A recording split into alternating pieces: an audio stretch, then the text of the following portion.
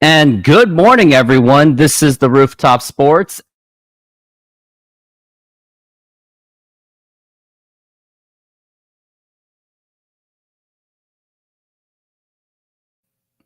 And hoping that the Mariners will at least make one or two moves before this trade deadline is over, which would be 3 p.m. PDT Pacific Daylight Standard Time. And once again, this is Rooftop Sports. And before we get started, hit that like button, subscribe, and hit that notification bell. And we are getting close to 2,000 subscribers. And if you can help get me to 2,000, would be absolutely a milestone. Would love to have it witnessed in this show, because I was able to witness the 1,000 when I was doing a live show during the 2023 World Series between the Texas Rangers and the Arizona Diamondbacks. But yes, and also this show is brought to you by SeatGeek. So I'm going to show you that ad, and I'll be doing that periodically throughout the show since I am going to be here until at least 3 p.m. SeatGeek is a mobile ticketing app for sporting events, concerts, and other events. They make the buying experience easier by the app ranking each ticket from 0 to 10 to see if you are getting a good deal, and you can see exactly where you are sitting. I regularly use that app, and I have had nothing but a fantastic experience with SeatGeek. Use my promo code RooftopSports to get $20 off of your first purchase. Link to the code, app, and website will be in the description, so take advantage, and thank you.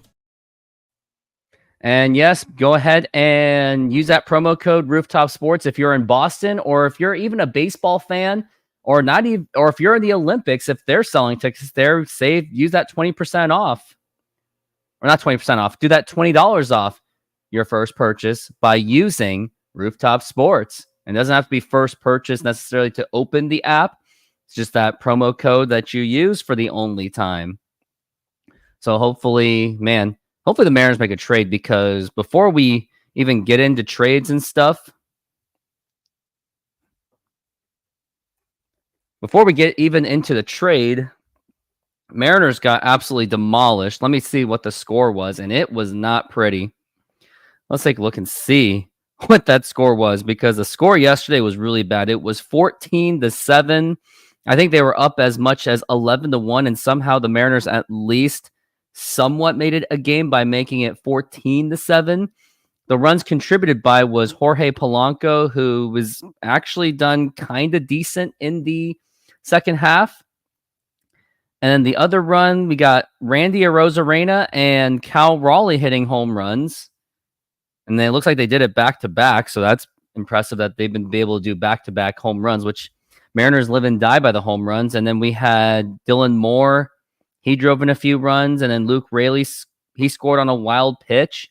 And Jason Vossler, he grounded out, which caused Dylan Moore to score. So Mariners did at least do some damage. You would think that 7 runs would have been enough, which usually it would have, but unusually the Mariners were their pitching was just completely off. And it was all started with Logan Gilbert, which is very uncharacteristic. Gave up 4 earned runs, and then Trent Thornton and Gabe Spire. Like, Logan Gilbert was only given 2 innings, so now the bullpen is really burned up. Now you may not even have Thornton, Spire, or Snyder, or even Saucedo available.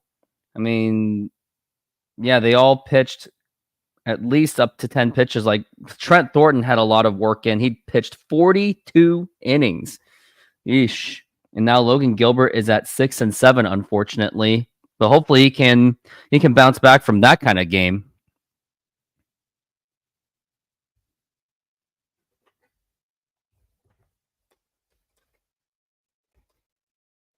Now let's take a look at the trades that the Mariners have done. So they have traded. Let me get this straight. They have traded for a couple key players. They traded for Randy Arozarena, which I thought was a shocker of a trade. And how much did the Mariners give up to get Randy Arozarena? Let's take a look. Just want to make sure I get it all correctly, because I know it was prospects that are not even in the top 10, and thank goodness that it did not cost the top 10, any of the top 10 prospects. But here we are. Doesn't even say.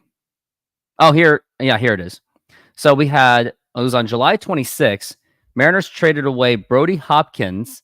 It's still player to be named later, so we still don't know who that is, and hopefully it's not any of our top 10. I don't believe it will be, but I guess we'll have to find out. Aiden Smith, who was doing pretty well in Modesto. He went to the Tampa Bay Rays for Randy Arozarena, and Randy Arozarena has actually played pretty well since joining the Mariners. And I just want to see what his stats are since he joined the Mariners. He's batting .455 with a .538 OBP, 1 home run, 1 RBI. He has a couple extra base hits, so he has been contributing very well for the Mariners so far, been providing some impact for that offense. But it's only been 3 games, so it's a pretty small sample size, so too early to say. Mariners then traded away Ryan Stanek for Ryland Thomas, who was a top 30 prospect in the Mets system. And since Ryan Stanek was traded away, here is how exactly he's been doing. You do not want to see it, but I'm going to show you exactly what it is. In his one game that he pitched, now granted, don't forget it was one game, but the one game he did pitch, he gave up 2 hits, 3 earned runs, gave up 2 home runs, only 1 strikeout. The only good thing about this stat was he didn't walk any batters, but man, in that 1 inning of work, he just got absolutely worked and gave up. He has a now 27 ERA. I know it's too early to say at this time, so you can't really say too much, but I guess the Mariners may have dodged a bullet by trading him. But personally, I was not exactly 100% for that trade, because if you're adding bullpen depth, then maybe that takes pressure off of Ryan Stanek. But maybe if the Mariners made the playoffs, they just didn't want to deal with him going into the playoffs, because maybe he would have caused any of those kind of meltdowns. And then the trade after that, it was Jacob Sharp, a minor leaguer, and Jonathan Clase, a top 10 Mariners prospect, went to the Toronto Blue Jays for Yimi Garcia. They call him Jimmy Garcia, I guess. He's now on the bullpen for the Mariners, which was absolutely needed, and he has pitched very well. 2 innings of work, 2 strikeouts, gave up absolutely no hits, so he's been absolutely perfect so far for the Mariners. The only thing maybe he's not perfect is just pitching balls. Hasn't pitched exactly immaculate, but he's been a great addition to the Mariners so far. Too early to say, because I think he's only pitched like 1 game. He's actually pitched 2 games, so I expect him to be pitching for the Mariners today against the Boston Red Sox, and hopefully they can make something happen. And now let's take a look at the trades around the league that has happened.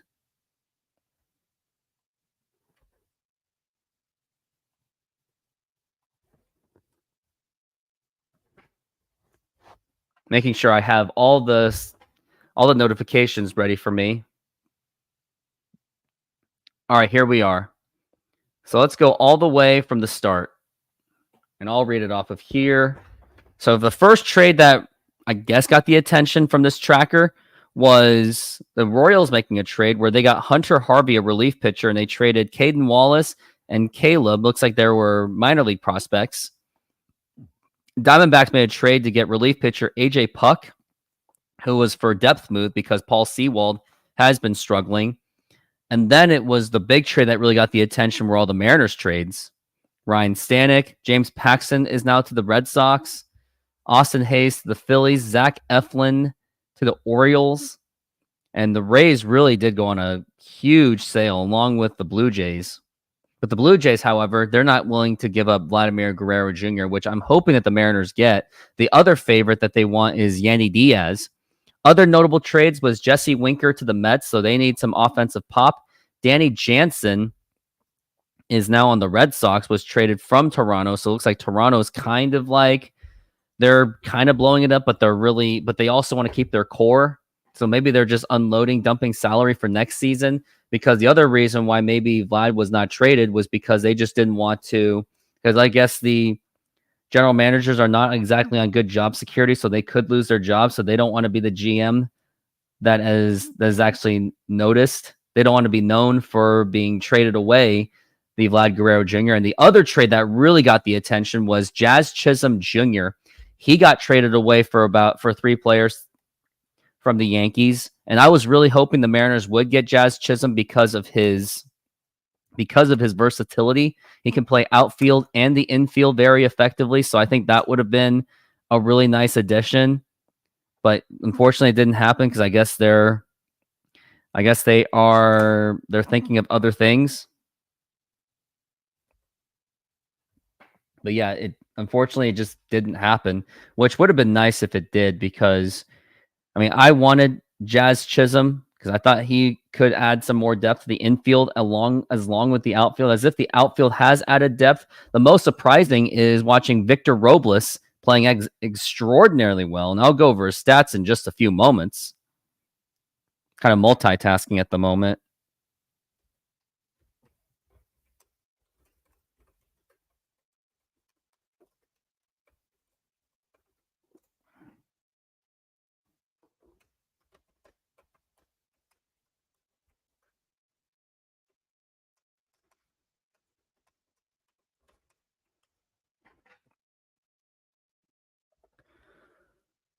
So yeah, so the Mariners, I would say that they got work to do, because I don't think that they are necessarily done. Like, I would say that they are not done until they get any one of the big names. And then Isaac Paradis, he's now to the Cubs. Also another, man, the Rays are just on a complete fire sale. Like, they just want to give up, and they're just done. And they traded away a relief pitcher. Looks like Rangers just traded for a backup catcher and Carson Kelly to back up Jonah Heim. I don't know how to say it. And then Mariners traded also RJ Schrank for Justin.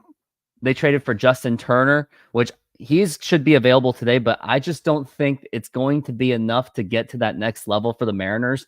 I think that was like their depth move. So I'm hoping the Mariners make at least one more move for a bat. Could be hopefully maybe it's Yandy Diaz, because the Rays are just on fire sale left and right. And I would actually be surprised if Yandy Diaz was not traded by the end of this trade deadline. And another trade that got my attention was Yusei Kikuchi, who the Mariners, or not the Mariners, the Blue Jays also traded away.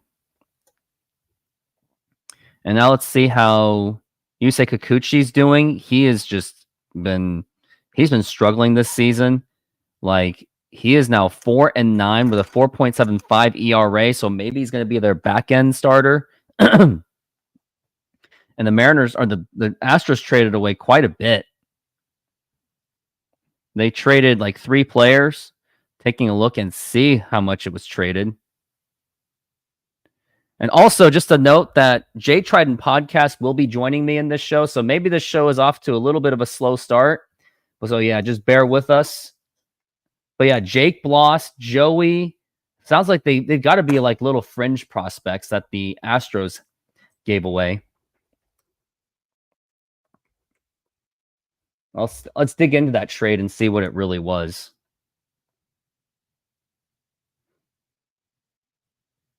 So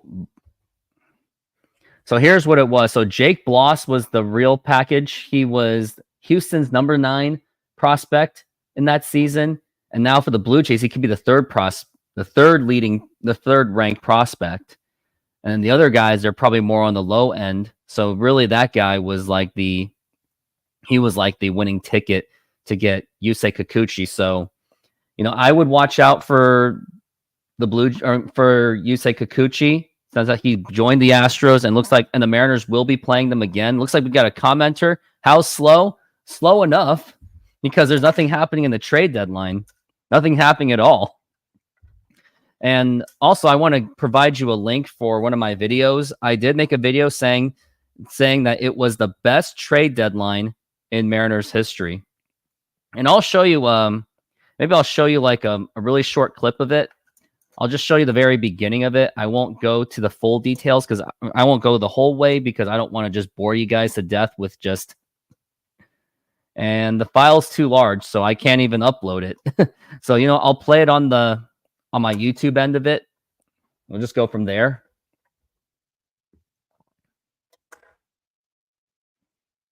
But yeah, it was the best trade deadline in Mariners history, where I was talking about the 95 Mariners, where they traded for Vince Coleman and Andy Bennis, and they picked up Norm Charlton after the Phillies got rid of him. I think it was like a wave. The Phillies must have waived him. But yes, I'm going to show you a really... Once it's done, I will send the link.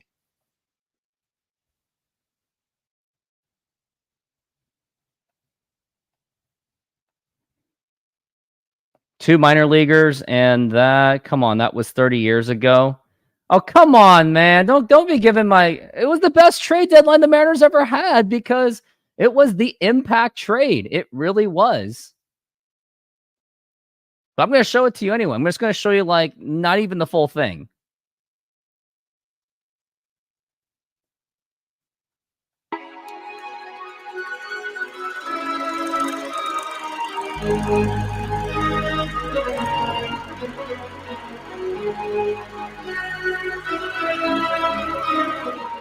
"1995 is the most remembered season in Mariners history, where not only did they defeat the New York Yankees in the 1995 Division Series, it was also remembered for saving baseball in Seattle, as there was a possibility of a relocation. The run of 1995 was well contributed by Ken Griffey Jr. throughout the playoffs, Randy Johnson's Cy Young Award season, and the breakouts of Edgar Martinez and Tino Martinez. However, most of you Mariners and/or baseball fans may not remember that it was actually the 1995 trade deadline that played another significant part of their late season drive.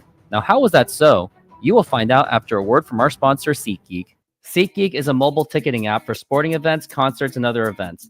They make the buying experience easier by the app ranking each ticket from 0 to 10 to see if you are getting a good deal, and you can see exactly where you are sitting. I regularly use that app, and I have had nothing but a fantastic experience with SeatGeek. Use my promo code ROOFTOPSPORTS to get $20 off of your first purchase. Link to the code, app, and website will be in the description, so take advantage, and thank you. At the start of the 1995 season, the Mariners got off to a quick 6-1 start and remained competitive for most of May. Everything changed when Ken Griffey Jr. broke his wrist after this amazing catch, which forced him to miss nearly 3 months of the season. Fortunately, the Mariners instantly So yeah, that's my video, and I did provide the link, so if you want to see it, there you go. Doesn't look like Justin Turner has been activated yet. Yeesh. I mean, the Mariners could use him right now. I mean, yeah, the Mariners scored 7 runs, but they kind of scored when it didn't really matter. It was pretty much like when the game was pretty much over anyway. But what I would like to see is Mariners trading for one more bat and a bullpen pitcher, because since the Mariners traded away Stanek, that does like nuke into the depth, because I'm still not convinced about Colin Snyder, despite the fact that he's been playing a little bit better. But I don't think he's enough. Like, he's probably more of a mid-leverage guy, but he's not the high-leverage guy that you want. And it's unbelievable that the Mariners actually had Ryan Stanek as a high-leverage guy, and he really let the Mariners down. Like, he was like Jose Mesa, this thing, and it was just really just bad. But within the next 12 minutes, I'm going to have Jay Trident podcast. He's going to be on the show. He's just at work because, you know, the whole don't quit your day job thing. So bear with us on that. And then Steve Silver of Swing for the Fences, he is going to be on the show. So that's going to make things a little bit easier. But hopefully we can see some trades so we know exactly what's going on.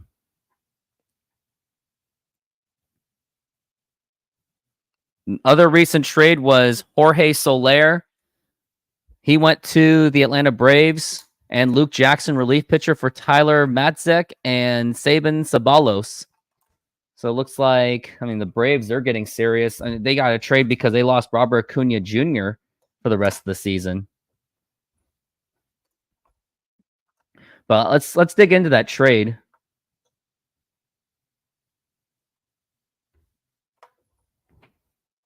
Oh, the Braves trade. Going on this Twitter X to take a look and see what kind of a trade that it really was. Doesn't really say what the details were, but Jorge Soler was the key guy that the Atlanta Braves got. And yes, I was hoping that the Mariners maybe would have gotten, or did I hope? I think he was one of the acquisitions that the Mariners would have wished or us Mariner fans would have wished it would have happened. But Soler, he's hitting 12 home runs, 40 RBIs. He's batting .240 with a .330 OBP. And now looks like Mariners are also trying or not the Mariners. The Giants are also trying to trade away. They also want to get rid of Blake Snell, I guess. And I really hope the Mariners jump on him, but of course they won't because he has a very high salary. And I really was hoping the Mariners would go for him in the offseason because I just don't think Brian Wu, I just don't think he's the guy for the future. Like, he's a great He's a great upside. He has great stuff. He has great fastball, but he's just not sustainable health-wise. So I would like to see the Mariners go for that, maybe that back-end starter. But yeah, too much money for Snell because the ownership really does. They're very obsessive about, quote, saving money. But I mean, previously they had no money. They had no problem spending money on AJ Pollock. They had no problem with that. And they had no problem giving money for a fringe backup catcher in Mitch Garver. So they didn't have money for that. They don't have money for Blake Snell, but they had money for AJ Pollock, who did absolutely nothing. And $8 million for one season was absolutely quite the overpay. Unless they would take Haniger and Garver. Giants are not willing to take on another bad contract. I mean, they would rather have Snell, who provides much more value for what they're paying. I mean, Haniger and Garver, they're both broken players. Like, Mitch Garver has just been absolutely terrible. And to say that he was absolutely terrible would be an absolute understatement. But here's Mitch Haniger. Let's see where he's at this season. He has 9 home runs, 35 RBIs in 90 games. So if he played all 162 somehow, he'd be maybe on pace to hit 15 home runs, batting .204 with a .289 OBP, OPS at .625, and his slugging percentage at .336, which is very much below what his 2021 and 22 levels. It's very just really difficult to see. It's making me cry. I'm not crying really, but it's just really tough to look at. And now we're looking at Mitch Garver, and how has he been doing? He has, at least he's hit 12 home runs. That's the only thing that's going for him. 38 RBIs in 87 games. Slugging percentage of .347, which is a lot less than his 500 one when 87 games. He had 19 home runs, and yeah, if he went the whole way, he would have been a 30 home run hitter, but they went with his hot hand, I guess. But he didn't play the entire season. He's never had a healthy season, so why are we banking? I mean, this season could be his first healthy season, and it finishes in massive disappointment. He has 12 home runs, and he's batting .174. He's absolutely just been terrible this season. And if you look at his second half stats, if it's any better, he's batting .167. He's playing even worse. Haniger not going to be playing much with the acquisition of Turner. Yeah, as it should, because Turner's pretty much just on his way out, unfortunately. Like, I don't see a future with Mitch Haniger. Like, I really just don't. And the sad thing is he has a player option, which means he's definitely going to pick up that option. And I can show you, like, how much is his player's option worth. So he's getting paid. So the Mariners took on his $20 million salary this season because they just wanted to offload Robbie Ray. And he has a $15.5 million option for next season. If he doesn't take that, he would be absolutely insane if he did not take that player option, which I really do expect him that he's going to pick up that option, and Mariners are going to have to deal with him for next season. And you still have Mitch Garver to pay for next season as well. And what's the value of trading him? He doesn't really have much trade value. And I would think that even if the Mariners did trade away Mitch Garver or Mitch Haniger, they're probably going to end up paying for most of that contract anyway, just like what they did. I guess the Mets somehow picked up a large portion of Robinson Cano's contract, but they somehow got out of that contract pretty well. I don't even think they're even paying for it anymore. I mean, maybe they can do some research just for fun what he's trading for.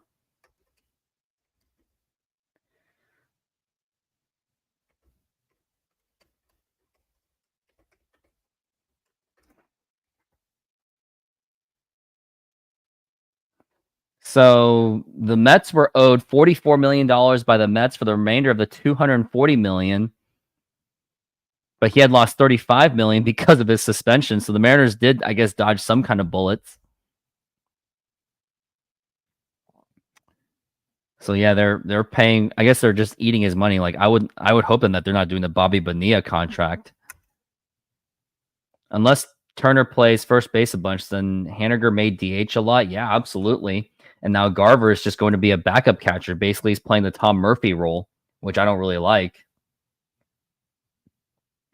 And in case you haven't heard that, Ty France was traded recently to the Cincinnati Reds. So wish him the very best. Like, if I remember that trade deadline the Mariners had when they traded away Austin Nola and they somehow and Danny Altavilla, and they somehow got Ty France, Andres Munoz, Taylor Trammell. That was a really good trade. Like, I would still do that trade over and over again if I could, because that was a steal of a trade, and it was a fantastic value of a trade, because I think that the Padres were on desperation. They just needed that backup catcher, because the trade was Andres Munoz, Luis Torrens, Taylor Trammell, and Ty France, and all it cost was Austin Adams, Danny Altavilla, and Austin Nola. Austin Adams, he's in Oakland right now, not playing exactly well. He's one of their bullpen pitchers. Danny Altavilla is now in Kansas City. He's only pitched in like 5 games, and he had a 3-year hiatus. I think he spent most of his time basically rehabbing and in the minors. Austin Nola hasn't even played this season. So the Mariners, they still easily won that trade. They still got the best value out of that trade. So I still commend Jerry DiPoto for making that trade to this day. Like, although Ty France didn't exactly work out, Mariners at least got 2 productive years out of Ty France. So at least it did work out. It did work out well. It's just that we just wish that Ty France just worked out just a little bit better. I'm looking to see if there's any trade. Padres have discussed multiple. There's rumors. Looks like the Padres are trying to get on something with Tanner Scott, and I really hope the Mariners do get Tanner Scott. Yankees are acquiring Mark Leiter Jr., so they're getting some bullpen depth, I guess. I'm going to see where Mark Leiter is at, unless he's a starter. I think I'm pretty sure he's a relief pitcher.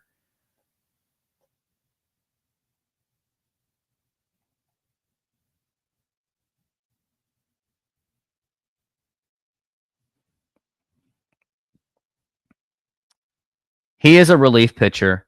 4.21 ERA, so he's about an average bullpen pitcher at best. And fun fact about Mark Leiter Jr., his uncle was actually Al Leiter, the southpaw ace for the New York Mets for a pretty long time, and a World Series winner with the Florida Marlins. Al Leiter last played for the Mets in 2005, and actually with the Marlins in 2005. Maybe there's a little bit of a trade that happened in the middle of it. Let's take a look and see where it was. Al Leiter was sent to the Yankees by the Florida Marlins. So he signed with the Florida Marlins in 2004 and then ended his career, ironically, with the Yankees. I guess it would seem, but he didn't really pitch after that. Didn't really pitch much. Well, he pitched he started 10 games, I guess, for the 2005 Mets or 2005 Yankees, because they were going for that championship. It just didn't really work out.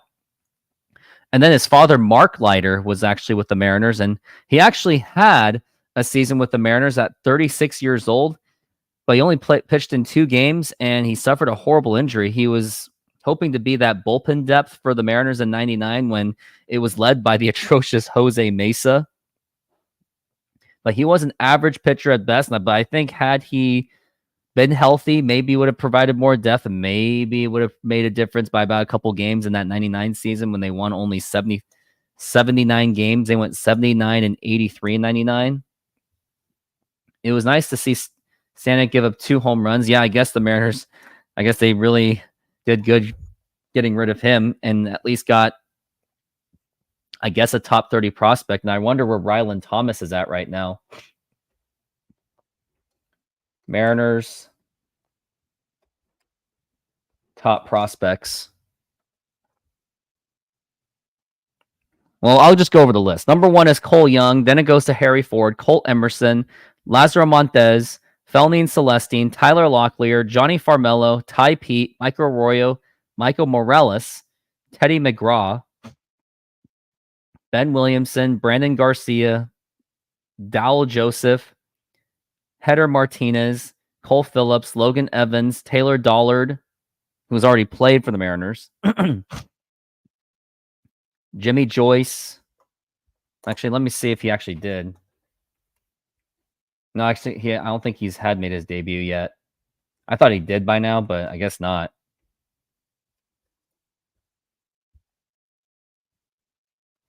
Yep, he still has not made a debut for the Mariners quite yet.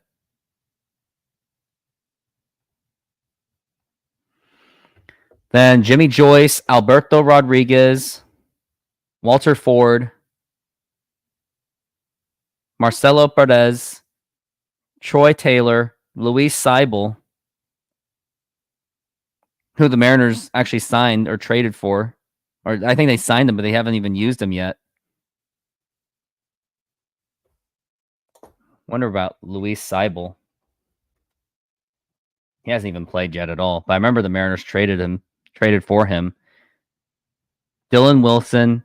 So yeah, Ryland Thomas is not even in the top 30, so I guess he's just not at that level where he should be, I guess.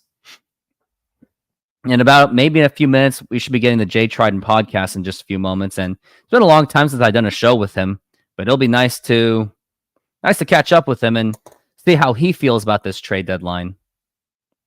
But he's going to be doing it on his lunch break. But I will be having Steve Silver in the final 3 hours of that trade deadline. And hopefully by the time he's here, we'll have much more to talk about because there really hasn't been that much to talk about at all. I'm trying to go to the best MLB trade deadline tracker. They never wrote they.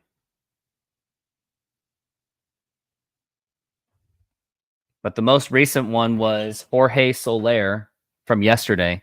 They're not even talking about which one's been done today.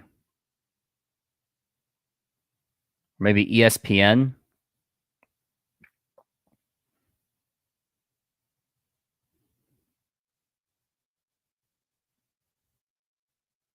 ESPN's is not really that good. Who would be more likely to get... the thing is, it's really tough to say Kevin Kirby. I mean, A's already made it clear that they don't want to trade with an in division, but I don't think it really matters because they're not a good team right now. But at this point, I think Rooker would slightly be more likely. I mean, the guy's up in his 30s, and if I'm Oakland, maybe you just move on from him before you...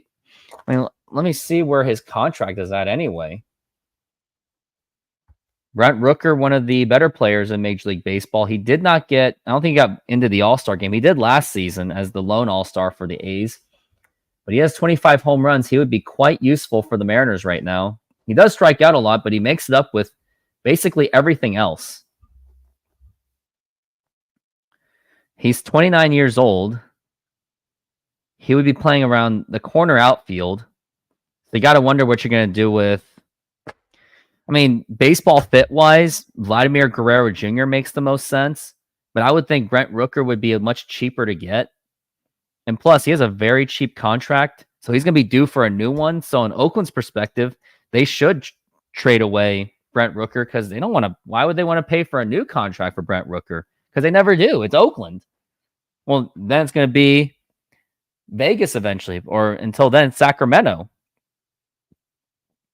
Trying to find the best trade deadline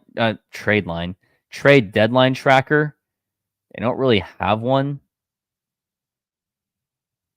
I still want a solid first baseman. I agree because Justin Turner and Tyler Locklear, I just can't see them playing together. It's like Tyler Locklear is just... He's a prospect. He's just not there yet. Or maybe Mariners just have this weird thing where they just can't get it right with prospects. They're only good enough to be trade chips, basically. Garver can be just backup catcher. I agree. Like, Vlad would make the most sense because then you can move Turner to the DH, have Garver play as a backup catcher. So that way you don't have to play Garver and Cal Raleigh at the same time, which I prefer not because we've had that problem where Mitch Garver, he suffered an injury. Cal Raleigh was a designated hitter, so he had to move out of being a designated hitter, which made Luis Castillo a batter, so they lost their designated hitter. And because of that, Luis Castillo struck out on 3 pitches because they instructed him not to swing. He just made him just hold his bat out. And he struck out on all 3 pitches. It was embarrassing. It's like, why give... There's no reason to give away free outs. It just doesn't make any sense. But I guess CBS has the best trade deadline tracker, I guess. I mean, it's not like MLB.com doesn't even have a good trade deadline tracker either. I keep hitting refresh, and there's nothing really refreshing. MLB trade deadline tracker. Maybe Yahoo does it any better.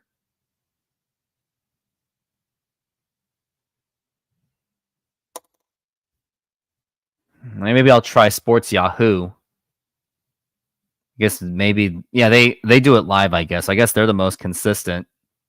But the most recent one so far is Mark Leiter Jr. I guess the Pirates made a trade, but I don't really care about the Pirates. I mean, Urinating Tree does. I mean, he cares about it because he's a Pirates fan. But today, as of 7 a.m., White Sox are still holding on to their 2 big pieces. They are Luis Robert Jr. and their ace, Garrett Crochet, are their 2 biggest figures left on the trade table heading towards. Some media supports that Crochet is the likeliest of the 2 to be dealt, so maybe they'll hold on to Luis Robert Jr. As of Russell Dorsey says, as we reported, Yahoo Sports for the last few weeks perceived interest in White Sox Luis Robert Jr., and has been a little bit exaggerated. There's not been much interest to point out outside early interest from the Phillies, I guess. I guess not really much has been said, but they're saying Crochet is the more likely to be traded. And they're believing that, I mean, Luis Robert Jr. has drawn very little interest, and I think that injury history may have something to do with it. Hold on. Alexa, turn on the lights. Okay. Yeah, it's a little bit better. It's kind of sad that it's a really cloudy day. Yeah, that's great. No.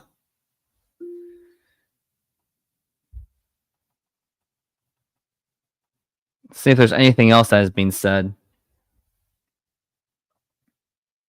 Yankees are signing Brett Phillips to a minor league deal as a pitcher. Okay. But so far, the big one so far is Mark Leiter.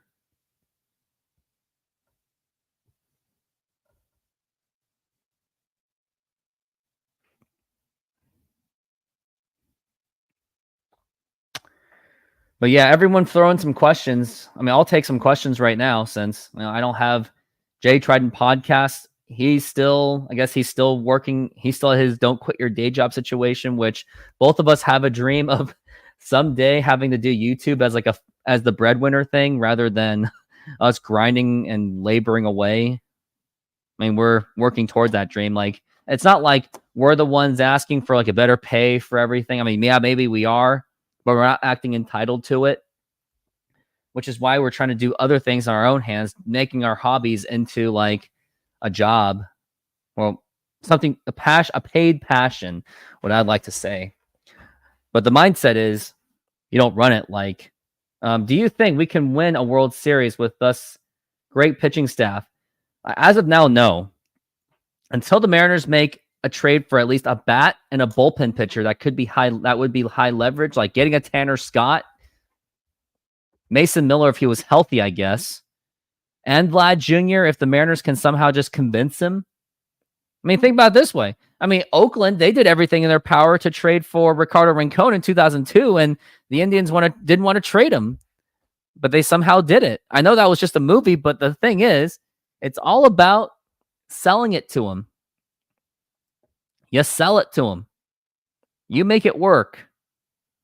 You're a salesman as a general manager. Like, I don't like the rhetoric of, well, there was just nobody available. Everyone's available. You just have to sell it to them. You're a salesman, Jerry Dipoto and Justin Hollander. You have the pieces. And the fact that the Mariners haven't even traded even one of their top 10 other than Jonathan Clase, it's just unbelievable how much the Mariners haven't even... I mean, yeah, it's great that the Mariners have kept like Lazaro Montez, but let's go over those top 30 prospects. I mean, Cole Young, I mean, if the Mariners were in tank mode right now, they would have called him up by now. And I think Harry Ford would have been called up by now as well. But I'm honestly surprised the Mariners haven't even traded away Harry Ford. Colt Emerson, I don't see them being traded. I think they're really thinking that he's the future if Cole Young isn't. Lazaro Montez, I mean, he has a huge strikeout problem. So I think at this point, I'm not afraid of trading away the quote future Yordan Alvarez. Felin Celestine, I'm almost not afraid of trading him anymore because now he has proven health problems. Tyler Locklear, I'm ready to trade him. Farmelo, I like his upside, but that torn ACL is something to pay attention to, which is unfortunate that he suffered that torn ACL. I was hoping he would get promoted to the A+ level. Michael Arroyo, I actually witnessed his first home run in Everett, and I slipped doing that. Ty Pete, he's just an 18-year-old kid. Maybe there's a chance that maybe he gets a chance. No, maybe he gets traded. I mean, he's an 8th prospect overall, so I would not be opposed to trading him. And what about these guys like Cole Phillips, Logan Evans? I know Cole Phillips is injured, but he has a huge amount of upside. I mean, Mariners can make something happen. Do you think Giants are selling? Yeah, they're trying to trade away Blake Snell. How about we traded away Scott Service to the Blue Jays? Better than their manager and a couple prospects for Vlad. They're not going to take Scott Service. Like, what should be tainted on his resume is that he pitched Robbie Ray against Yordan Alvarez, without even knowing that Yordan Alvarez kills lefties to pieces. Colt Emerson, I think they're going to hold him. They like Colt Emerson for whatever reason. And when I looked up Colt Emerson's stats, I could see why. I'll even look at his stats just to see how much they like him. I mean, I kind of like him too, but he also has injury issues too. And I mean, he played in rookie ball for a rehab assignment, I guess. But in Modesto so far, he's batting .282 with a .435 OBP. He has much more walks than strikeouts. And I would think maybe you should move him, I guess, until he bats 300 or so, or however he does this season, maybe moving up to Everett. But for an 18-year-old kid, I think they're just going to hold on to him in the A level. But I think what they're going to do for next season, they're going to move him into the, they'll probably move him into the A+ level in the middle of next season because they really were careful on Lazaro Montez, and Lazaro Montez has just been an absolute absolute disappointment. Lazaro Montez when he was in Modesto, he was still striking out quite a bit, even with a .309 batting average, a .411 OBP, 13 home runs, 72 RBI. So he was absolutely on fire. But now in Everett, in just 22 games, 1 home run, 8 RBIs, 35 strikeouts already in 22 games. So that means he strikes out multiple times in games. 10 walks, batting .200 with a .294 OBP. Just absolute sadness.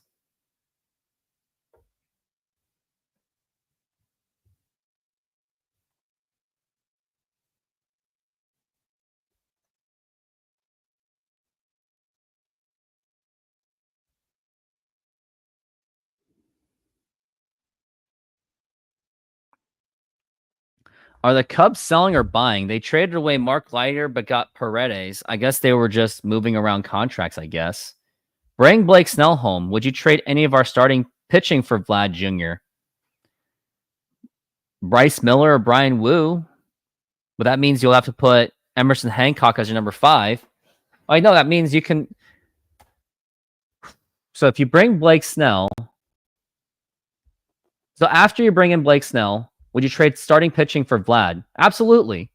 Trade either Brian Wu or Bryce Miller.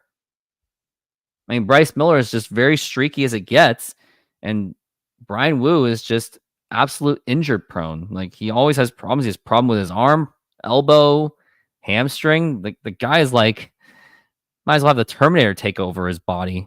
That's how broken he is, unfortunately. As much as he has a fantastic upside.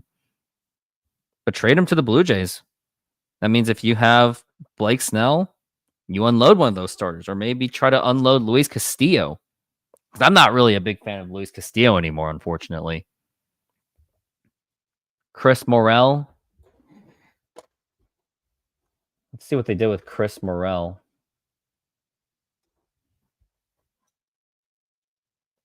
He plays for the Tampa Bay Rays.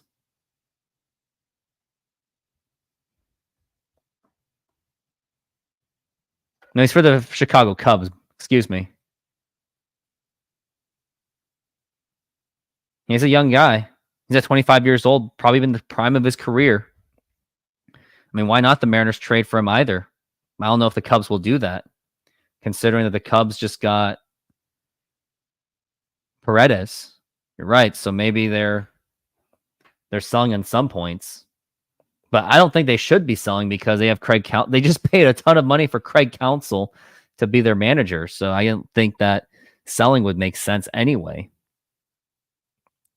And it looks like we got Jay Trident Podcast. He is about to join. He is in his vehicle. Let's get him on the show. It's been a long time, man. It has been. It's been like the opposite last year. Last year we were like partners so much that I feel like I took it for granted. Same. No, it's been a crazy year. I just haven't had any time with these afternoon, we need a 10 p.m. trade deadline or something. If only we both lived in New York, and if you were willing to deal with 10 p.m. start times, then everything would have worked in our favor. But I don't have plans moving to the East Coast anyway. Or Hawaii for like 5 o'clock game. You know what I mean? One or the other, one extreme or the other probably would work. The 10 p.m. games would be tough. Just because I get up so early now that I don't know if I could. Honestly, I don't know if I'd be watching half the games because I don't know if I could make it to 1 in the morning. I'd find, for me, it'd be perfect because I'm always up past 12 a.m. I know I'm not a role model for that. Don't take my advice, but I would totally do it. I mean, I woke up at 3 a.m. for a baseball game to cover a Dodgers game in Korea. And when the Mariners played in Japan in 2019, I got up and then I ended up falling back asleep, I will say. I think I ended up crashing again in like the 5th or 6th inning, which is rare. Do we have anything? I know the Mariners haven't done anything today, but have we seen any trades go down? Yankees got Al Leiter's nephew. Oh, okay. Mark Leiter Jr. from the Cubs. Yeah. I think they traded some prospects, but aside from that, I think that's the thing about these trade deadlines. I think the trade deadline itself, the day of the trade deadline, is probably the most overhyped because all the trades I've noticed happen the day before, like they happened way before the trade. But when they say trade deadline, it has its name value. But the most trades you're probably going to see is like little trades. And then at the end, there's usually a flurry of like random little things where it's like, the Ryan Staneks of the world get traded 2 minutes before the deadline and stuff like that. So it just seems like the big names are staying put. It seems like Vlad's going to stay in Toronto. Robert's going to stay in Chicago. Rooker's going to stay in Oakland. Maybe I'll eat my words on that a little bit, but it looks like kind of the big bats are staying home. I'm starting to be okay with Brent Rooker because I looked at his contract. It's very cheap. Oh, yeah. In Oakland's perspective, since they're going to move to Sacramento and then Vegas, it's like in their perspective, there's no point of giving them a new contract, especially in Brent Rooker's perspective. It's like, does he want to play in a situation where they're moving to 2 different cities within the next 5 or 10 years? The thing with go ahead. No, you go ahead. You were going to say something about the A's. Yeah, that's like the one team I'm a little like I'm not a prospect hugger. I'm not someone that's like, oh my gosh, like never trade these prospects. That's part of why you have prospects is to go get legit players. My thing with Rooker is you're right. Like the contract is super friendly, but that might make him more expensive. And I do have a little hesitation. I don't know what it would cost. But I would definitely, if you had to send Lazaro Montez to Oakland, I would definitely cringe a little bit on that. You know what I mean? Like, it would be a lot tougher. I'd much rather send some of these guys to the National League than in the AL West. Division, I hear you. Yeah, Oakland's the one team I'm a little bit, I'd be all for. I love Brent Rooker. I think it would be a tremendous addition. But it's the one team I'd be a little bit like, oof. with the prospects, like in 5 years, watching Colt Emerson and Lazaro Montez just crush us would be difficult to watch. I don't know what it would cost, but yeah, it would last thing we definitely. need is another. We need two. That would give us 2 Yordan Alvarez's to deal with. I don't think we Yeah. need that, but Maybe I the am other one will willing be to take gone by that then. risk. But the thing I've noticed about these top 10 prospects, I've noticed some flaws within them. Like Cole Young, I mean, I just don't think they're going to call him up. They're not going to call him up, so I don't have issues with him. Harry Ford, I'm honestly surprised he hasn't been traded yet. I think he's probably, I would trade him without, that's if they re-sign Cal Raleigh. I'll be like, okay, yeah, fine. Cole Emerson, I feel like they're going to hold. Yeah. Lazaro Montez, the reason why I'm willing to trade him is because he has a huge strikeout issue, and it's something that Joe Doyle and I discussed about. He said that the biggest issue with him is his strikeout rate is very disturbing. Like it's like Teoscar's 23 Teoscar strikeout levels on steroids.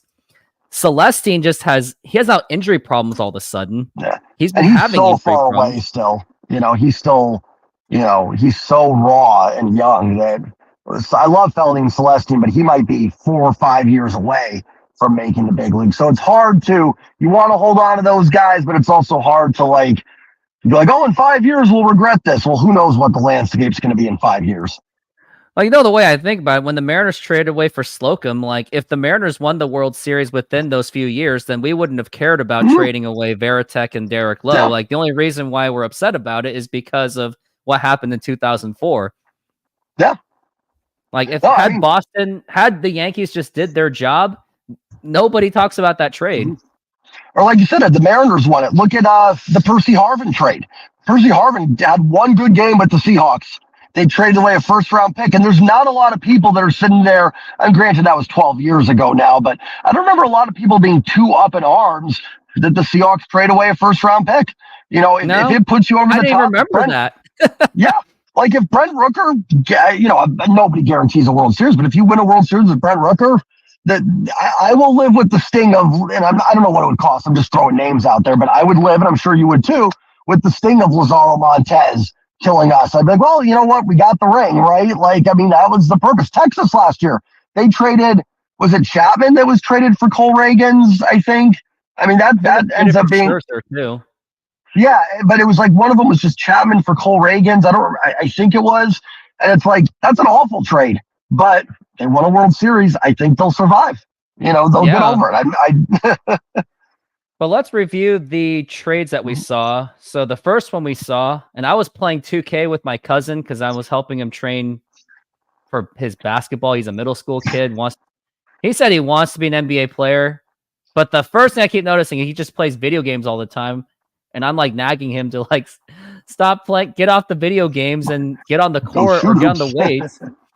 But anyways, so when we were playing that, I saw my phone exploded and the Randy Arozarena trade happened. And what I'm most surprised about that trade is somehow it did not cost at least any of the top 10 prospects. So that's where I was happy. But Rays do see value in these players because Rays are really good they are the definition of day trading. Like they will buy low on these players and they will sell high. That's what they do. Mm-hmm. They are like the day trading stock market. Yeah, and their player development is fantastic. I actually think Aiden Smith and Brody Hopkins pretty good return. I think Rays fans are underselling that a little bit. I'm fine with it from the Mariners' perspective, but I don't think it was like, oh my gosh, we fleeced them necessarily. I would make if I was Jerry, I would have made that trade if I'm Jerry. Just so don't get me wrong, anybody. I'm not against that trade at all. I do it again in a heartbeat.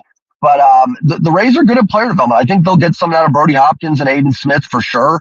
But Arozarena is a nice get. And truthfully, I think you can make a case that maybe Arozarena or Isaac Paredes are going to be the best bats moved at the deadline.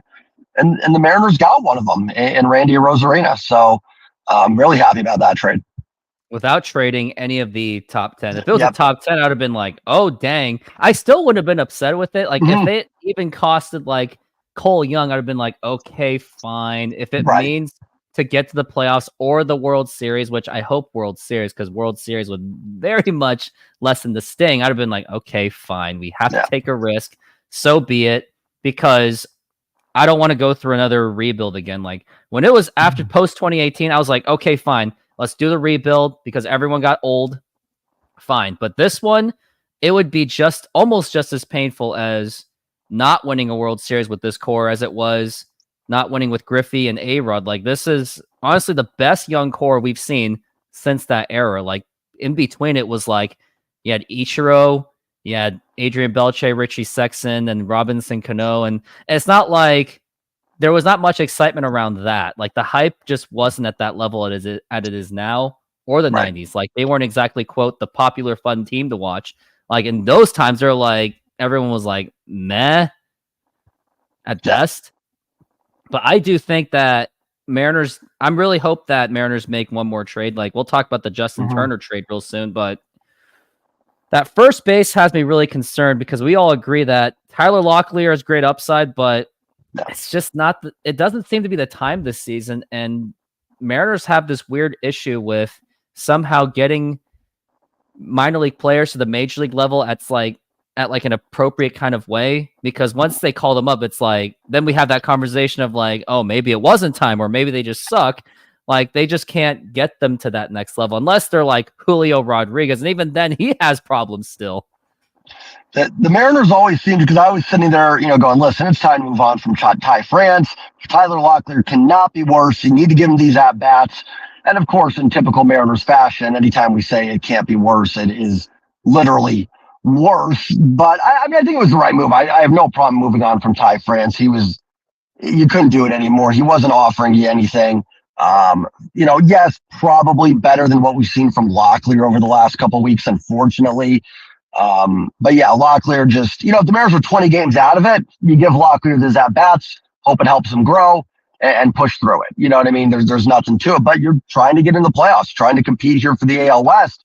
And, Locklear just hasn't shown it. Maybe if you had a good couple of weeks there, it's enough, but it's just right now in 2020. Yeah, in 2025, sure, maybe he's the guy, but right now you can't risk it. And you'd hate to see this team go down and not get in because Tyler Locklear got 220 at-bats or whatever, probably not going to be that much, but 150 at-bats, whatever it is, and OPS 515. It would just be a brutal way to go down when there's, and that's a pretty easy position to improve. Heck, Jason Vossler has been better. Just plugging him in is an improvement. So. And the thing is, like, even if Tyler Locklear did perform at the level that we want, don't forget, once you get to the playoffs, you're playing top level pitchers. Like, look at the Mariners from 97. They had a record breaking offense. They broke so many records. And then once they got to Baltimore, they got absolutely shut down by Mike Mussina and some other guy. So it's like, just because some prospect is, I know that's an extreme example, but I'm saying that Mariners do have to put themselves in the best position rather than banking that Tyler Locklear is going to magically perform, because there's been star players out there. They did well in the regular season, and somehow in the playoffs, they just suck. Yeah, exactly. You never know what's going to happen. Like you said, you go up against good pitching, it can take you down. So even if it's a good point, if Locklear was swinging the bat well, I still think it's a position they needed to look to get better. And I think a little, we all wanted Vlad, right? That would have been a lot more, holy cow, here we go. But I do think Justin Turner can help, 350 OBP this season. I think a good veteran, I don't look past that stuff. Listen, you got to perform on the field. Ty France was a good veteran too. It doesn't matter if you're not hitting, Mitch Haniger, another example. But, I do think Justin Turner can help this team. It's not necessarily the sexiest upgrade that we wanted, but I do think the Mariners got better at first base yesterday. He does give the experience and possibly that leadership and to balance that clubhouse, because that clubhouse does need a little bit of help. Because I think if you gave this team one more month without getting Randy Arozarena and Garcia, I think we would have saw another fight somehow break out. And I think something. I don't know who it would have been, but something would have happened because there. And then you notice, like, once the Mariners made that one trade for Arozarena and Garcia, Mariners offense exploded. Now, granted, it was Chicago, but I still actually believe if the Mariners don't make that trade, maybe they would have barely got out with like a 2 out of 3 with much less impressive wins. And they faced good pitching in Chicago, at least from the starters, like Fetty, Thorpe, and Crochet. Yeah, have been pretty good. The White Sox issue is their offense is beyond atrocious and their bullpen's awful. But truthfully, the Mariners hit those starters pretty well. Now, to your point, it's still the White Sox. They're still awful. So, and we'll see what happens here in Boston. They got blown out yesterday. If they get swept this Boston series, I'm going to kind of go, well, it might have just been the White Sox and it didn't matter. But, if you can bounce back and win the next two here in Boston, we'll see. The vibes do seem to maybe have shifted a little bit. And we've talked about that, I think, in the past, that, making moves at the deadline can spark the clubhouse a little bit. We know that despite what anybody's thoughts are on the Graveman-Toro trade, it did not go over well in that clubhouse. Now, I'll defend it for what they did. I think there was some sound process to it, but you do have to take into effect how it affects the players and how it affects their mentalities. And, that stuff does matter. And I think, like, to your point, getting a Rosarina, getting Garcia, and then Turner was yesterday. But I do think it kind of boosted the morale a little bit. It did. And looks like another trade has happened. Nothing to really jump off your seats. Baltimore looks like they traded for Trevor Rogers from Miami. He is a 4.53 ERA, 2-9. So this is probably more of a back end starting pitching depth, because I think Orioles have had, I guess they don't have exactly the best starting rotation. So I guess they're doing that. But Vader down. Vader is down. Vader is, I think he hates this Mariners hat. That's what it is. Vader did not like the Rogers trade for the Orioles, apparently. That was just not. I wanted that to happen if, let's say the Astros got Vlad Jr., then he could. Yeah, that would have been perfect. That would have been a perfect short to cut. Yeah, or the Mariners losing on a walk-off or something. That would have been ideal. I'll reflect the sun saying, go easy on Vader. Hey, I'm trying my best. I know. Listen, Vader can hit cleanup. We'll put him in the lineup. No problem. He'll force choke. There we Scott go. Service tries to pull Vader out of pitching from the starting rotation for the bullpen. He would force choke him to death. that would be a good short to look out for. It would. And he'll go, never mind. Oh, yes. Hi, Reflect the Sun. Yep. The duo of 2023 is back for at least a day. Kind of feels like, no offense, it kind of feels nostalgic now. Yeah, just a little throwback. Given how strange the year has been, because you have your thing. My day job life has just been super weird. At least last year, everything was consistent. Yeah, and even now, if I think I've done one or two live streams this year. I did one post-game live and one game live. Other than that, and a couple from channel members and stuff, but I haven't done hardly any live streams this year. And even when I am home, and you see I'm in my car right now. In fact, I'm on lunch, so I got to head out in a few minutes here. But I just wanted to come on because I appreciate you bringing me on and getting to talk a little M's for a few minutes here. And I'll try to come back once I'm done. Hopefully I can hop back on. But even when I do get home, I'm just exhausted, and it's I haven't seen the fam all day. So it's tough to then hop on and do videos. And there's been some nights it's taken everything I have just to do the post game, especially when they were getting destroyed there for a couple weeks. It was not, there were some days I debated doing it. I have the best advice for all of our fans. If you would like to see us not struggle with our schedules as much, hit that subscribe button, hit the like button, and donate to the channel. Do everything you can to grow the channel. Not asking for $1 million or 1 million subscribers or anything. It's just one day at a time so that we can get to that level. So we could get in that position where our day jobs doesn't have to be relied on. Maybe our day jobs would just be little side jobs, which I've been trying to do. But it's been difficult, but it's what it is. I mean, just last year, I remember I was I would kill to have the right to make a quarter out of a video. And now the bar is raised for myself. But before I get out of topic, but that's the only trade that's really happened. I guess I've been saying it, the trade deadline day is probably one of the more overhyped, because the ones to pay attention to are the ones that happen prior to the deadline, because at the deadline it doesn't really seem like much happens. Yeah, exactly. It's just kind of like you said, it's just there for the deadline. It's there for the marketing, so they can have their shows and everything. We're doing the same things. And they're just reflecting on everything else. We haven't even talked about the Garcia trade, and I know there's some. Our friend Couch GM expressed concerns that they overpaid, but personally, again, as much as I agree with what Couch said that, yeah, maybe it was quite a reach to get Garcia, but at this point, we don't really have a choice right now. Like, we're talking World Series mode, and I know some fans are like, "Oh yeah, let's just get the division." Like, no, we already saw a playoff appearance. Let's get to the World Series. Let's win a World Series. Like, there are fans like us where we've seen it so close. So maybe for the younger fans that never experienced 90s, okay, I can see where they're coming from. Why they're like, "Oh yeah, playoffs is fine." But people like us that have been watching the game for almost now 30 something years, we've seen ALCSs. We've seen them being 2 games into the world until they can get to the World Series. Our bar is much higher, unfortunately, because we've already seen it before. Like, we want to see the World Series. So, but yeah, the Garcia trade, I didn't really blame much. And for some reason, like, Clase just didn't really have much of a role anyway. Like, if he blows up with the Blue Jays, fine. Like, it's okay. That's what risk taking is. But I like the trade because it was necessary to get Garcia. And in 2 games, he's gave up nothing so far. And they needed that depth because Stanek was just lost. Yeah, he really dropped off. And honestly, like, I was there too. I kind of said in my video I was like, probably a slight overpay for Jimmy Garcia. But now if you look at it, like, look what the Padres traded for Adam, the reliever from Tampa Bay. They gave up a haul for him. The Astros gave up a ton for Yusei Kikuchi.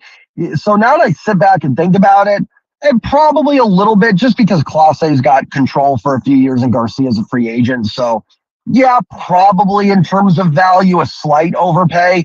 I'm not super wild on Clase. To me, his biggest asset is just he's close to the big leagues. Like, the Blue Jays could put him in the outfield tomorrow, you know what I mean, and just make him an everyday player and see what he's got. But, I think Garcia is super underrated. I would love if he was under control for like 1 more year. But then to your point, the bullpen, Stanek went from solid to just dropped off. Trent Thornton has really dropped off. He was looking good for a while. He's really been rough his last few weeks or so. Santos has not really settled in. I think that just may be more of a, trying to get back into the groove, and the team hasn't won a lot of games, so he's pitched sporadically.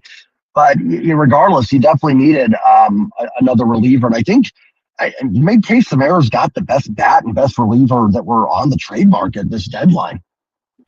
I mean, I know I sound unreasonable, but being a GM, it's a sales job. And I'm thinking, Mr. DePoto and Hollander, it's a sales job. Maybe sell it to them. Sell them the idea that, hey, if you get Lazaro Montez, you can get the next Yordan Alvarez. You get Celestine, he could be maybe better than A-Rod. Now, I'm not saying that's going to happen, but when these trades, when they're talking and making these conversations, they're selling them on the idea. They're not going to sell them on what's going to happen. Like, did Woody Woodward know that Veritek and Derek Lowe were going to be the ones to break the curse? Of course not. But did he sell them on the ideas like, hey, they could be your future catcher and your future starter? Maybe. So it's like selling the idea, not necessarily selling on what's going to happen, but sell them like on the upside, which I would like to see happen. Like, because I never like it when even Jerry himself's like, well, there's not really much available in the market, but I'm like, but it's your job to sell.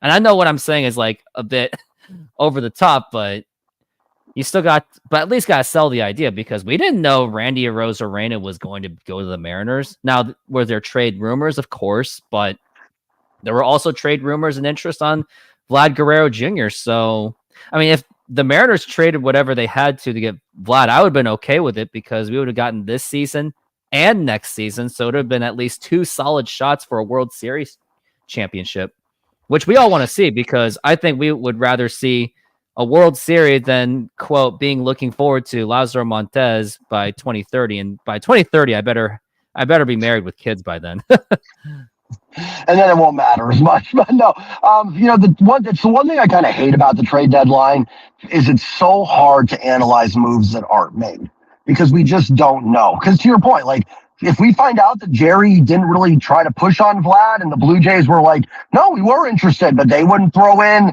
this one guy that was a fringe prospect or something, then I'm going to be a little upset and go, why didn't we do that, Jerry? But maybe it turns out that Jerry did throw the farm at them and they were just like, no, we think we can compete next year and we're keeping Vlad. Sorry, he's just not on the table.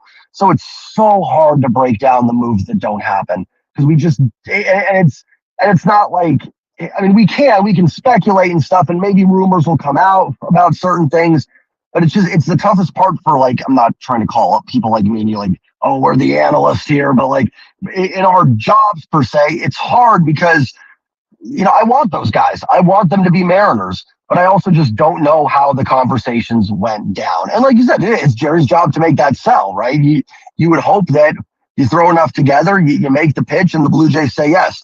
But it is very possible that they were just like, no, we're not.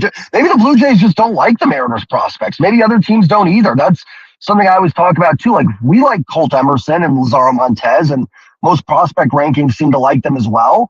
Like, there's some other teams that just don't really like these guys, and they like other players. So it's one of the most frustrating things about a deadline, because when the moves happen, we can break them down. But when they don't, I said it yesterday on Twitter, like, if Vlad's traded somewhere else, then yeah, we can kind of go back and go, okay, I think the Mariners could have matched that. What happened here? But if he's not, I think they just weren't moving him. But you don't know. You never know. Which is fair. But hopefully nobody else makes a trade for Vlad, because imagine if the Astros somehow found a way. That'd be the most embarrassing thing. Yeah. It'd actually feel worse than the Kendall Graveman trade when the Mariners traded him to the Astros. And again, if they did that trade on a tank year, if they did it in like 2019 per se, okay, fine, whatever. It just wasn't our year. Fine, whatever. But you still trade with the Astros, shame on you, but still fine, whatever. But they did it in the middle of contention. That was what made it more bizarre.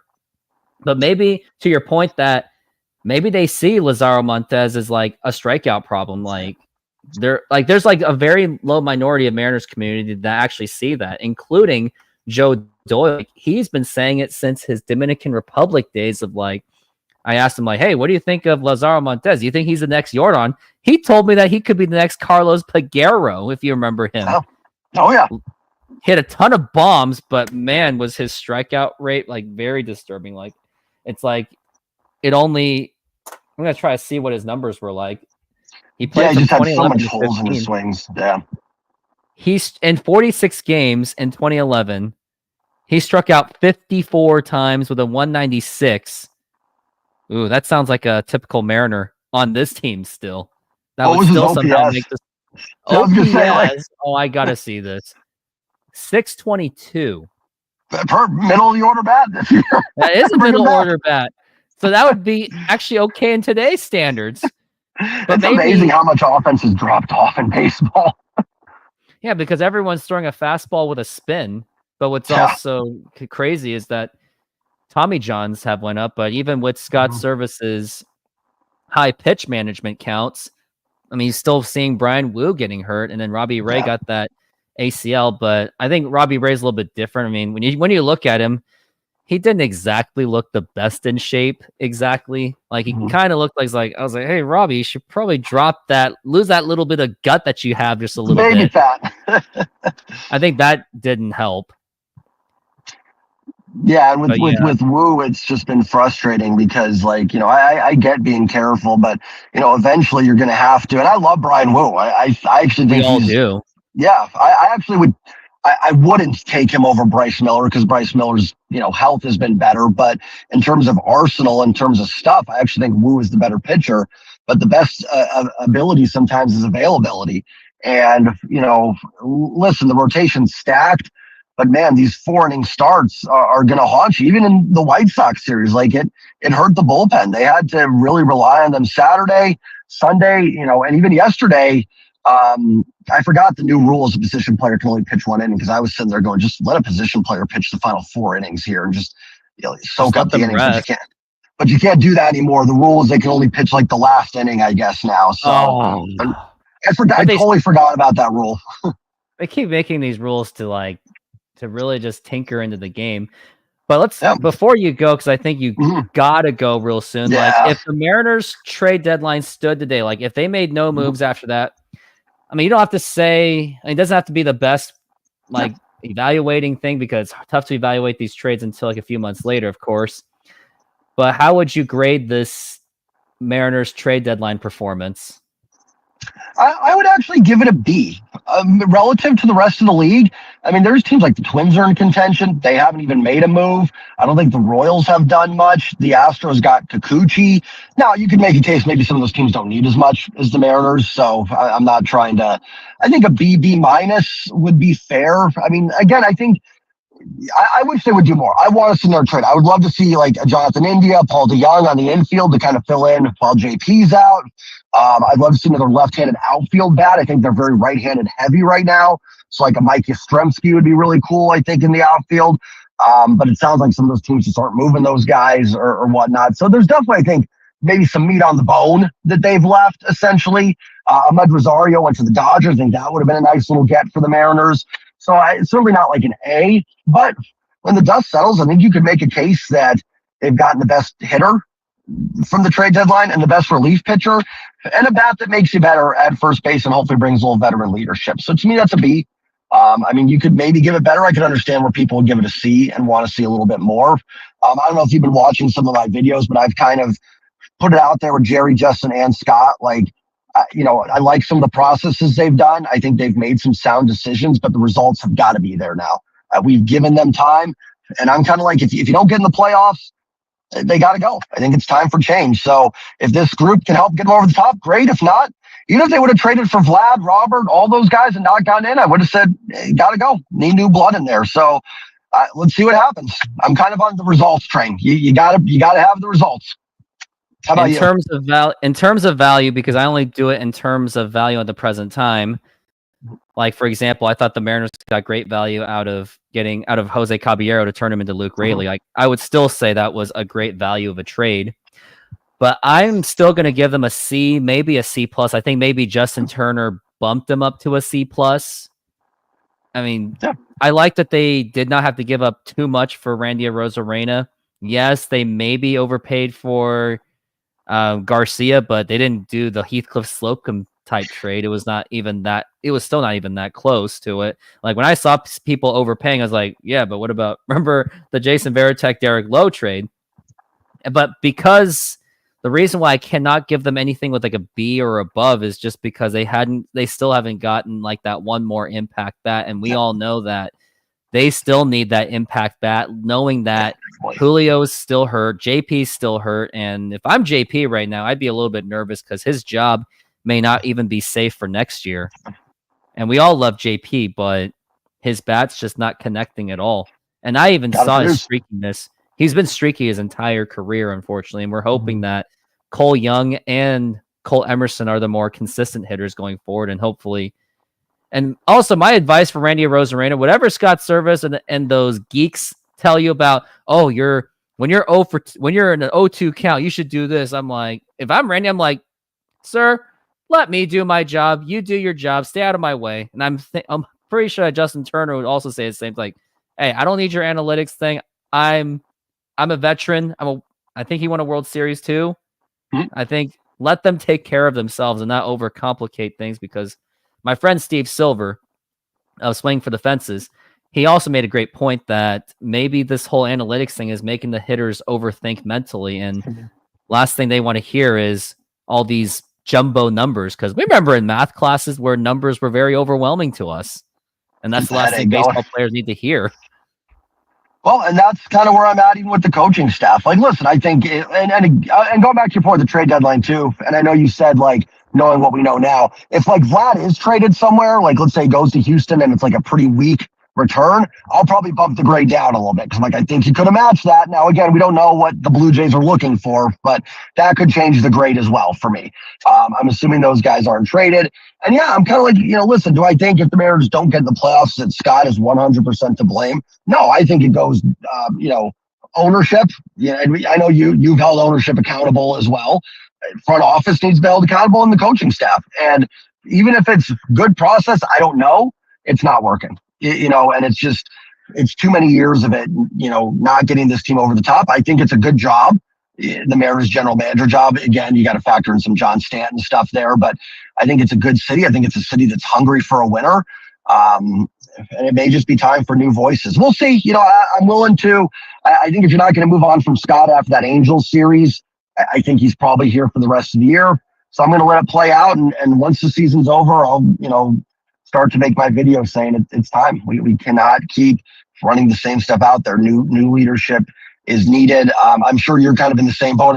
I don't necessarily trust this ownership to find better, but we can't just sit here and say, well, it could be worse. You can't go through life like that. You've got to try and, take that next step do forward. better. And there's available options like maybe Theo Epstein, Joe Madden, Terry Francona, if he wants to get out of retirement, because he seems like he's on retirement mode. So I don't want to hear the rhetoric. I've always heard the rhetoric like, oh, what else are you going to get other than Scott Service? Like, there's Joe Madden just sitting on the couch waiting to get hired if he wants. And you know what? First team I'm calling, if you do, and again, I'm getting ahead of myself. This, for all we know, this team wins the World Series, and this is the dumbest conversation ever. But, call Baltimore. They have a low budget. They've built up their farm system. Their young players have come in and produced. I'm calling them. I'm going to their front office and seeing who they have. I'm looking at their coaching staff and who can we pluck from there.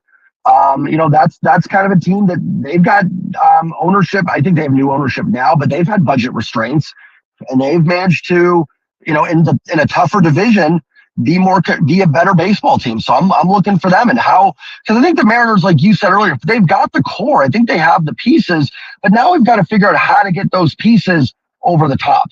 Like, how do we make this core a World Series winner? And again, this is assuming we'll see what happens this season. I just want to put that out there for anybody going. They absolutely could still win it this year. I'm in it. I know Rooftop is too, but it's that's a team that I think has kind of found the right pieces and recipes. So that's probably who I'm calling too. I mean, I said that they easily could have won last year, knowing how much of those first seeders actually just went into losers. So like when you make the playoffs, nobody realizes that the playoffs in Major League Baseball has more parity than anything we've seen. Like the NBA was very predictable. The NFL was just scripted to the bones, like because Taylor Swift and Travis Kelce, they wanted that storybook ending. But Major League Baseball, there's not really anything of a script. Like, and I don't even think the Astros won on a script in 22, and neither did the Rangers. Like nobody expected the Rangers to win a World Series either. Everyone was expecting like maybe Houston or like the Dodgers, Atlanta, but that never happened. So that's why Mariners should always make a push for the World Series, because you just never know. Yes, like offense is very uncertain, but that's why you make those additions. Like you get like the Luis Robert Jr., Brent Rooker, or the Vlad Juniors. Like I was hoping the Mariners got Jazz Chisholm so they could move things around, but I guess that wasn't in their interest. But he's been playing pretty well since he went to the Yankees. Yeah, Jazz would have been an interesting piece. I think Jazz is kind of one of those players to me that's like, is he a little overrated? I think so, but it doesn't matter, right? Like you just need the pieces to get you over the top, essentially. Like he doesn't have to be a superstar. And kind of, I keep saying this on my channel, but kind of in a sick, twisted way, the Mariners' struggles on offense makes the deadline a little easier, right? Like Justin Turner is a nice little get, 350 OBP, 423 over his last 100 at-bats. Like that could be just enough of a boost to maybe put you over the top. So they're in a position where it doesn't take much to get better. Paul DeYoung, put him at shortstop. Let Dylan Moore play right field against lefties. You're better. Not that Paul DeYoung is some stud or anything like that, but you got better. It doesn't take much to improve this lineup right now. As we've seen, I mean, heck, even plugging a Rosarina in, it was amazing how much better the lineup looked. Not that it was good, but just seeing that name in the lineup, it was like, whoa, okay, I see a little vision here. I can see this lineup now. And then you get Julio back, and hopefully he stays hot from when he got hurt. And, like you said, you add some of those pieces, and maybe the sky's the limit. Well, yeah, look at Monday. Yeah, sure, they got absolutely blown out, but at least they still somehow managed to score 7 runs. Yes, was it on garbage time? Yes, but I think without a Rosarena, those 7 runs don't even happen. They would have scored maybe like 2.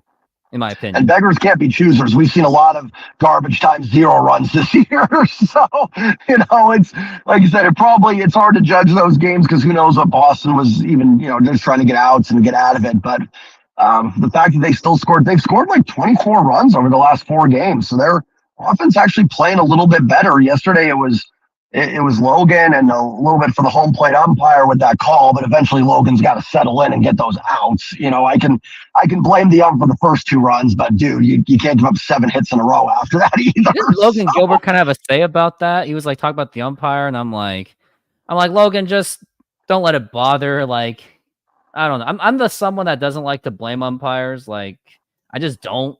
It just doesn't. It feels too petty to do it, and it's kind of unprofessional. And like, there are other teams that figure it out anyway.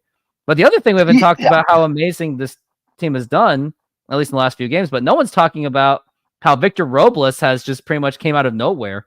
Like maybe he's like the young version of a Carlos Santana edition. Maybe that's what the edition was, but he has just been absolutely raking it, which is why I think if he can work, that's why I want someone in the infield, not rather than the outfield, because but I guess what's going to happen is now that Robles is playing pretty well, that it's probably going to shift Luke Raley to first base, and he's probably going to platoon with Justin Turner. And I think, and you know, I can live with that platoon because before that, it was like we were dealing with like Luke Raley and some other bad right-handed hitter. It was so bad. I was like, I'd rather have a struggling Luke Raley against lefties than whoever was the righty that was just as bad, if not worse.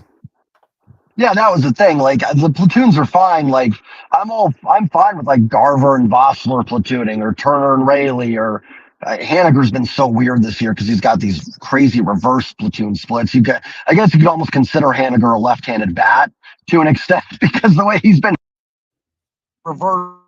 But yeah, to your point, like, you know, exactly. And then I do have to get running here. Last thing I'll say about Robles is, you know, he was a top prospect at one point. Sometimes guys are just late bloomers. Maybe he's found something. Maybe it's a coaching staff win for the Mariners. Maybe they found something, Victor Robles, and it worked. You know, found a little diamond in the rough. I don't expect him to keep doing what he's doing because he's running like a 430 BABIP. So he'll probably come back a little bit. But I certainly think when you factor in defense base running, even if he's like 15% worse as a bat, it's still a decent player, especially in this lineup. You put him out there every day. And that's another thing with Scott. It's like it took him 2 months to be like, dude, Robles is hot. Just leave and play him, man. Like, just put him out there. It's not like anybody else is killing it right now. And if Robles ends up stinking, then take him back out. But man, just ride the hot hand for a little bit. Well, that's what they're doing. They rode the hot hand with a Rosarena, and they rode a hot hand with Justin Turner. I mean, that's another thing I noticed that Jerry does is he gets anyone that has the super hot hand. And before you go, like if I'm seeing any other Diamondbacks just got Josh Bell. I think he was a DFA guy from Miami. Wonder where waivers. Yeah, he's on waivers. Let's see what Josh Bell would have been. Maybe I was thinking, maybe the Mariners should have got him. He's pretty rough, but I mean, kind of tough now. You got Turner, but a left-handed bat. I wouldn't have hated it as a pickup, more in the sense, but he falls into that like he's a body, you know. Not that I'm going to lose sleep over, but I wouldn't have hated Josh Bell. And then I got to get back out there. So I appreciate you having me on as always, Roof. I'll try to hop back on. I've got another little break coming up here. Hopefully I can try and hop back on with you. Appreciate you having me.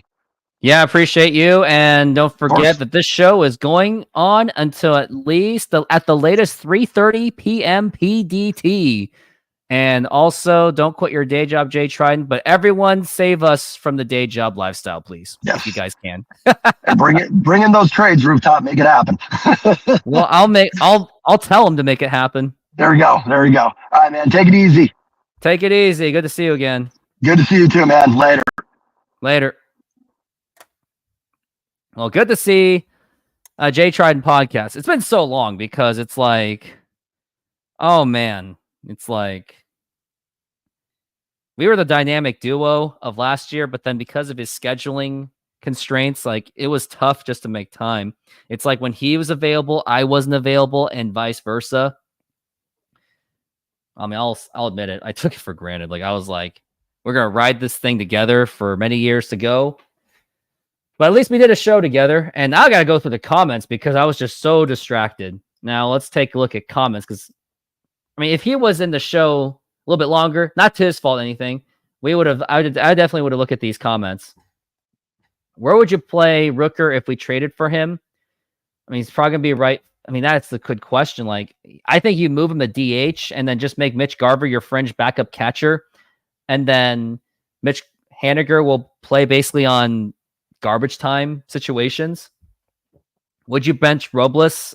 No, I would not, because he's on a hot streak right now. I would just DH Rooker. Yeah, I think that's a good idea at this point, because you have a Rosarena, Julio Rodriguez once he comes back and healthy, and then you got Victor Robles, who's more of a corner outfield. He's definitely not a center fielder, because I saw his defense. It's not center field material. What do we got here? I could get on the board for that. Division trade is hard too. I mean, Mariners made it possible. Astros made it possible when the Mariners traded away Kendall Graveman for Abraham Toro, and that didn't work out. But I still think the Mariners gave up on Toro too quickly. Well, you can't get much worse at first base. But hey, we said that when Ty France Tyler Locklear wasn't supposed to be any worse, and look what happened. Can anyone tell me why Polanco's batting cleanup? I have no idea, and I don't like the idea. Make him a 2-hitter. He's better as a 2-hitter. Make Cal Raleigh the cleanup hitter, man. You're going to try to catch the game on Phillies? Use my promo code Rooftop Sports. Polo has been hitting good. He has been, but he's not a cleanup guy. Yeah, Vader fell. I remember that. Don't big Rooftop. It's not a good look. Of course you're going to say that. Me checking pockets for $1 million dono. Hey, Roof said reflecting. I did. Yes, we found enough offense to go along with our great pitching. I hate to say it, but I disagree. Mariners need at least one more bat. And get someone from the bullpen, too. That's very true, especially when it comes to the middle of the season. It's crucial to keep momentum in the playoffs. Yup, it is. Steals are a huge part of the game. Stealing ability, yup. Which I think Julio should have done more of. Yeah, definitely more bunting is needed. Definitely got a lot of comments. I really do appreciate it. Oh, look at the players dropping out. It may come down to who has the best health mitigations for COVID. I think COVID is a non-factor, but I don't want to get into the politics part very much of but I will say that the Olympics opening ceremony was quite, I must say, interesting. I don't want to talk about it because I don't want YouTube to be all upset with me talking about, quote, politics. So I'm going to leave it at that. And plus, I don't really care too much about the Olympics right now because my Korean soccer team didn't even make it to the Olympics. COVID is now required for Tour de France. Like, wait, what? Like, are you talking about COVID vaccines or COVID testing?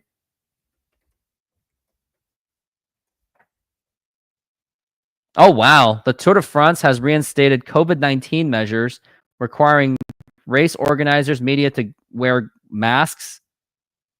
Oh, boy. They're really trying to get this thing going, aren't they?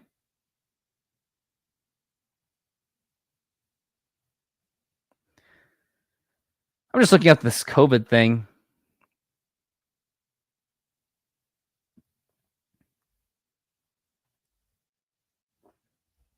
Yeah, wow.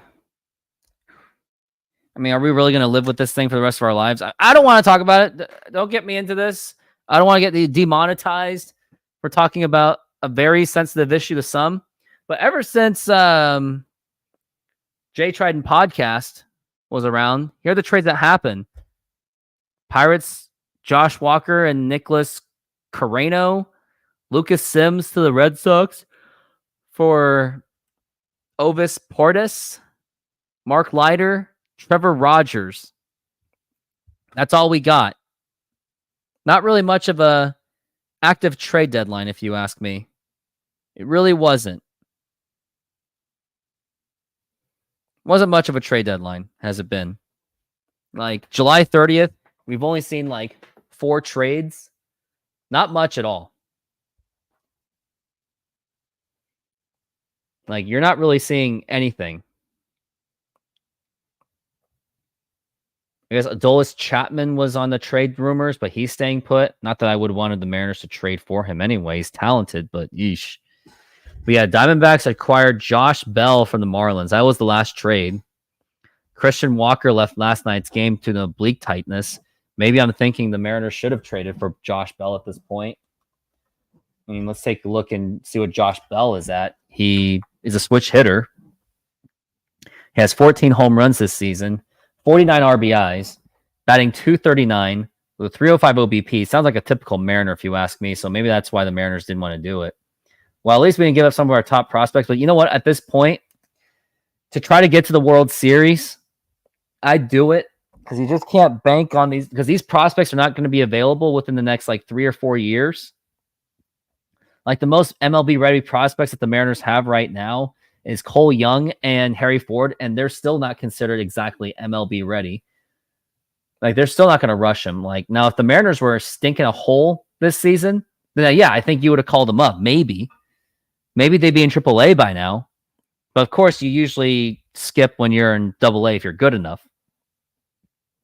But I don't think that they're going to play at the major league level this season yet, unless something really bad happened. And even then, even if like JP Crawford was out for the season, or like Dylan Moore was out for the season or anything like that, that still might not be enough to convince Cole Young to get a starting job. I mean, Ryan Bliss would get dibs on that. So I don't know. Now I want to take a look at, I want to see like where the Mariners' positions are and see where their offense would be if this trade deadline ended today. So catcher, you got Cal Raleigh. First base, you got really Justin Turner and Luke Raley. They're probably going to play platoon with each other. Second base is Polanco, of course. Shortstop, if healthy, JP Crawford. Third base, Josh Rojas. Left field, Randy Arozarena. Center field, Julio Rodriguez. And right field, you got, like, who you got in right field? Victor Robles.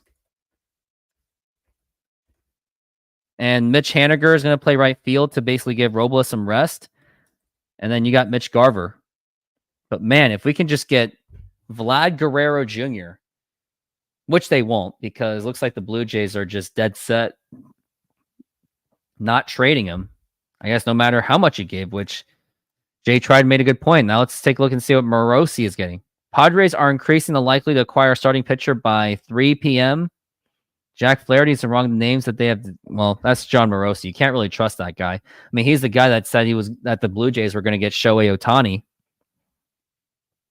Orioles add their second starter in the last 5 days. Yeah, they really gave up a haul for these pitchers for sure.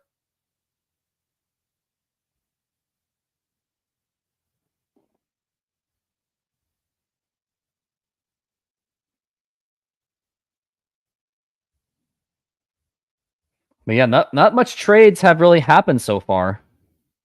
Like it was really just Josh Bell.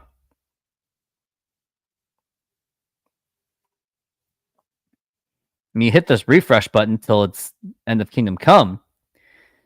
Lucas Sims to Boston. Josh Bell. Now I'm wondering how much was given up. I guess he wasn't part of the future plans.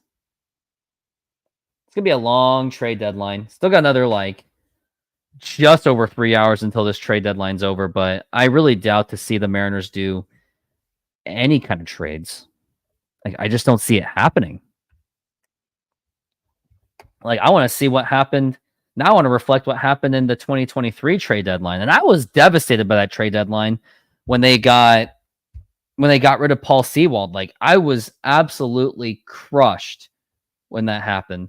Like, I didn't think that was a good trade. Like, yes, it maybe helped get rid of Colton Wong, but that was really about it. But here was the August 1st trade deadline. Justin Verlander. Astros got Justin Verlander. Orioles got Jack Flaherty. They gave up a ton. Marlins got Josh Bell, and now he's traded to the Diamondbacks, which is kind of funny. Scott Barlow, Michael Lorenzen, Paul DeJong to the Blue Jays, Jake Berger, Tommy Pham, Bailey Falter, Phil Bickford to the Mets and Adam something. It was all for cash. To the Padres, Rich Hill and Ji-Man Choi. Maybe the Mariners should have traded for Ji-Man Choi. Garrett Cooper, Sean Reynolds to the Padres, Ryan Yarbrough to the Dodgers, Kenyon Middleton to the Yankees, Luis Urias to the Boston Red Sox. Wow. Toronto, Tampa Bay Rays, Adrian Sampson and Manuel Rodriguez for Josh Robertson. To the Angels was Dominic Leone, and then they got rid of him, and the Mariners picked him up. Bad move, by the way. Austin Hedges to the Rangers. Logan Reinhart or Edward Bizzardo, but then he went... What was that trade all about? Was he basically traded for himself?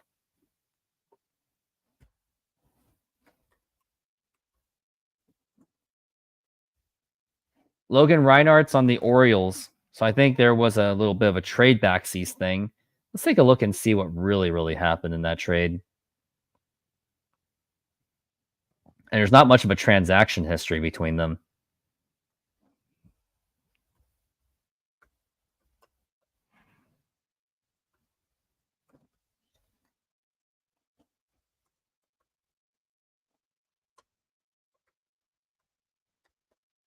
Edward Bizzardo, who really shouldn't be on this team, by the way.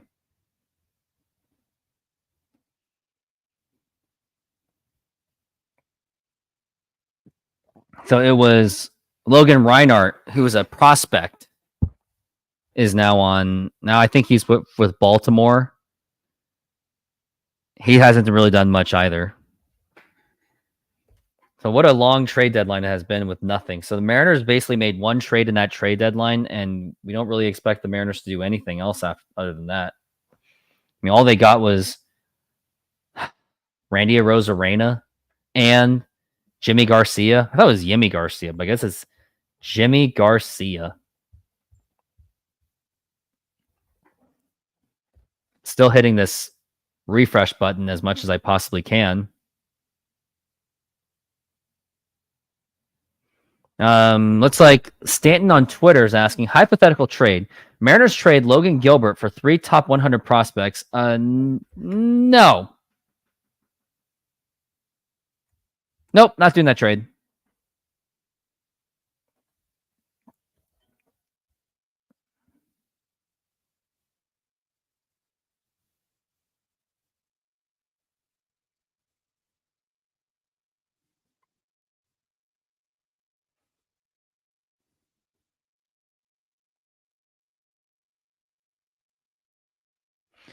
East Coast M's, what did he say? Let me say this. If the Mariners don't touch any of their top 10 prospects, excluding Class A, this is not a success, as Jerry will tell you. That is not a success, as Jerry will tell you. When you have the Mariners farm system, you make the market. The market doesn't make you. Some of you are angry with me now.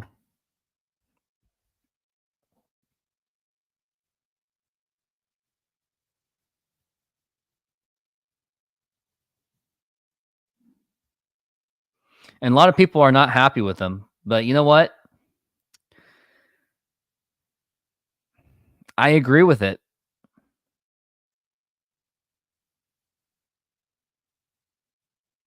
Like there should have been a market for them.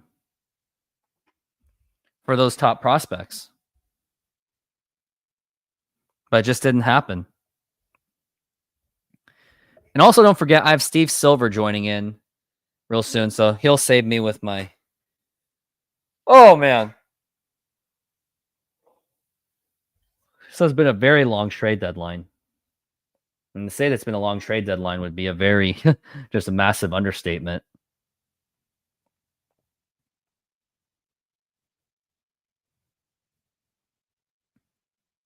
Someone else said this. I totally understand from the consternation from Mariner fans regarding the deadline, but you can't be reckless. Doing that ends up getting you the Bedard situation that could hurt us for years. The M's need to make a move, but they also need to be smart and get great value. Yeah, but Bill Bavasi's not the GM anymore. There's a huge difference. And nobody should have been convinced that the Mariners were all in for the World Series. I didn't think that 2018 was good enough anyway. A lot of people did. They thought getting Eric Bedard was going to get him over the top. But absolutely it did not. Not at all.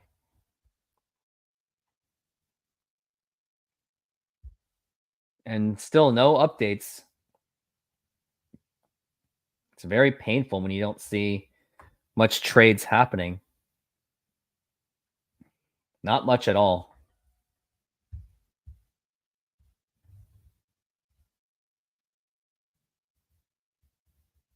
But I'll be right back.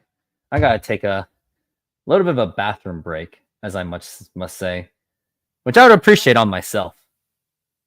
So enjoy this ad. Modern Exterior Solutions is a fully licensed and insured full-service exterior renovations company serving Seattle and East Side communities. We know that a home is one of your most important possessions. That's why we're committed to providing high-quality, affordable home renovations for each customer's individual budget. We're diverse enough to meet the challenges of any project you put in front of us. Our workmanship minimizes the use of third-party services, and our team works together to meet all your deadlines. Anytime there's a challenge, we work with you to find a solution. We are proud to work with distributors of quality brand products with durable, ample protection from the elements for a variety of applications, including James Hardie siding and trim. Talk with us today about your project's needs, and we can help you solve all the challenges along the way.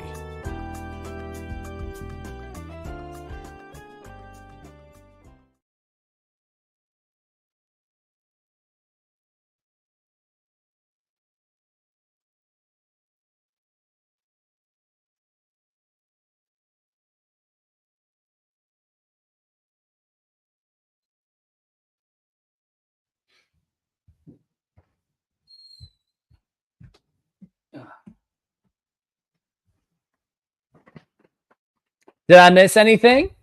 Any trades happened since? Let's take a look and see if it did happen. Nope. No notable trades to care about. Ain't that great, everyone? Nothing to exactly report.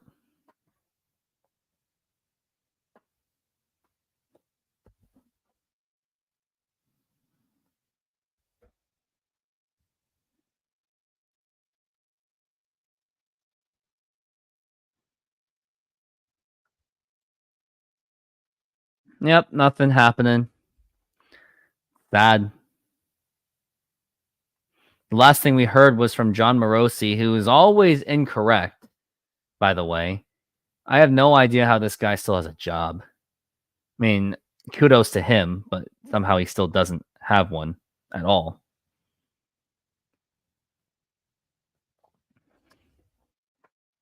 But if anyone has any other questions, please keep throwing them out there and see where the Mariners are at. They still need someone in the infield. I think outfield, honestly, I can live with it at this point.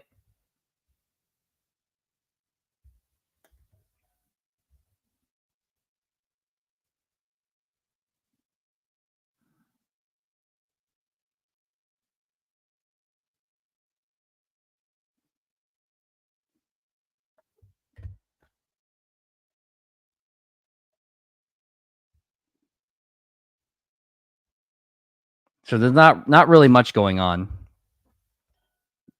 That's what these trade deadline things, like, there's not really much of a thing that really happens at these trade deadlines. Nothing really significant. Like, the only significant trade that we saw today was someone getting Josh Bell, but that's about it. Trevor Rogers, that's probably the most notable trade I've ever seen.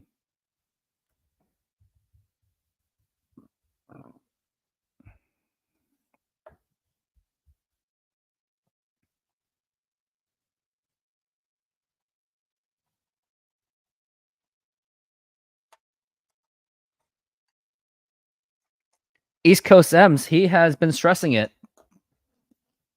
The Mariners have the prospect capital to make a trade for A's Brent Rooker. Out of all known bats that are somewhat available, Rooker is the one who makes the Mariners a contending team. They can get it done. Yeah, I think Rooker would make the most sense.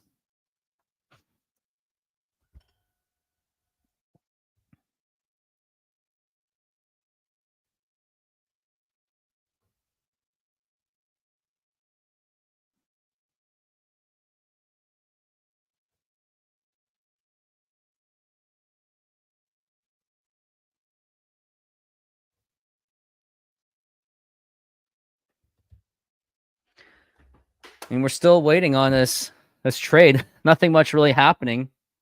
But I guess might as well do a history lesson of notable trade deadlines that I may have remembered.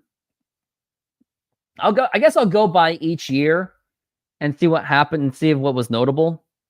1977, obviously not. Like when you go from like 1977 all the way to like, you know what, let's just make it simple. Like let's go to the Lou Piniella era and see what happened to the Mariners in 1991. Not necessarily the Lou, but like the Jim Lefevre era, who, by the way, the Mariners shouldn't have fired after that season. They should have never fired him. I mean, the Cubs hired him after that, but didn't really do much after, I guess. But let's take a look at 1991. Did the Mariners make any kind of an impact trade in that season? So we're just going history lessons at this point. When it was, I guess, July 31st, they were at a fringe 54-48. They were 7 games back from the division. And looks like they didn't even make a trade at the time. I'm starting to think they should have to get them over the top. And wow, look at the depth that they had in the draft. In 91, this is who they drafted. They drafted Sean Estes, Jim Messier, Desi Relaford, Derek Lowe, Charles Gibson as their 63rd round pick. And they did absolutely nothing at the trade deadline. They did nothing, which is why they were just hanging in there. 92, obviously that was a garbage season because they got absolutely just spanked to pieces. Let's see how bad it was. Let's see who they traded at the trade deadline just for fun. Basically nobody. They didn't trade anyone. 93 was when they were kind of on contending-ish year.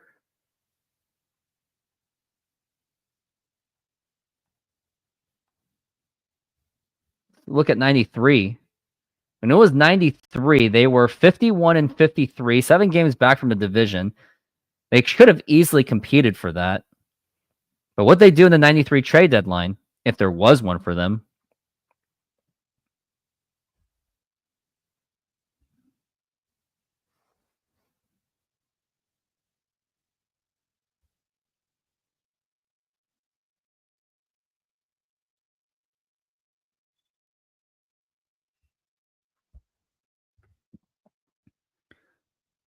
they traded nobody. They also did nothing at the 93 trade deadline, which they probably should have because they were kind of in contention.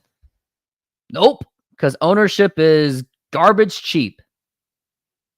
94 trade deadline. Now, this was when the tiles fell, so maybe they didn't think that they were going to be in contention. But on July 31st, yeah, they were at 8.5 games out, so I guess they thought that the season was a foregone conclusion. But man, they were at 40-62 at the trade deadline, and then they went 9-1 in like their last 10. They were on fire. Man, they went on a really long road trip. Very long road trip it was.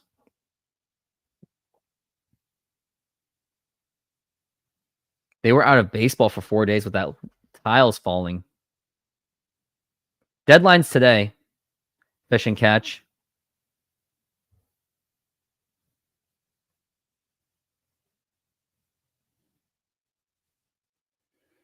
Now, here was 94 trade deadline.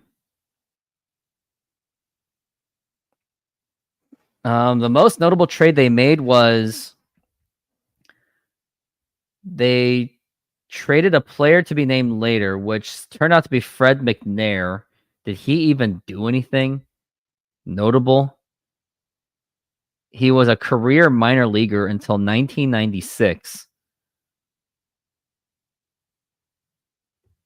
They got Sean Bosky. I guess they were adding to their bullpen depth. And he pitched like almost nothing. So I guess they weren't really active in that either, because I guess they didn't think 94 was going to happen. And then when they went 9-1, they were just like, what was it, like 2 games back from the division? Interesting thing, on August 11th, 1994, Randy Johnson pitched. Mariners won 8-1. Ken Griffey Jr. hit his 40th home run. Eric Anthony hit his 10th. Edgar Martinez had been a DH by then, batting .285. And this was a lineup, by the way. Felix Fermin, Edgar Martinez, Ken Griffey Jr., Jay Buhner, Tino Martinez, Mike Blowers, Eric Anthony, Dan Wilson, and Luis Sojo.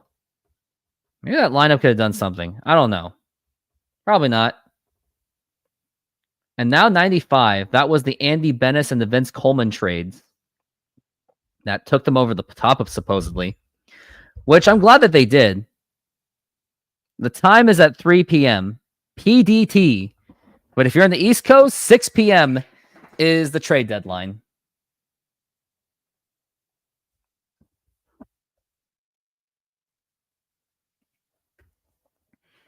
Well, let's look at 95.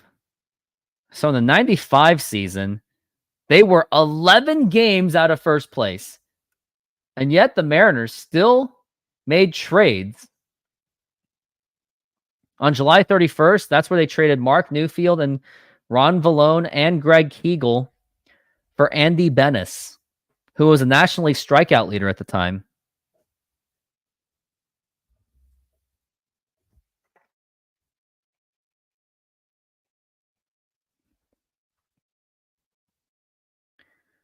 And then later, like August 15th, they traded for Vince Coleman. I wonder why trades are allowed after the trade deadline.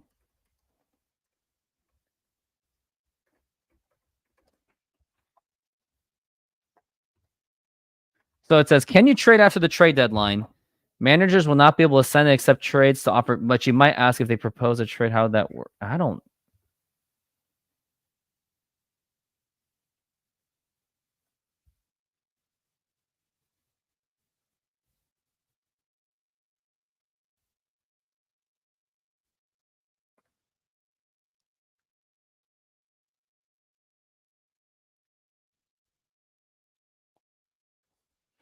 I don't get how they were able to do trades after that. Christian, how's it going? How do you feel about getting rid of Mark Leiter Jr.? His father was Mark Leiter, and his uncle was Al Leiter, in case you didn't know.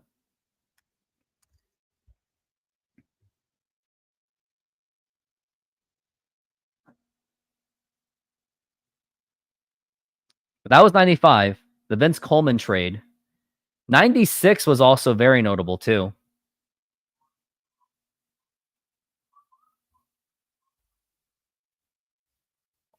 This is what happened in the 96 trade deadline, and they had a lot of transactions being done. Like, you're not going to believe this.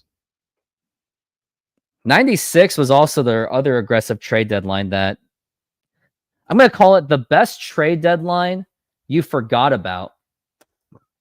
The forgotten trade deadline of the Seattle Mariners was 1996, and this was the amount of impact that was made. First, it started on... Well, first it was July 23rd. Mariners got Jeff Manto for some fringe prospect.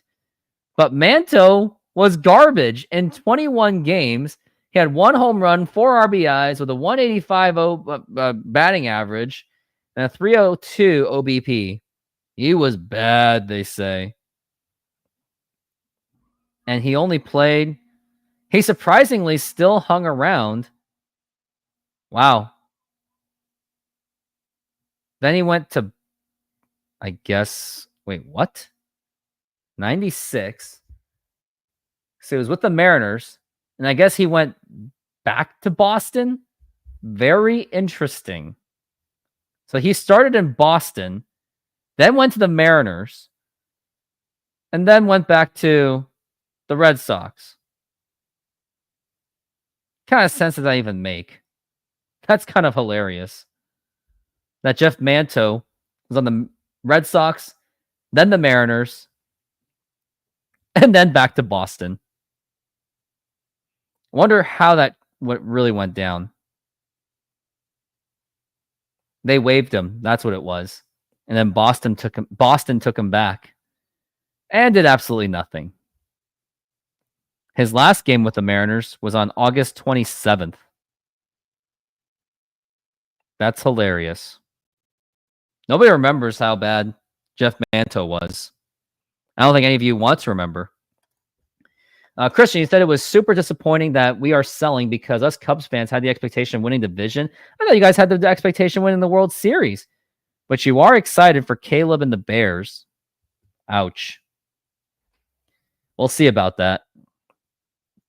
But yeah, in 96, that's when the Mariners were about 2.5 games back from the division, so they had to make some trades. And here were the most notable trades. At the trade deadline, around that, on July 30th, Mariners traded away Darren Bragg to the Boston Red Sox for Jamie Moyer. And then the next day, Mariners traded away Desi Relaford to get Terry Mulholland. Now, the fun fact was Mariners had an opportunity to get Curt Schilling, but they didn't want to take on that contract. So we ended up with Terry Mulholland. Imagine if Randy Johnson and Curt Schilling were together for the next season. That would have been something. And then on August 14th, there was more.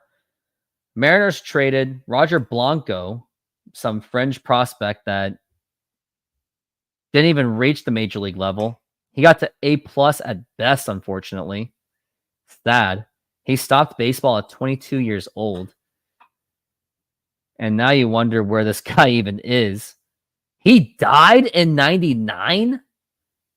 Wow. Roger Blanco died? That's insane. I gotta look this up.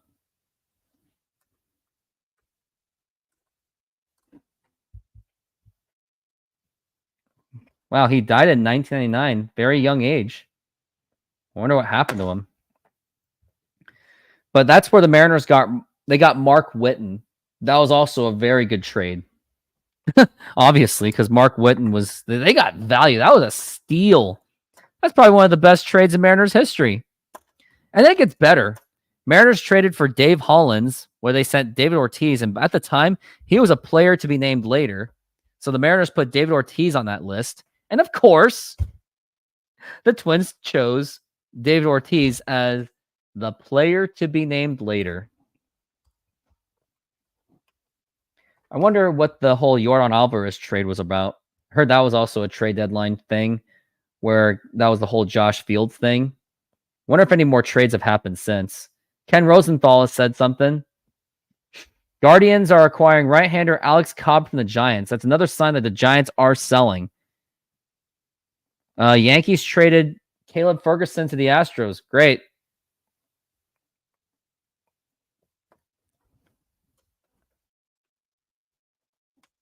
Taking a look at Ferguson's numbers. He's 1-3 with a 5.13, so it's just bullpen depth, really. Because the Astros really need one. Never want to downplay that.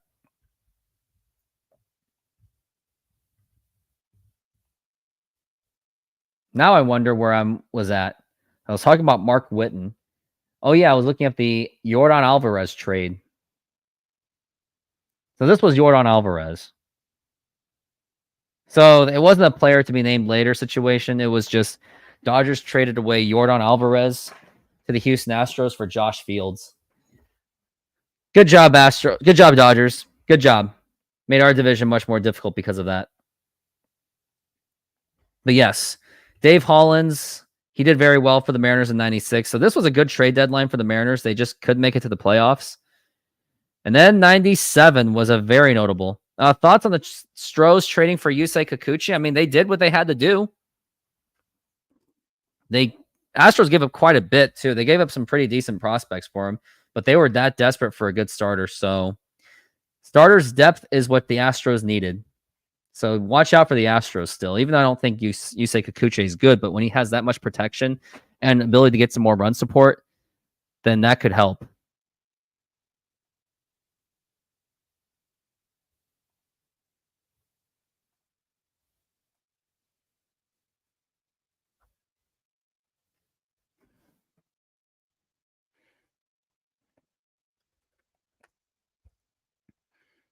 Looks like Steve Silver of Swinging for the Fences. He just got off of work. He'll be home in 10 minutes, so he'll be on air in 20 minutes. So around just before 2:30, he will be there.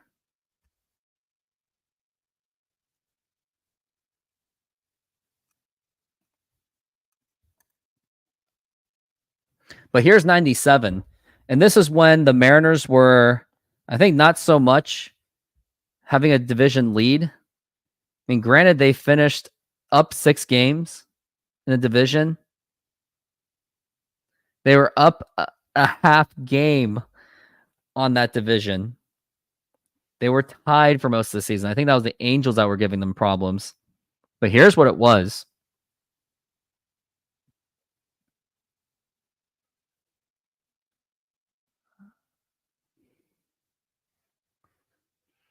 On July 31st, 1997, this was the trade deadline that was done, and this was just absolutely brutal to look at. But here's what it was. Mariners traded away Jose Cruz Jr., who was actually a really good outfielder for the Mariners at the time.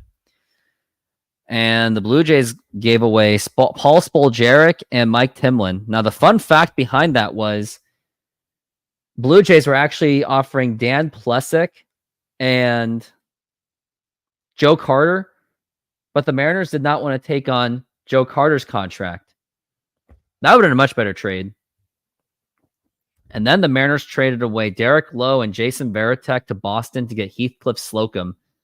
Yeesh, that did not work out, but they were hoping that Heathcliff Slocum could be that 95 Norm Charlton edition. Unfortunately, that never happened because here was Heathcliff Slocum's numbers throughout the season. In the 97 season, when he was with the Mariners in 27 appearances, he had a 4.13 ERA with 10 saves. So I guess he saved a total of 27. That was his last closing season. In the 98, he was even worse. He had a 5.32 ERA. 3 saves, 2 and 5.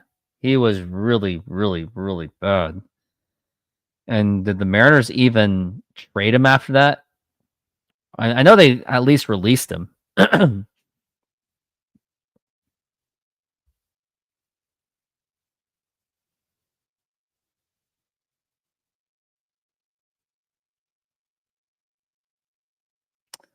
He was granted free agency, so I guess it was cheap to get him.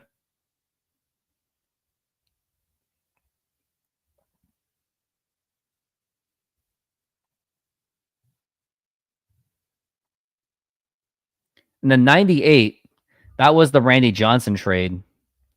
So they were selling that season. And how much were they out of the division? Pretty bad. They were down by 10 games, so they pretty much gave up. Interesting. And September 25th, 1998, Chasan Beck was on the organization since. Whoa. So they signed him in 98. He was hanging around. Yeah, Chasan Beck was a star. He just came up. Wow, he was with the minor league system since he was 19. How did he get a job? I don't want to know. Wow.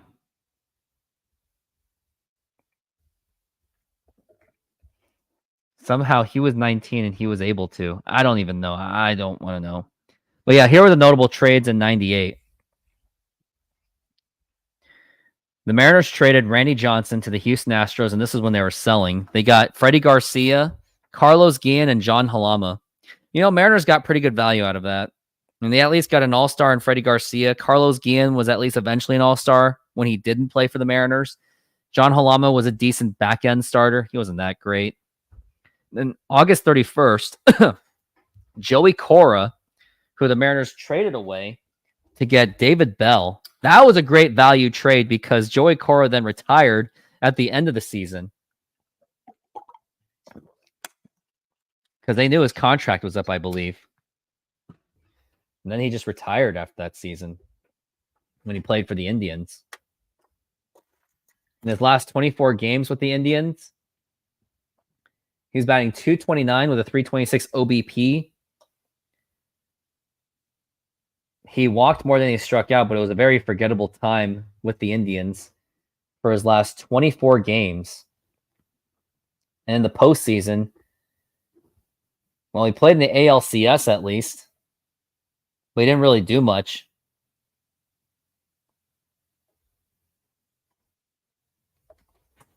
So that was 98. And now we're going to 99. And the most notable trade deadlines I've seen was 95, 96, and 97 was when they were actually buying. Now let's look at 99. They were 11 games out of first. I heard they were about 6 games back from the wild card. So they were still a chance of contention. And then this what happened.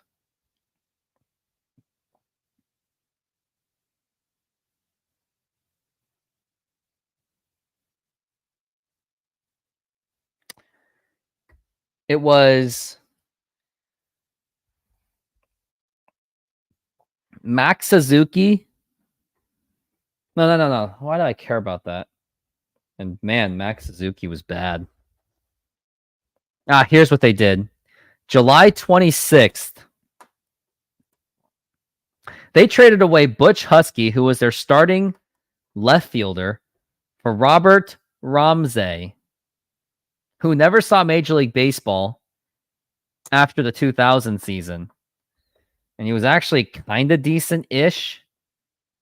But then he hung around the minor leagues, and they tried to make him a starter in 2001. Interesting.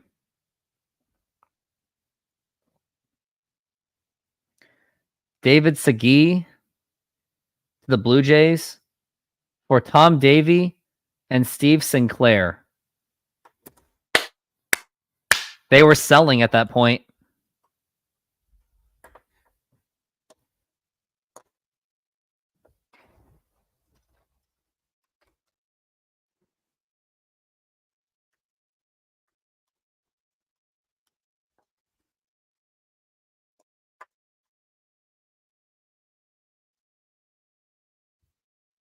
Do you like to fish? Yeah, I like being in the water, I guess. I haven't fished since like 2007, though. And yes, I better focus on more trades. Alex Cobb has been dealt to the Cleveland Guardians. That's about it. It's not like Mariners are getting anything more. I mean, I would still like one more bullpen pitcher. I really hope the Mariners are...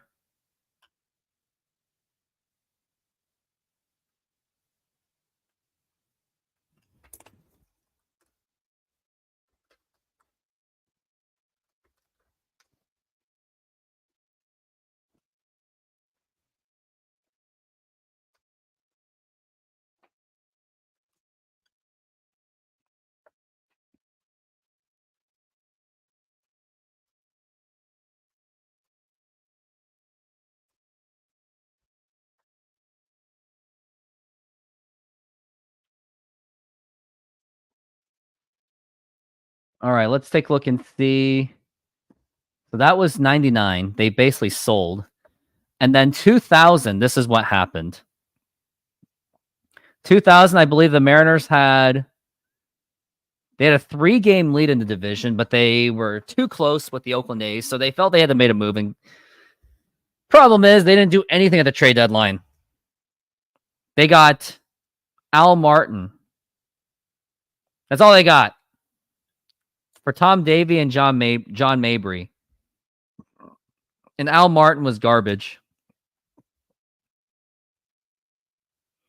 By that time, he was 32 years old.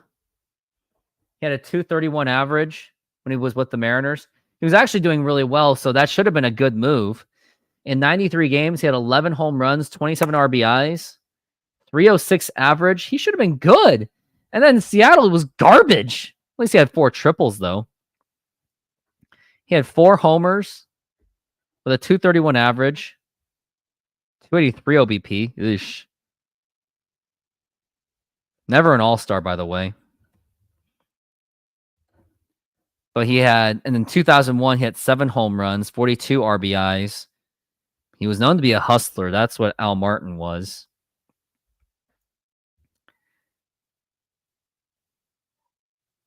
And then Al Martin did not even play at all in 2002. Let's take a look and see what happened to him after the... He signed with the Cardinals, but then he didn't do anything. So he just bounced. He didn't really do much. And in the postseason in 2000, so this was the Mariners buying trade in 2000. Very cheap move, which, by the way, Mariners actually had an opportunity.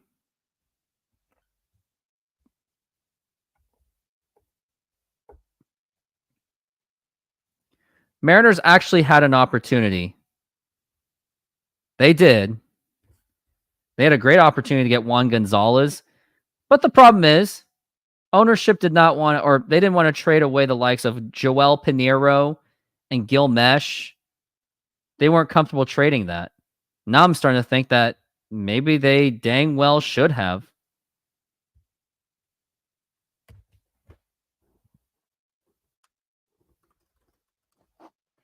Now I really think they should have. They should have got Juan Gonzalez. Because imagine Juan Gonzalez in right field, Ricky Henderson in left field, and Mike Cameron on center field. And with Jay Buhner, depth. That would have been huge. But nope, didn't happen. And that's the only notable trade they made in 2000. 2001, when they were just absolutely on fire and you couldn't stop them until the Yankees did in 2001. But did the Mariners make any trades? Nope, they did not. They just selected a bunch of fringe players-ish. They re-signed Ken Cloud. Remember Ken Cloud? He was bad. He was bad. They made him a starter, and he was bad. And he had an injury problem in 2001, I guess. But there's a reason why they didn't even let him. Because he was bad. I just got distracted. But yeah, they didn't do anything in the 2001 because they were just too dang comfortable. And then 2002, when it was July 31st, they were up 2 games in the division. They had to make a trade. They didn't.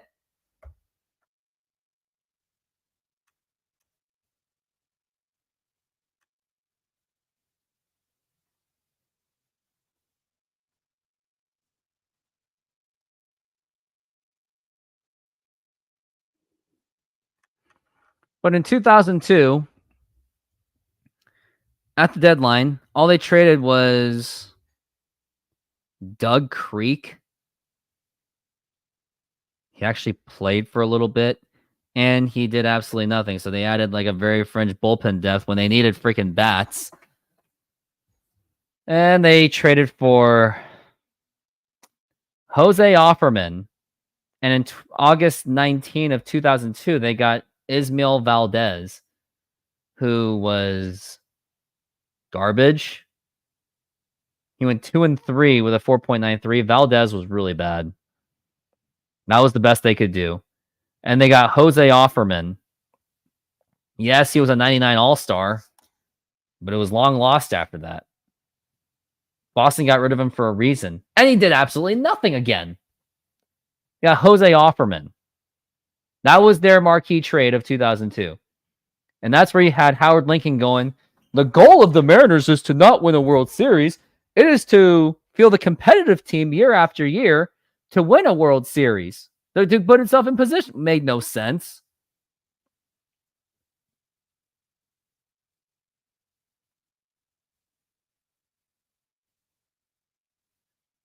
But yeah, nothing's going on. 2003. What did they do in 2003? They got nothing. All they did was they got Ray Sanchez. They got Ray Sanchez for Kenny Kelly. And he did nothing. He was also a very fringe prospect. Maybe he stole bases, had some power, but Kenny Kelly was bad. And then when you got Ray Sanchez. I mean, granted, he batted .294, but he gave you like almost nothing other than that. Yeah, he got you a double and great defense, but that's not going to be exactly a World Series move. And in his fielding, he was mostly a shortstop, moving Carlos Guillen to third base because Jeff Cirillo was really, really bad. He was just bad. And then the Mariners traded away Armando Benitez. Or no, they traded away Jeff Nelson for Armando Benitez. Also a really bad trade.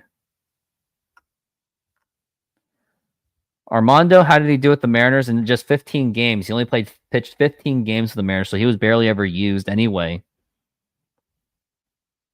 Out of like, maybe they had 50 games, like 40 games left, and they only used him 15. Yikes. How did he not use him that much?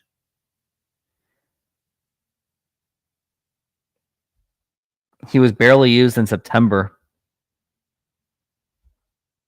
Like, he was kind of good-ish.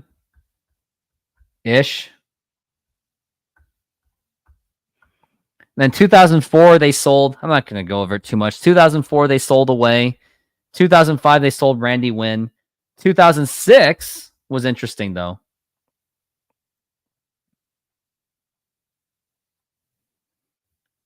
.2006, here's who they traded for. So in 2006, at the trade deadline, they were only 3.5 games out of the division. And then what happened after that?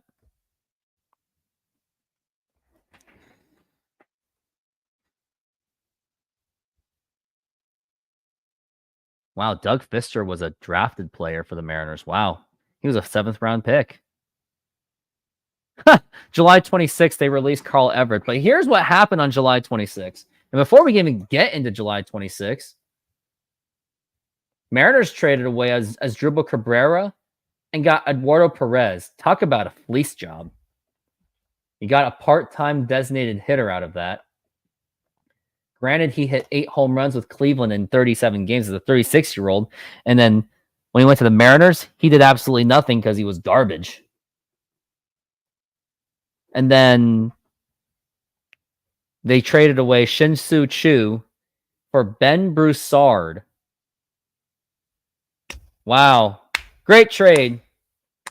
And then Shin-Soo Choo, on his first game with the Indians against the Mariners, he hit a home run, and the Mariners lost 1-0 because of that.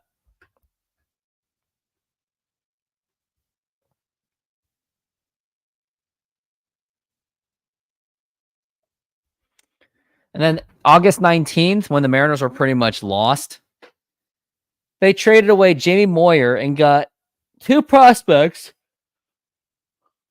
that did absolutely nothing. Andrew Baldwin and Andrew Barb. Great trade. Got no value out of that. And in 2007, when they were kind of contending, how did they do? At the deadline, they traded away Julio Mateo.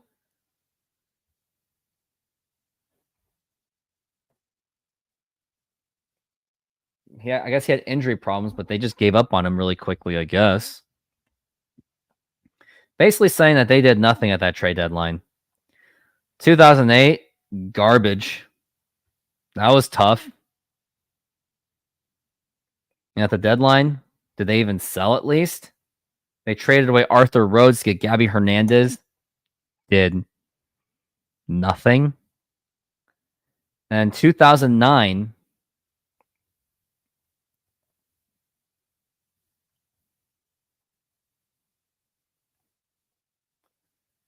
what did they do at the deadline? And when it was 2009, how much games were they back from the division? They're about 9 games back from the division as a 53-50 team.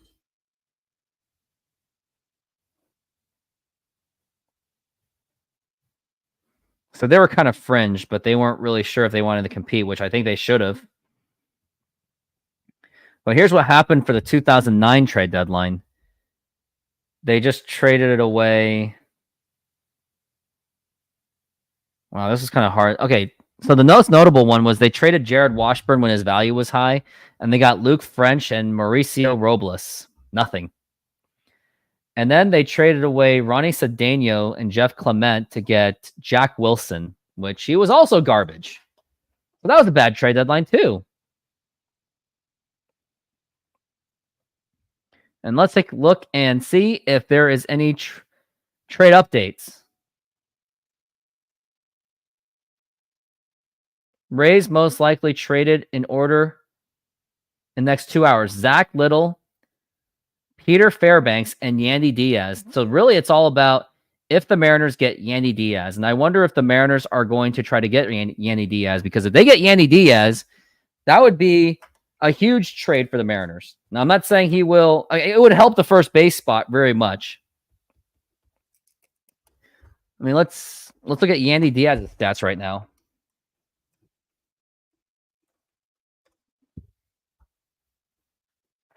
So Yandy Diaz is in 97 games. He has 9 home runs, 47 RBIs, batting .270.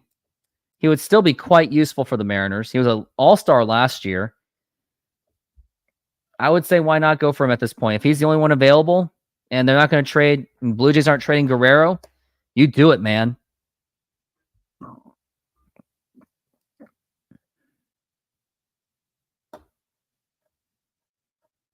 Wow, interestingly, Yandy Diaz was actually involved with the Mariners.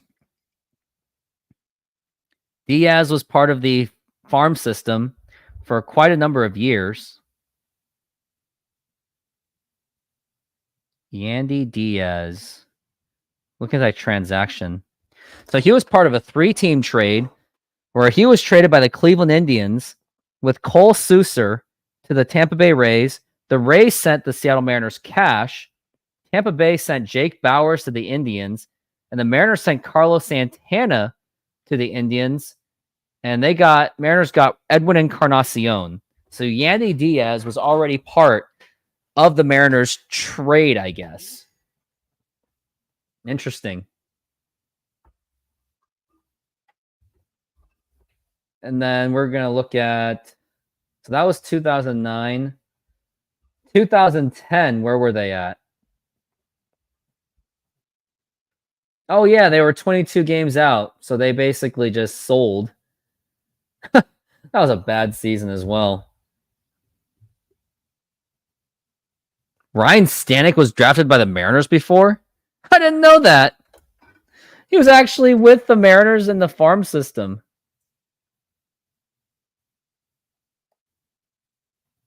And then he did not sign, though, but he was drafted.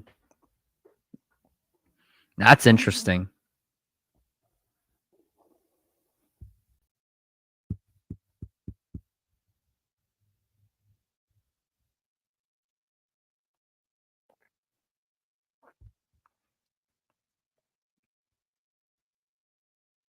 .2010 Mariners. So who'd they trade at the deadline?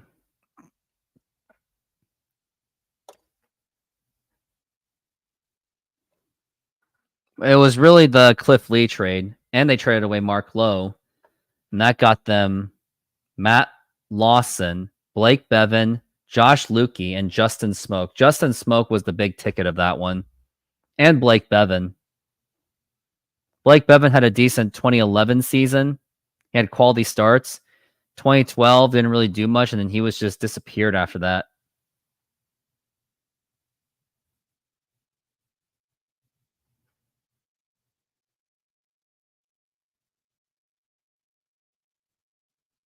And looks like we got the Silver Man.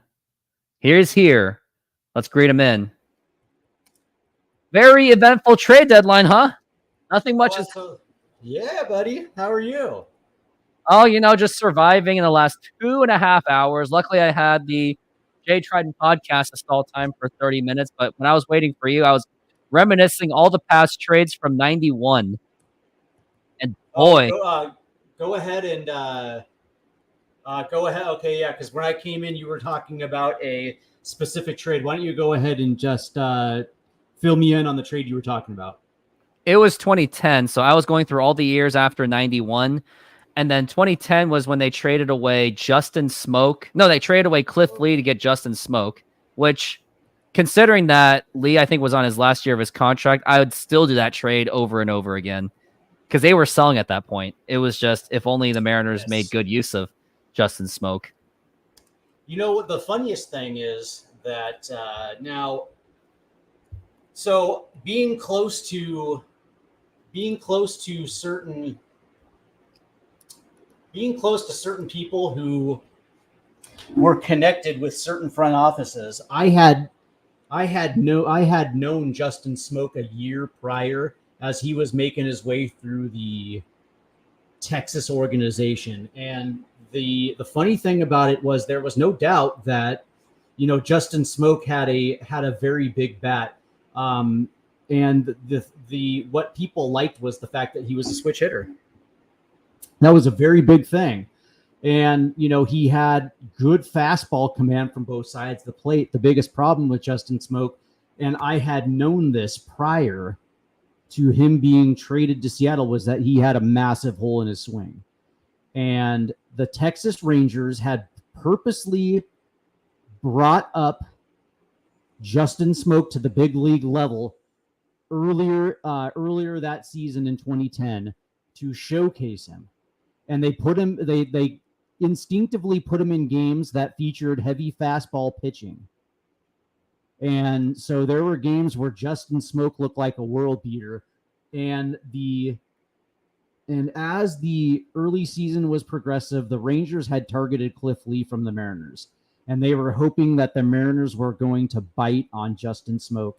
And everybody understood that Zarenzik was basically a rookie GM who really fell in love with the long ball. He was really just enamored with the long ball. And so Texas was figuring that they can get one over on Seattle for Cliff Lee. And so it wasn't a surprise when that news came down that they had traded for Blake Bevan, Justin Smoke, and Josh Lukey. And I remember thinking to myself, I can't believe that Zarenzik bit. Because reality was that he needed at least another year in AAA to work through some of his issues. He had a massive hole in his swing. He couldn't catch up with off-speed pitches and was routinely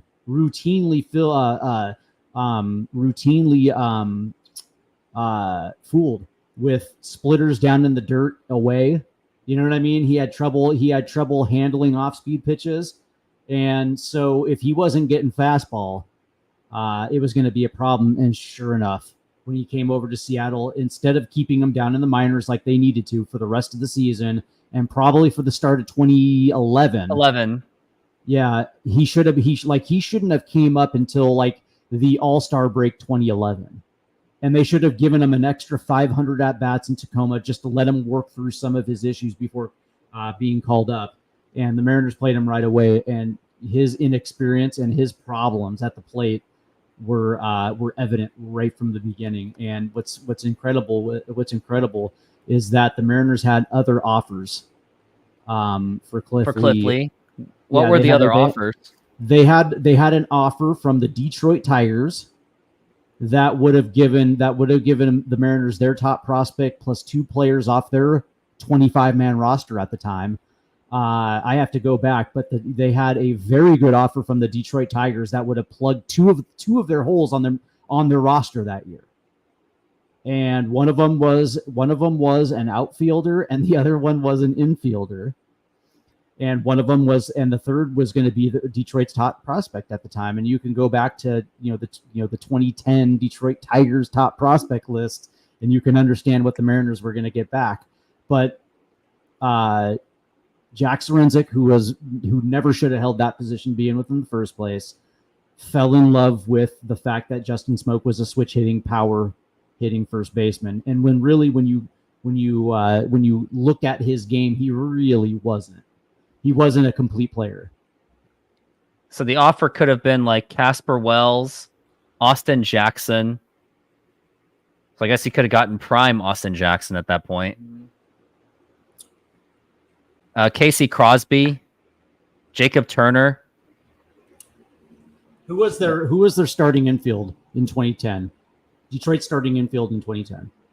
Is that who they also offered? Yeah, it was their top prospect and an outfielder off their 25-man roster and an infield off their 25-man roster. It would have been Ramon Santiago. Well, I mean, if you think about, they also had an offer from the Atlanta Braves too. Do you have any intel what happened in 2003? Because I remember that the Mariners there was rumors that maybe they were going to get Aaron Boone to pair with Brett Boone, and then the Yankees swooped in and got him. It's more like it was like potentially Johnny Peralta,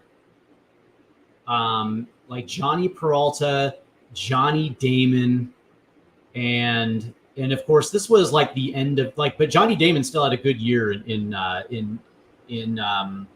Detroit with the Tiger. Yeah, he had a pretty solid year. And it was like Johnny Peralta, Johnny Damon, and then whoever their top prospect was that year. Anyway, so 2003. Repeat your question again. Do you know what went down in that Aaron Boone trade to the Yankees? Like, because I remember like maybe the Mariners there were hopes of the Mariners getting him, and then they completely failed miserably. And I think Aaron Boone may have wanted to play with his brother. Because imagine a double play duo. As a matter of fact, so they did. The Mariners had very strong. They had very strong, a very strong want for him, and the rumor is that he was, I believe, in 2003 he had signed a. So this was before he really hit free agency, and he was still kind of in arbitration. I believe, if I can remember, his rookie year was 1990. Like I want to say 97 was his rookie year. So yeah, so 1, 2, 3, 4, 5, 6. So yeah, so he had signed a 1-year deal in 2003 for $3.7 million. He was not making a lot of money, but the biggest problem was the fact that in order to facilitate a deal, the Mariners would have to move somebody off their 25-man roster to make room for Aaron Boone. Well, let's take a look at that 2000. Well, in order to make the money work, so the Mariners would had to have traded somebody off their 25-man roster for prospects to clear the salary. Trade for Aaron Boone to make up that salary gap, but they would also have to get rid of prospects in order to facilitate the deal. And if you remember, back in 2003, the Mariners minor league system was not really all that great. And so the idea would have been to trade for prospects that you can turn around and then trade for Aaron Boone to try to figure it out. And the reality was that the Yankees just had more to offer, and they didn't have to make room for salary issue, the salary difference. They could just take on the 3.7, but the Mariners were not going. That basically tells you what the Nintendo ownership was all about. Because if you remember in 2001, Pat Gillick had saved money from the offseason. He was allowed to spend going into the 2001 season, but he also had saved some money in reserve for the deadline. But of course, the Mariners were basically kicking the shit out of everybody throughout the first half of the season. And when it came to the deadline, ownership said, you're not spending whatever overage you had. And that will just be prorated to next off season. And so he couldn't re-sign Brett Boone, basically. Right. So, that was, so all that money ended up going over to the next year. And so, that was, they wanted Aaron Boone. They wanted to pair the Boone brothers. There was a lot of interest, but in order to facilitate it, they would have to make, basically what Jerry Dipoto did this offseason in order to reshape the roster. He had to get rid of certain players. He had to move off certain salary, and you're not going to do that in the middle of the season, especially, in 2003. The Mariners were still a very good team in 2003. They were at the end of the window, but you don't trade away certain people to make the money work. And so they again just decided not to do anything at the deadline. And as you know, Aaron Boone went on to Yankee lore in that game, obviously in the Game 7 off of Tim Wakefield, right in front of his brother, because his brother was a visitor in that color commentating with Joe Buck and Tim McCarver. And that was now let's understand another thing, that Aaron Boone was not going to help us win the division. The Mariners needed, it's weird because that was a very good team. I believe they won 93 games that year. They did. Still a very good team, but they needed right-handed firepower that they had sorely missed when A-Rod left.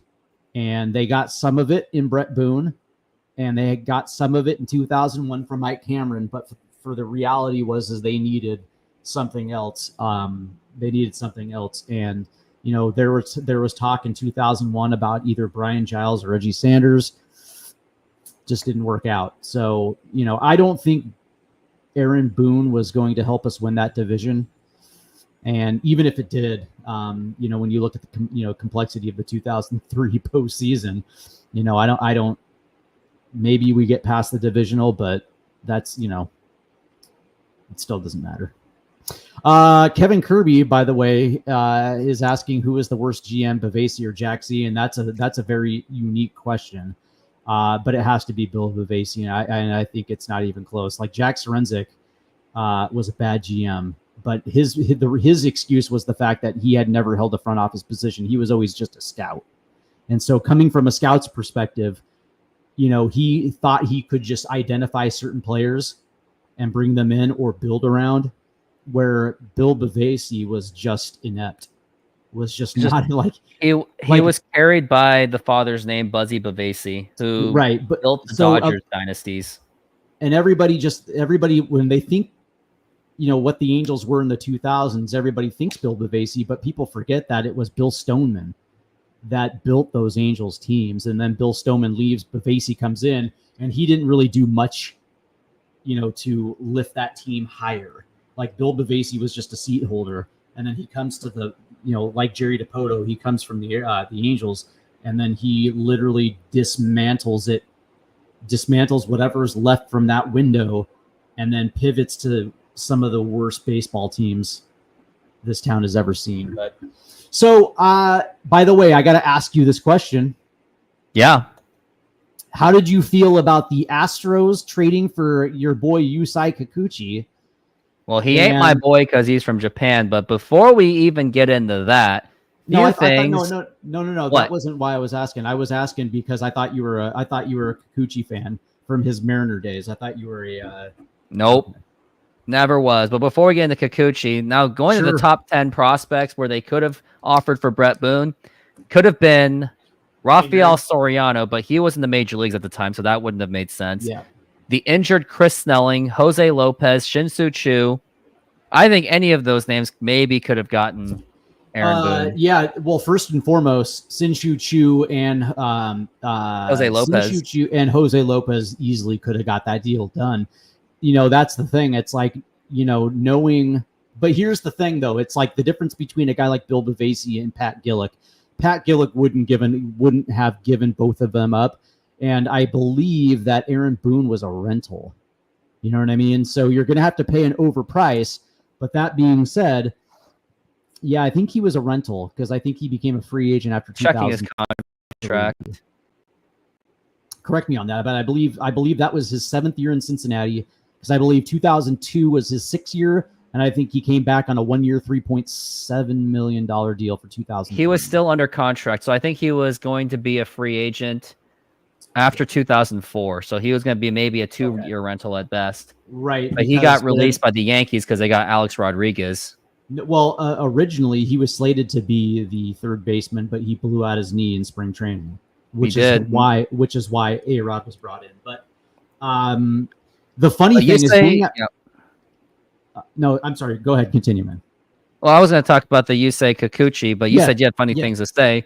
Save what you say, type it in. But Yusei Kikuchi, it's a depth move, obviously, for the Astros, but they did pay a heck of a price. I heard they paid with some of their better prospects to get a starter in Kikuchi, which the Astros needed. And the advantage of Kikuchi is he's going to have much more run support and much more protection than what the Blue Jays were giving him. So yeah, well, the funny thing is being out here in Michigan, okay? The crazy thing is that the big question surrounding the Tigers were whether they were going to trade away Tarek Skubal, who is essentially the Tigers' best pitcher in their rotation. He's young. He's got club control.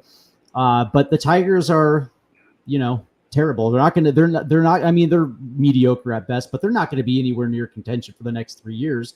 And so the best thing you can do in those situations, especially if you have value in club control, is flip them for players that are going to raise your level. And so the thought was that the Astros were going to make a play for Tarek Skubal, and the Tigers, right now at least, have decided to hold on to Skubal.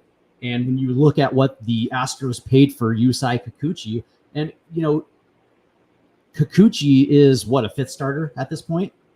He's a depth, pretty much. He's a depth starting piece, and the Astros, who don't have that great of a minor league system, gives up right-handed pitcher Jake Bloss, who's got a live arm, a very live arm. I think he was ranked number 9 in the MLB pipeline.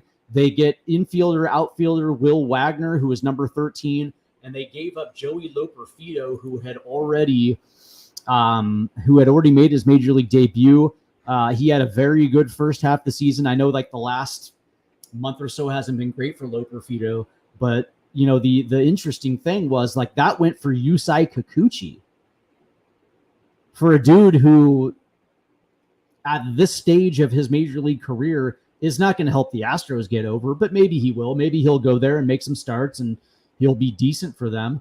But it would have been something had the Astros ended up getting Tarek Skubal from Detroit. And like, that actually makes sense for the package of prospects that went back to Toronto. For Detroit, that actually would have made a lot more sense in that regard. But that's the thing. It's like, you can see, and I still haven't heard anything up to this point about more deals involving the Astros. But to me, that reeked of desperation of Houston. You know what I mean? Like, they needed starting pitching, that market is thin right now. A lot of teams, especially with the third wild card, and especially with a lot of teams still feeling like they're like within the mix of that third wild card. So a lot of teams are not willing to get rid of starting pitching, and so you gotta take what you can get, and teams use that as leverage. And to me, it's just like, the Astros, the Astros in desperate need of another arm because of their, their rotation history, injury situations. To me, I was like, when I saw that, I was like, oh boy, that screamed of desperation to me. I was like, God damn, like they're hurting for arms. Well, speak of like division, our division rival, the Texas Rangers, just got your boy Andrew Chaffin from the Detroit Tigers. I saw. And I wonder how much what was given for that. I saw that, and this is also a situation with. This is also a situation of like what the. This was also a situation of them absolutely needing. They needed arms as well too. It's no secret that he looks like Todd Jones. Andrew Chafin.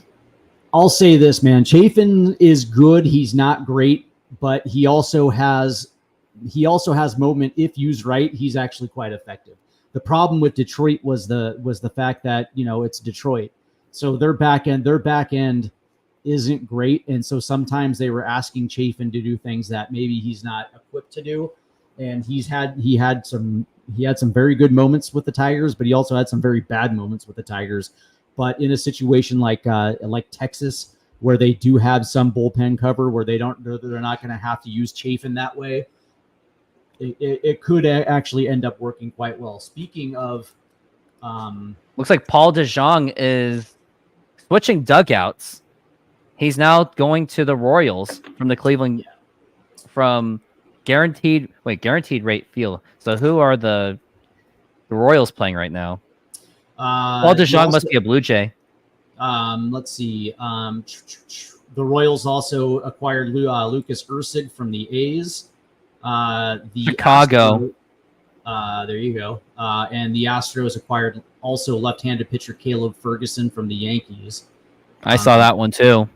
Yeah, the Guardians had themselves a very good deadline for all you Cleveland fans out there, getting Alex Cobb, and they also got Lane Thomas. That's huge. That's very huge. So yeah, I mean, I don't know, man. Like that's the thing, is it shows you just exactly what the market is for pitching right now. It's very thin, and so that's the beauty of what the Mariners were able to do, is getting Jimmy Garcia from the Blue Jays, right? I mean, it's kind of interesting how the Mariners set the market for for a bat and for bullpen help, and just the cost of what they were able to do to get Jimmy Garcia to Seattle. It kind of set the market. And when you take off the best bullpen arm and you take off the best bat off the market, it doesn't leave much for other teams to swoop in to try to match that. What do you think that the Mariners could have done to get Vlad Guerrero? Because it looks like the speculations was that the Blue Jays were just not interested in, like, you could have given them the entire farm system and it wouldn't have mattered. It's interesting. And I got the impression that the Mariners were offering their top prospects. I mean, the word came down last night that the Mariners are still very active in the trade market, and all of their top prospects are available. Right. So you're talking Colt Emerson, you're talking Laz Montez, you're talking Harry Ford, you name it, it's available. And, from the Toronto standpoint, it's like, listen, man, it's a very hard thing to do. When you look at where the Blue Jays are as an organization, it's a very hard thing to do to trade the face of your franchise. And it's understandable that the Blue Jays probably are not going to be in the postseason this year. They have a lot of work cut out for them, but they still have their shortstop and they still have their first baseman in Toronto. And I don't think that Toronto could trade Vlad Guerrero and Boba I don't think they're going to be able to trade Vlad Guerrero and have face with their franchise. Like that's the type of deal. Like regardless if you got the Mariners' top 5 prospects in that deal. You know what I mean? Let's say that you were able to 5 for 1 and you were able to get just unbelievable prospect package. It's still a hard thing to sell without having that come back without repercussions. And so I'm sure it was a business decision, because Toronto still has to sell tickets, even without the possibility of the playoffs. They still have to have fans come to Skydome and watch them play. And so you have to have certain pieces around in order to sell. And so it was a business decision. It's the same reason why the Angels didn't, trade Shohei Ohtani last year when they absolutely should have. It is what it is, man. But yeah, Yandy Diaz. He seems to be the last notable available offensive hitter, because it looks like Brent Rooker he's out of the game. Because look like, Oakland traded one of their bullpen pieces away. Yeah, they traded Lucas Ursig to the Royals. Yeah, Royals got some good depth out of that. Yeah,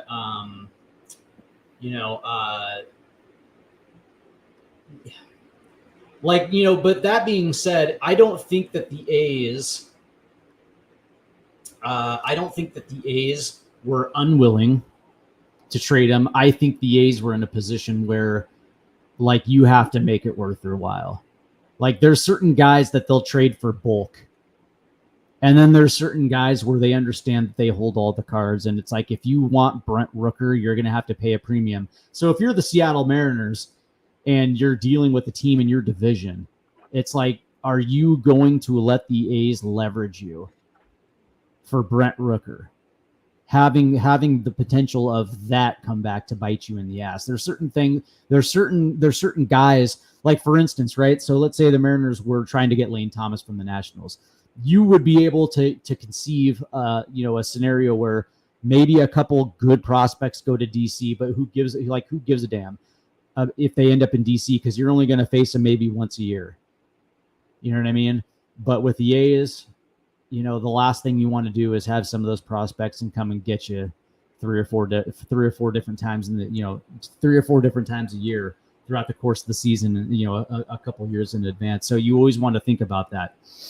But I think when it comes to the A's, they were going to be asking quite a bit for a guy like Brent Rooker, which they are known to do. They love to build that farm system every single time they could get. A good GM. Now, mind you, this is all business too, because it's all business with the A's. Yes, they, regardless, A's fans aren't going to come out and support John Fisher, right? So all of this is for next year and the next 2 years as they work their way toward Las Vegas, right? So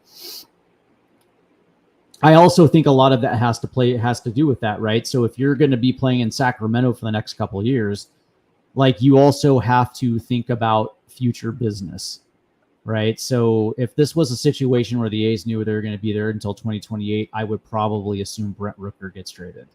But in order to facilitate that deal, you're going to have to overpay. And no teams are going to do that. And so from that standpoint, they're looking towards 2025, 2026. An update, which we got, this is not a trade, but we got Mariner roster moves. Justin Turner just reported to the club, and because of that, moves had to be done. Mm-hmm. Jonathan Diaz has been recalled from AAA Tacoma. Mm-hmm. I would wonder if they're going to put him on the bullpen. I don't know if they're going to make him a starter. Actually, they might, because Brian Woo's having his problems. Gabe Spire has been optioned to AAA because I guess he's not looking the same. And Tyler Locklear has also been optioned to AAA Tacoma, which that one wasn't really a surprise. That was not going to be a surprise. I would probably think that Justin Turner is going to. He's gonna. I think he's a platoon. I think he's a platoon with Luke Raley. I would think that Justin. Well, yeah. So I think first and foremost, Justin Turner is going to be in the lineup every single day, and I think what's going to end up happening is that Mitch Garver is now just your backup catcher. Tom Murphy role. Justin Turner is going to be your everyday DH, except for versus lefties, and then you'll probably see him play first base versus lefties. And then Luke, so I guess him and Luke Rayler are going to platoon, because then you're going to, if once Julio is back, hopefully he's back sooner than later, then you're going to have Robles at right field and Randy Arozarena in left field. But now if Arozarena happens, then that's going to be a very interesting, happens. What are they going to do with Mitch Haniger? What are they going to do with Luke Rayleigh and Garver? I guarantee you, well, Garver is going to stay in that backup catcher role. They're going to keep him in that backup catcher. Now, I would think that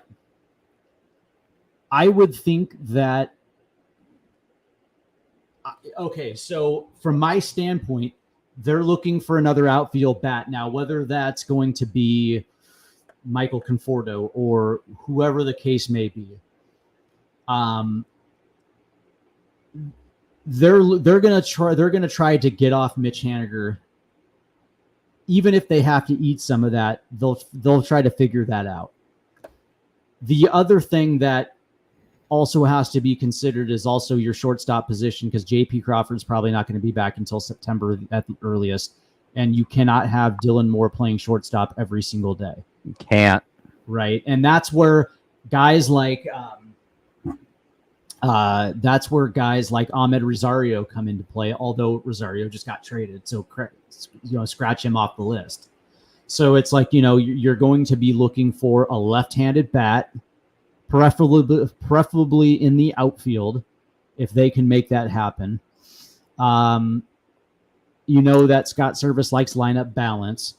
But that being said, the Giants just traded Jorge Soler back to Atlanta.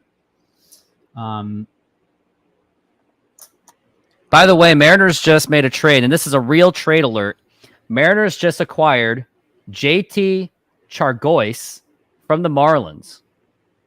Still waiting on who the Mariners gave up.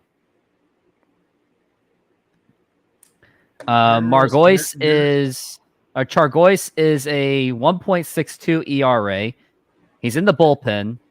12 strikeouts to 7 walks, so he does walk quite a bit. But that's also a proof that they're not going to get Tanner Scott, which I was hoping the Mariners would have gone for. Yeah, so that was basically the not Tanner Scott move.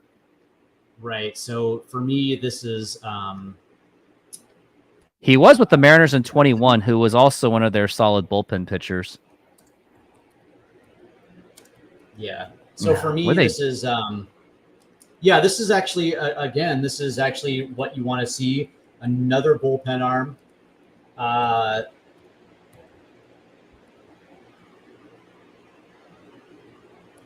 Another bullpen arm. He was actually part of the Diego Castillo trade, and it makes a tremendous amount of sense. He was ironically part of the Diego Castillo trade. He was part of that package to get Diego Castillo after the Mariners traded away Kendall Graveman. Okay. And he was a free agent signing in 21.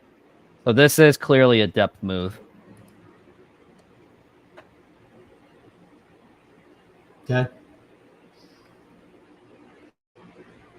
Yeah, no, it's good, man. It's good. I'm just waiting who they gave up. That's what I want to know. Yeah. Let's find out. Well, that's what the Twitter is for. Mets are getting Paul Blackburn. Wow, A's are really selling, but they just won't sell Brent Rooker. Right. I wonder if he does get sold, but maybe to a National League team, though.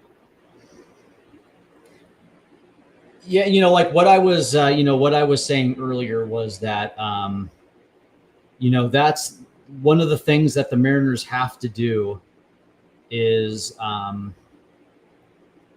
they still have a lot of work to do. They're going to have to try to pick up a shortstop.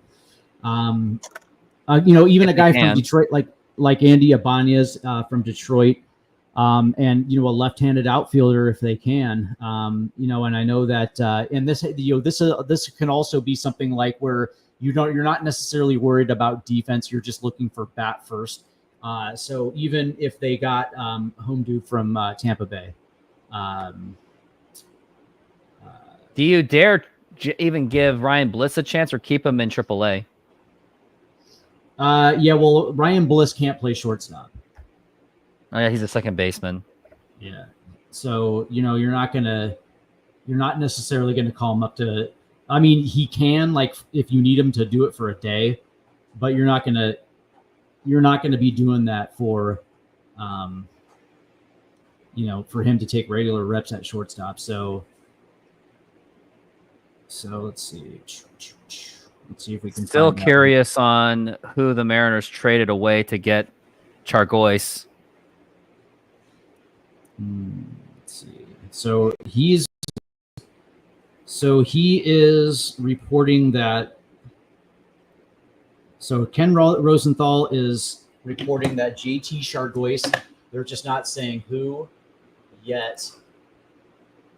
And let's see. And ironically, he was part of that Diego Castillo trade. And Diego Castillo fell off a cliff fast. And I never was a fan of him anyway. Let's find out. Let's find out a little bit about JT Chargois. Paul DeJong going to Kansas City. So Chargois is only this year. He's only pitched in 16 and 2/3 innings, 12 strikeouts, 7 walks, 7 walks, 12 strikeouts, 1.62 ERA. You're looking at, he's got a 5.32 FIP. But again, it is what it is. The depth move. Well, I wouldn't even say that. He's going to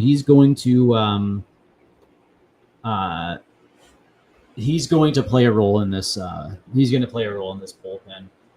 They need, especially with Santos unresolved. You're going to need that extra arm in that bullpen. So that makes a lot of sense. Basically, in some ways, it may just replace Stanek, which I was asking the Mariners to do because it was like, sure, if you're going to trade Ryan Stanek away, then you got to get someone because you can't just trade Ryan Stanek and get nothing back. It's funny that it's funny. There's certain people that are on Twitter right now saying it's the return of the guy. He was on the team in 21. Yeah. Let's. Yeah. So wow, the A's. Yeah. You're right about the A's. They're kind of selling a little bit. Interesting. Paul Blackburn to the Mets, and there was actually another fun fact by Ryan Divish. He said Blackburn was acquired by the Mariners along with Daniel Vogelbach for Mike Montgomery, and then traded to the A's for Danny Valencia. Hey man, don't sleep on Valencia. He didn't. One of my bosses' name was Danny Valencia. Danny Valencia had 15 home runs, 66. Wow, he actually had an okay-ish year with the Mariners. Yeah. 2017 was a blur to me. Like, I didn't pay attention for whatever reason. I just didn't. I don't know why. 2018, I kind of did, and 2019 was when I really paid attention again.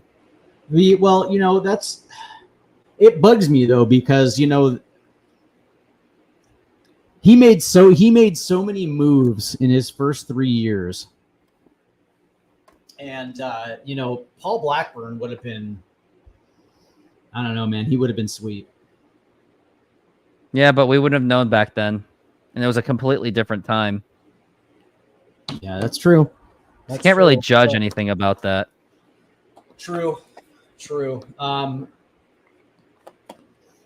waiting on what the return was that the Marlins got. Right. I'm sure we'll figure it out pretty soon. But now we're just waiting on whether the Mariners get Yandy Diaz, because that seems to be the hot ticket offensive hitter for any team to get. Because if the Rays are on fire sale, then I would think that Yandy Diaz has got to be off the team by this afternoon. It's interesting that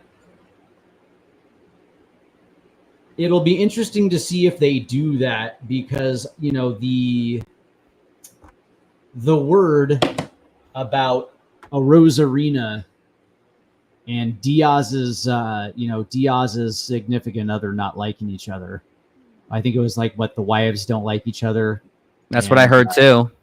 You know, so it's going to be interesting to see if that is going to play a factor in anything. But, you know, that's the thing. It's like if you're the Mariners, you know, the question really you have to ask is whether or not that's going to be an issue. And if there's not going to be any issue, then, you know, whatever. You know what I mean? You just do it.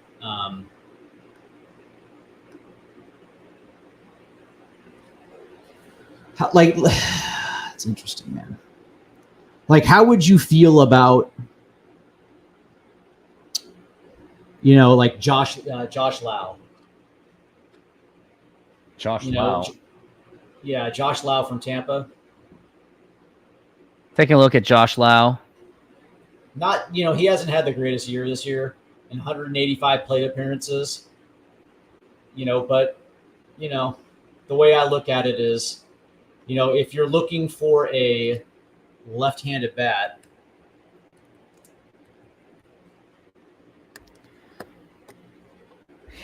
he had one good year last season. yeah. But that seems like a kind of guy that if they don't get Randy Arozarena, maybe they get that guy. And he probably isn't going to cost really anything. Yeah. He's definitely not going to that's the cost a thing. top 10. You know, my only problem is he's got a WRC plus of 78. It's not been good. But, you know, that's the thing is if you're just looking for that bat, you know what I mean? You're looking for something that plays, you know, especially from the left-handed side at T-Mobile Park. You know, there's you know, very few guys that I would think that would be available at this time. And that, you know, that could play. So let's see. The Diamondbacks have acquired Josh Bell. Justin Turner is batting fourth and starting at first baseman Tonight. Yeah, I saw that. I don't mind that at all. The problem with this is that, so they get Chargois for a year and a half. By the way, here's the starting lineup. Yeah, I see it right now. Robles leading off. Arozarena's batting second. Raleigh third. Turner fourth. Polanco fifth. Moore, Garver, Henniger, Rivas. See, I'm okay with Rivas at this point. But we need that just one more bat, whether it's Yandy Diaz. Yeah, looks like Brent Rooker's not going to happen. Oh, so here it is right here. The Mariners are acquiring veteran JT Chargois from the Marlins in exchange for minor league starter. Saw that. Yep. So there it is. Will Schomburg is going to be heading to the Marlins. So they didn't really have to do much. Nope. You know, you're getting a guy who is, you know, coming into work that you know, that middle relief area. And that's the thing. It's like, you know, Gabe Spires going down to Tacoma to fix whatever he needs to fix. But, you know, you're hoping that maybe by the end of the year it works out.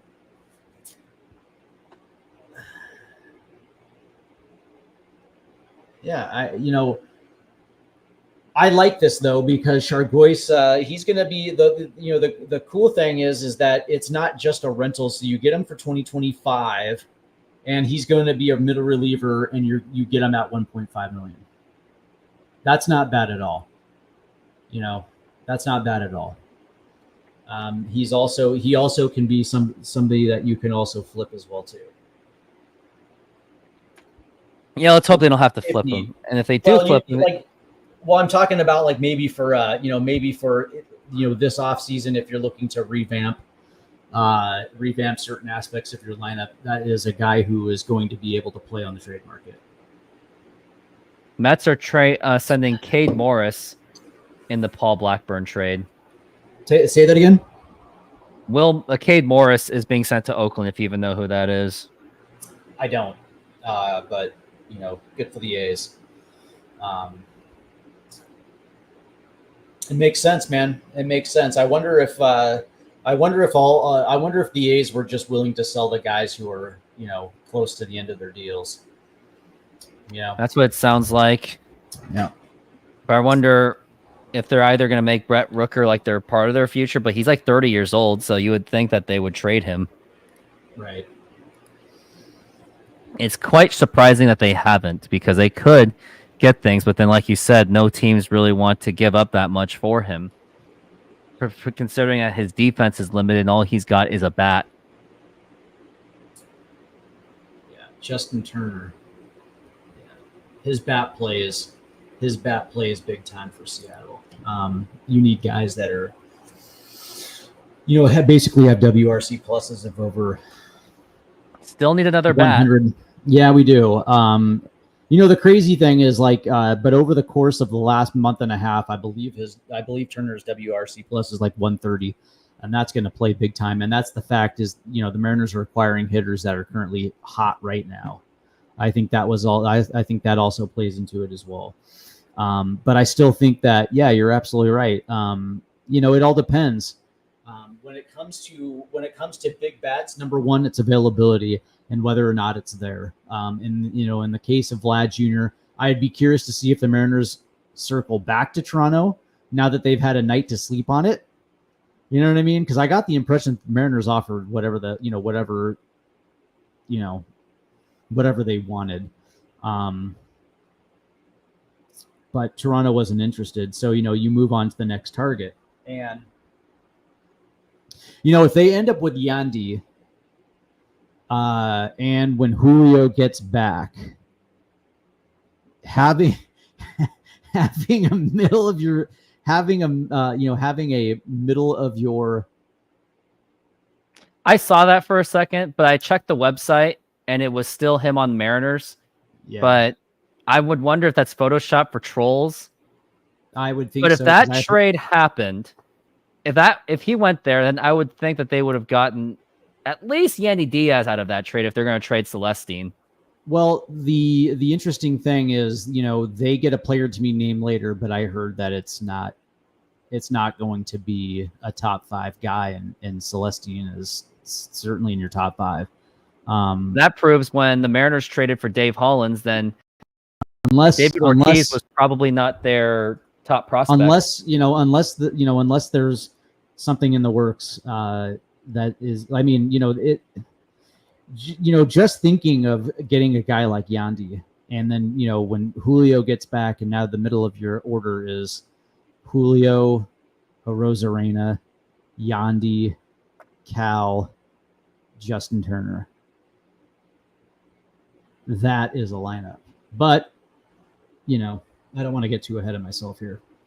David Ortiz was not even even a top 10 when he was traded for Dave Hollins at the time. So at the time, you may have said that, it was just a throwaway trade, because they didn't know that David Ortiz was going, or David Arias, because they didn't know he was going to be at that level. So I guess you can't hate the trade too much at this point.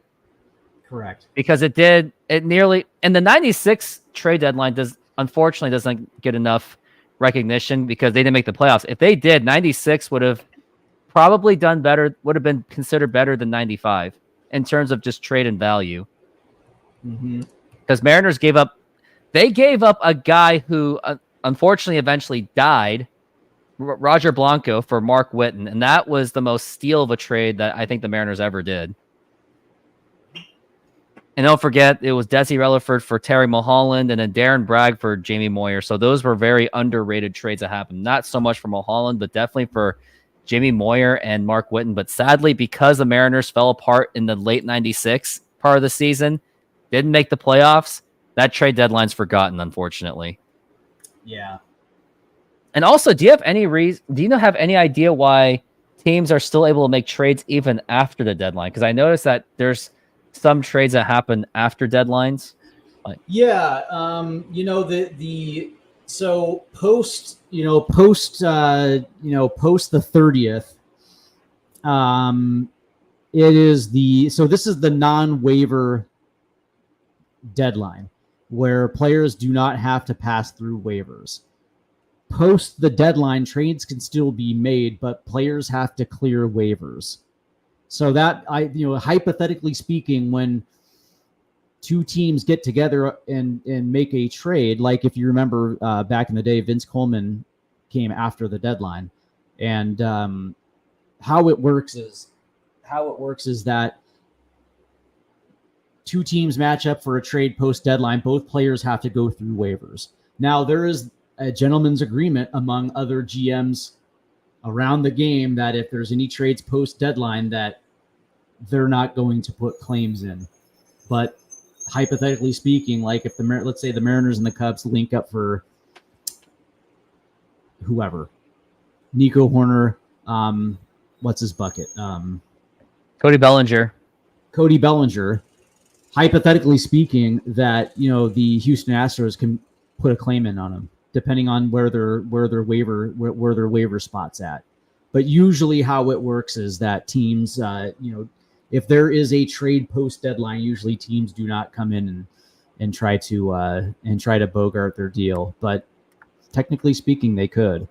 And if you're Houston and Seattle is nipping at your heels, or vice versa, you don't want to see those type of deals get made. But I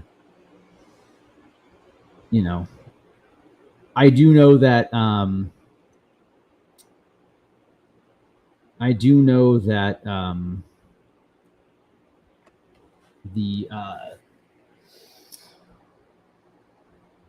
it's rare these days. Post deadline, it's rare to see trades go down after the deadline. Like it still happens, but it's not as frequent as it used to be, because usually what ends up happening is the reason why those deals used to happen was that for whatever reason they couldn't get it done before the deadline. For instance, if a team had a reliever or a team had an outfielder, and at the deadline they were fielding multiple offers, and for whatever reason, the right offer wasn't there, and you happen to like a deal from the Mariners, and you were just hoping that maybe you would use that as leverage to get a better deal, and if it fell through and you ran out of time, you can circle back to it post the deadline and make that work. But with the way things are these days, I just don't see a division rival letting that one squeak through. I would like to think that Houston would probably swoop in, or Texas would swoop in and try to block something like that. Random question. This guy, it's from Basebury History Nut. Do you think Albert Bell's attitude towards the media is what kept him out of the Baseball Hall of Fame? I never thought of that. I heard he had a beef with Hannah Storm of MDC. That's an interesting beef to have, by the way. Let's see. But I do think Albert Bell should have been a Hall of Fame player, though. I mean, his numbers are insane. Just look at it. Yeah, I'm looking at his career numbers right now.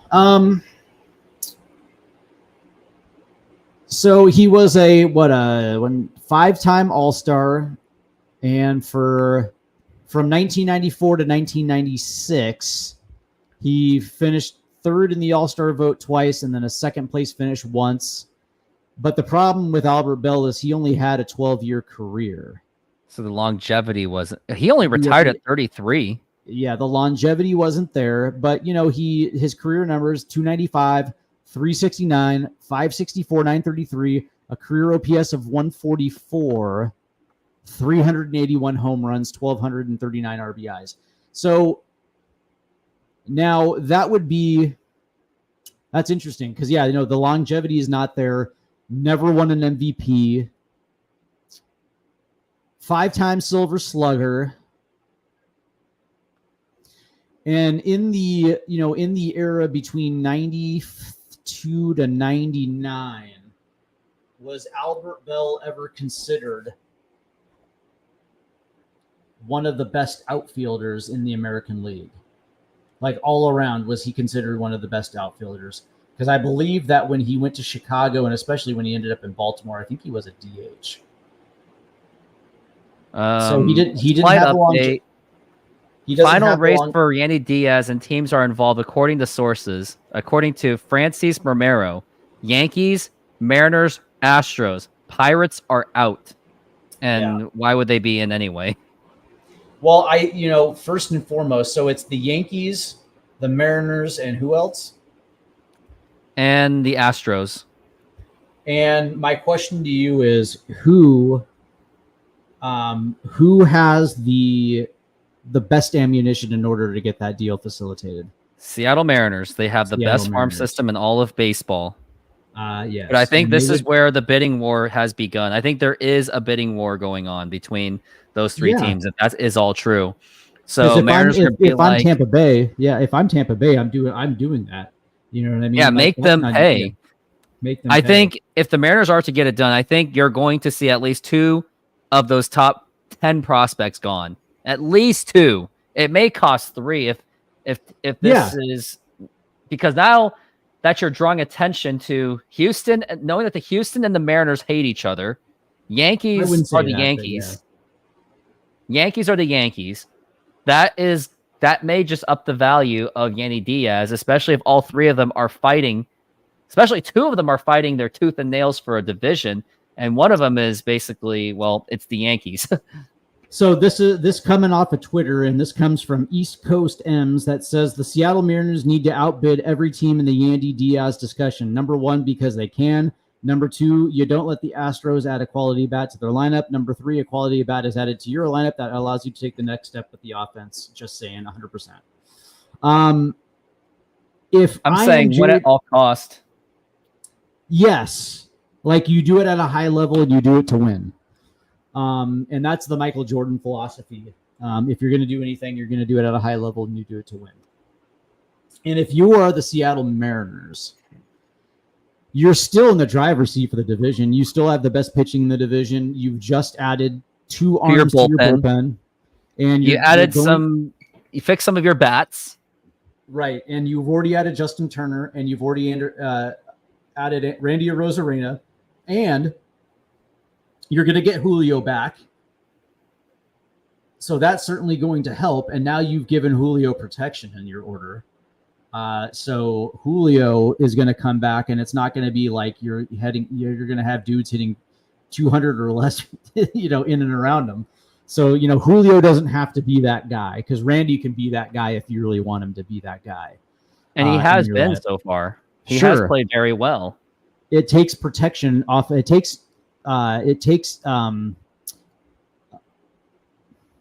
pressure off of Julio. And that's where you want Julio to be, just to be able to come to the ballpark, have fun, swing free and easy, and just hit bombs. Because now you have Randy Arozarena, and you're going to have Yandy Diaz in that lineup where Julio is going to be super comfortable in that lineup. And it just gives you that psychological edge over your division rival. And yeah, I'm 100% with you. If it means that you're giving up Cole Young and Felony Celestine and Laz Montez, okay. Because because you're going to be able to, because you're getting club control on Yandy, just like you got club control on Randy. And so that's going to be, they're going to be in your lineup for 2025, 2026. And you have Julio locked down on contract for the next fucking 3 decades. You know what I mean? So you're going to have 3 core guys in your lineup. And with the Mariners' ability to draft and sign in the international window, it's like, dude, it's like not going to be that big of a loss. So I'm just, this is it, right? You're coming down to the wire. We're 2 hours and now an hour and a half away from the deadline.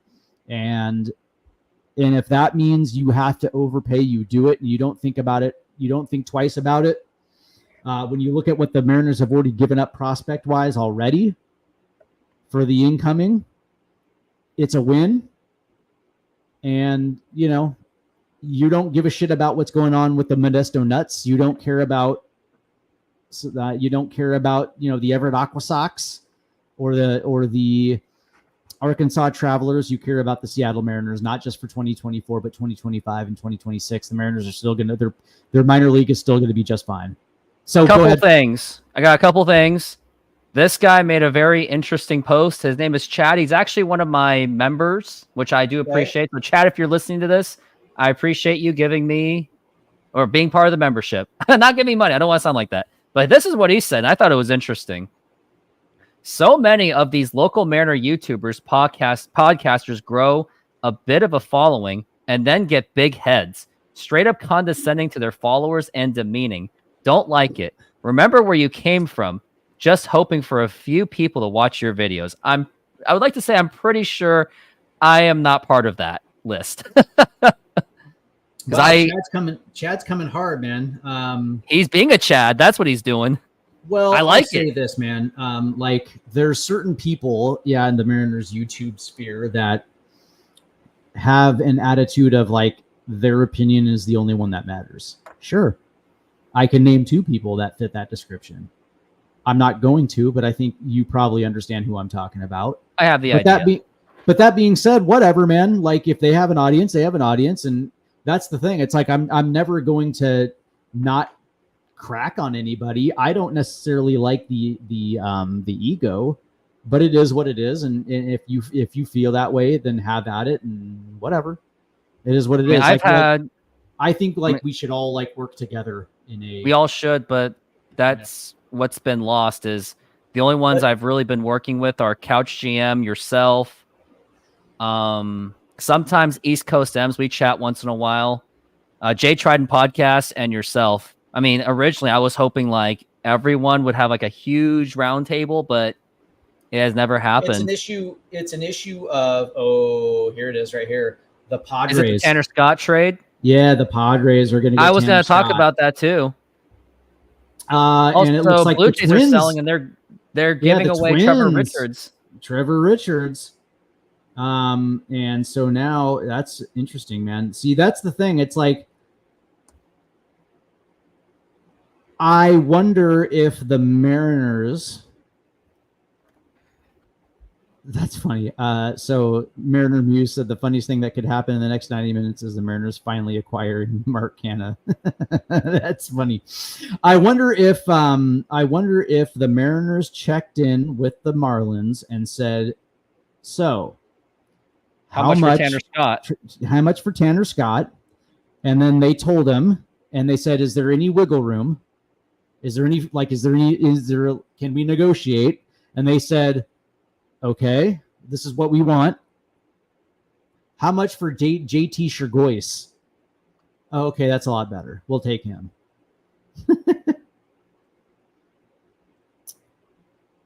That's interesting, man. That's interesting, man. So, yeah, that was awesome, man. Good for the Twins getting Trevor Richards, and good for the Padres. That is a very Padre move. That's a very Padre thing to do. Yeah, they overpay. They're really weird. They sold. What was it? They sold. What's his face? The guy on the Yankees. I forgot his name already. Yeah, so so say that again. I'm trying to remember that the Padres traded away. They sold on Juan Soto, and now they're buying again, which is weird.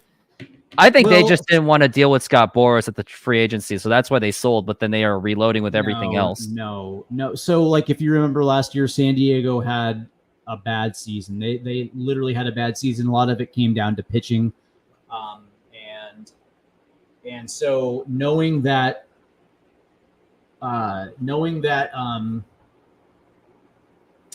Juan Soto was on the last year of his deal, and understanding that he was probably not going to re-sign in San Diego, they made the decision to trade him. And that was a good deal for San Diego because it fixed a very big area for them. And it's not like they're going to miss the offense, because, San Diego's offense is still very good. They swung the deal for Luis Arias earlier this year to fix that huge hole at second base, and now they're plugging bullpen areas. Marlins got a ton of prospects back for Tanner Scott. So I wonder how much of that top 10 that would have been. I'm going to take a look and see where those prospects were. And then let's take a look and see how much those prospects would have been for the Mariners if they were to get Tanner Scott. So we can see if the Mariners missed out or they're like, nah. What's the return? It was Robbie Snelling, Adam Mauser, and 2 other prospects that are unknown.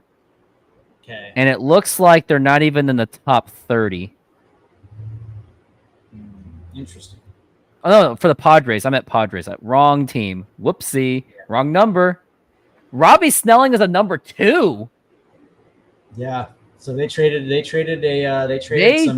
Hall. Yeah. Yeah. That's why the Mariners didn't do it. So they would have traded Harry Ford. If you just go by rankings, they would have traded Harry Ford, Felnine Celestine, and whoever those 2 other prospects, probably not even the top 10. So Mariners would have gave up. That's why they didn't do it. If they were going to give up offensive top 10 prospects, it's going to be for Yandy. It's got to be for Yandy Diaz. Yeah, it's got to be for Yandy. And, that makes sense. Like, that's the thing. I would like to think that, that's the thing. It's like, and that's that's a Jerry DiPoto thing. They're not going to move heaven and earth for a dude like Tanner Scott when they can go out and just get JT Chargois. But if you're saying Yandy Diaz, okay, 150%, you're going to Cold Emerson, Laz Montez. That's the thing. It's like, yes, you're going to lose guys that may or may not hurt you 2027 on, 2026 on, but you're getting a dude who you would rather have now, next year, and 2026. And it would suck because you're gonna be wondering whether or not Tampa Bay is gonna be able to develop a dude like Laz Montez. And who knows? They would have. They would have. I mean? Because they at least, Caballero is doing about the same as he did with the Mariners. That's exactly right. But at least they kept Caballero from being garbage, I guess. Yeah, so far the Mariners have gotten Randy Rosarina, Justin Turner, Jimmy Garcia, and JT Chargois for Aiden Smith, Brody Hopkins, Jonathan Clase, RJ Schrick, Jacob Sharp, Will Schomburg, and a player to be named later. I would think that is a very good. I would say it's the most aggressive trade deadline that we have seen since 1997. The last time we saw anything, 2006, if you want to count that, Mariners were so desperate to trade for a backup first baseman by giving away Ben Broussard and giving up Asdrubal Cabrera for a part-time DH in Eduardo Perez. I certainly, this is certainly better than 2022. Just from the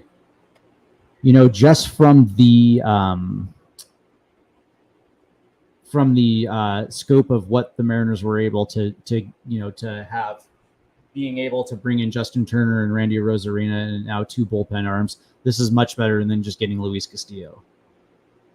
Oh yeah. Like we're as of now, you said you would put it above 95, right? Would you put it above 90? Because 95 they did it on the cheap. They got Bennis on the cheap. Yeah. They got Vince Coleman on the cheap, and they got insanely lucky. Like, those 2 players could have gone either way. Like, Bennis, if it wasn't for that top 10 offense the Mariners had, Bennis would have not been 7-2 because he had a 5-point-something ERA, so he got lucky. Well, Vince Coleman, like you said, was on his last part of his career. By the way, Yandy Diaz is off the market. Yankees have acquired Yandy Diaz. No, you're joking. I'm not seeing anything. My phone is not exploding at the moment. Nah, you're just joking. It would never happen. No, it did not happen. It did not happen. No. Nothing's on my phone being said. I think you looked at the wrong post. Let's see. Just like when I saw the satire. Oh, another notification by Joe Doyle. Nope, nothing. Okay. I mean, I would find it just as satire as when people, because there is a guy named Dr. Eric Shun who's saying that they have traded Yandy Diaz to the Yankees for prospect Jorbit Vivas and outfielder Jace Avina. That seems no, that doesn't seem to add up. Yeah, let's see. I mean, I would believe. But what's great. Yeah, go ahead. Sorry, man. I would believe that trade as much as there was a report that Samsung pulled their sponsorship away from the Olympics due to the controversial opening Olympics ceremony, which I also didn't buy, because if that was true, our phones would have exploded. And two, you would have saw stock price changes significantly because of that. So you had all these people going, yay, Samsung, you did the right. No, they would not. They're not that politically charged. They're just a pure business. What's funny, though, is that... but yeah, can you send me that? You look at the repost it. I want to see it. Yeah, hold on. Hey, that gives me a good YouTube short opportunity. Like, did the Yankees traded away? Oh, nope. False alarm. Unless it's true, then I'm going to, like...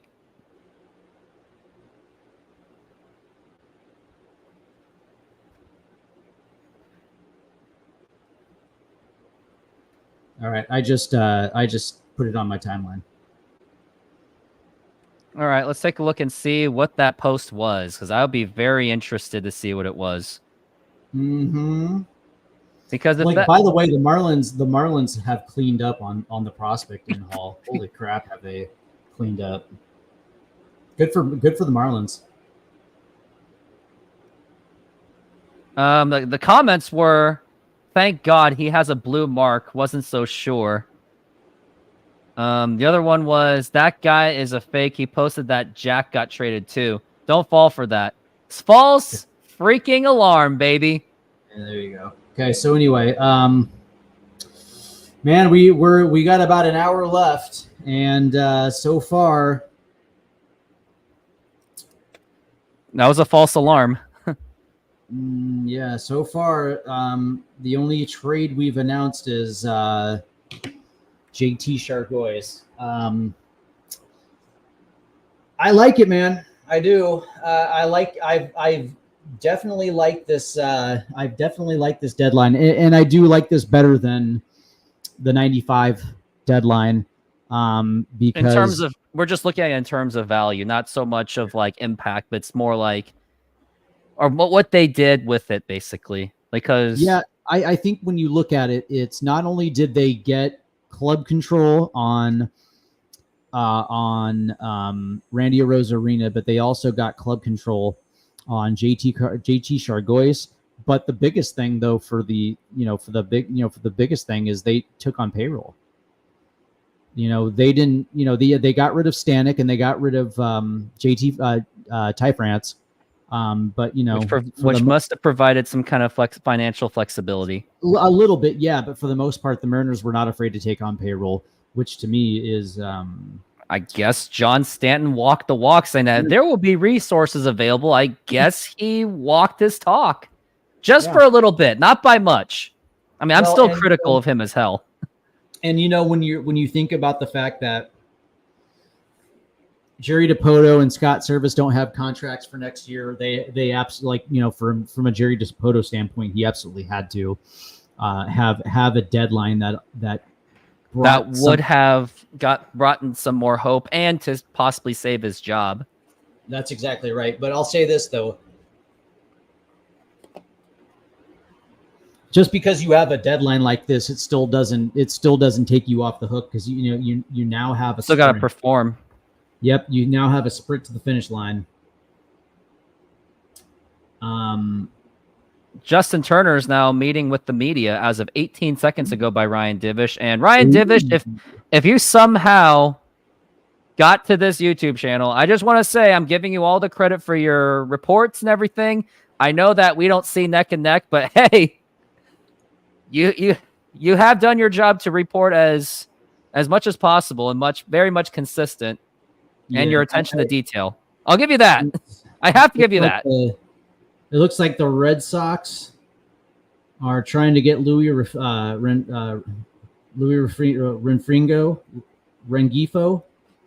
Looks like they're trying to get that one done. Yeah, Justin Turner is now meeting with the media. Yeah, I'll tell you what, man. Yeah, that's so crazy that the Padres gave up their 3, 4, 6, and 29th prospects. That's crazy. But the Padres?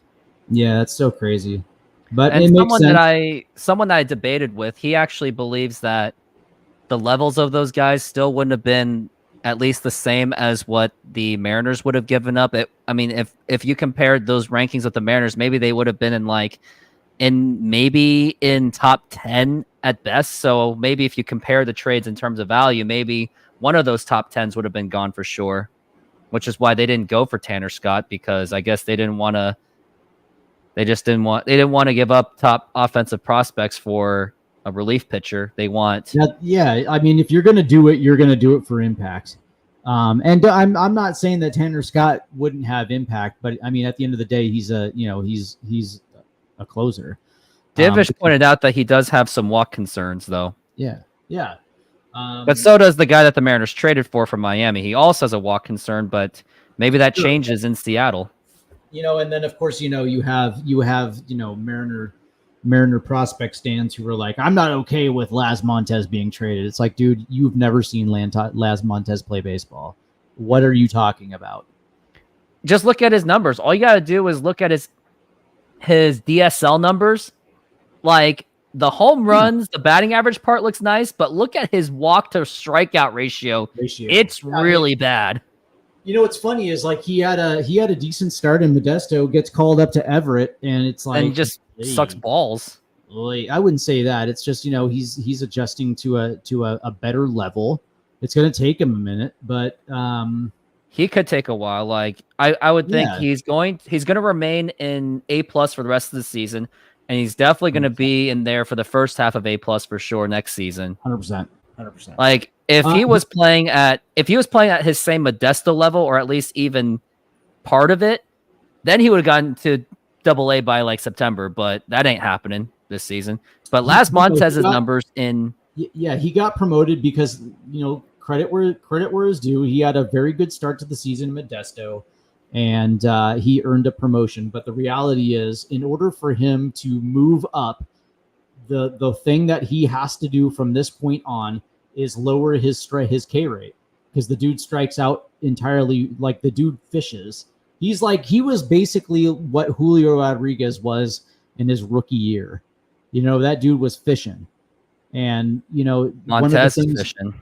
Yeah, and that's the thing is, the one thing you can't do as a top prospect and expect to continue to move up the chain is to have those type of strikeout numbers. And there's a very good possibility that next year, if things don't improve this year at Everett, there's a very good chance he starts next year back at Modesto. Yeah, I could see that. But here's his DSL numbers. In 56 games, 10 home runs, 41 RBIs, batting .284, 422 OBP. Cool. Great. You're doing that in DSL. Great. I mean, yeah, I can't do that, obviously, but 74 strikeouts in 56 games. That is the alarming. And that's what Joe Doyle warned me about, was he could either be maybe Yordan Alvarez, but he could also be Carlos Peguero. He could also be Justin Smoke.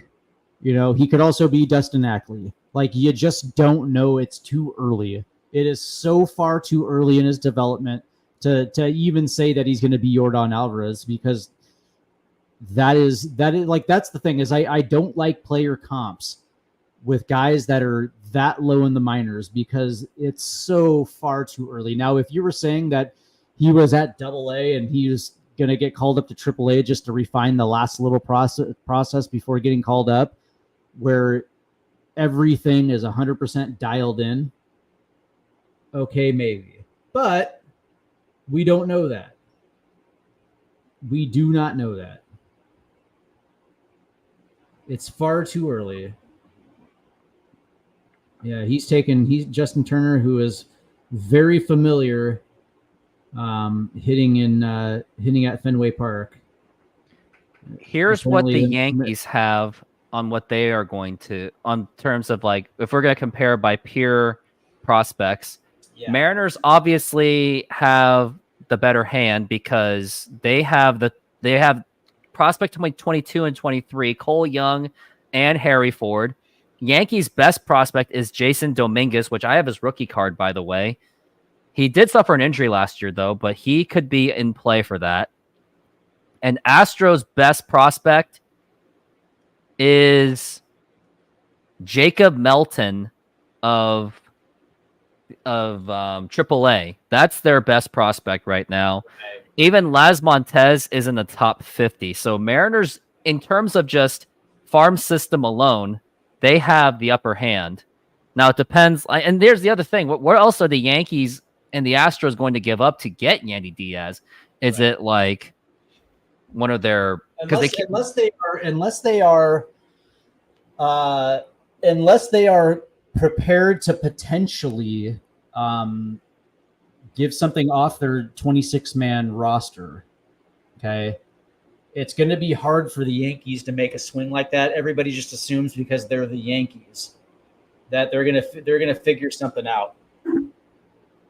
But the reality is, when you look at what the Astros sent to Toronto and what the Mariners still have in their gun, they can easily get this done. And the reality is, we know that Tampa Bay likes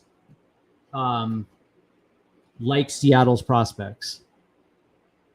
You know what I mean? It's like, feasibly, what can the New York Yankees send Tampa? You know what I mean? Like right now, what can the Yankees send Tampa that we can't better? What can the Astros send Tampa that we can't better? You know, I would have no problem trading Cold Emerson, Las Montez. Because I remember Mariners got rid of two of their top prospects to get Luis Castillo, and gladly and thankfully that trade worked out in the Mariners' favor in the most lucky ways. Mariners kind of got lucky in terms of the value, because who would have thought that Noe Marte was going to be on PEDs, and then who would have thought that Edwin Arroyo was going to be a dud? Mm-hmm. Absolutely. I just, that's the thing. It's like the way I see, the only thing that's standing in the way of the Mariners getting Yandy Diaz are the Seattle Mariners. They're just afraid to give up their prospects. But what's funny, it's like when they got Randy Arozarena,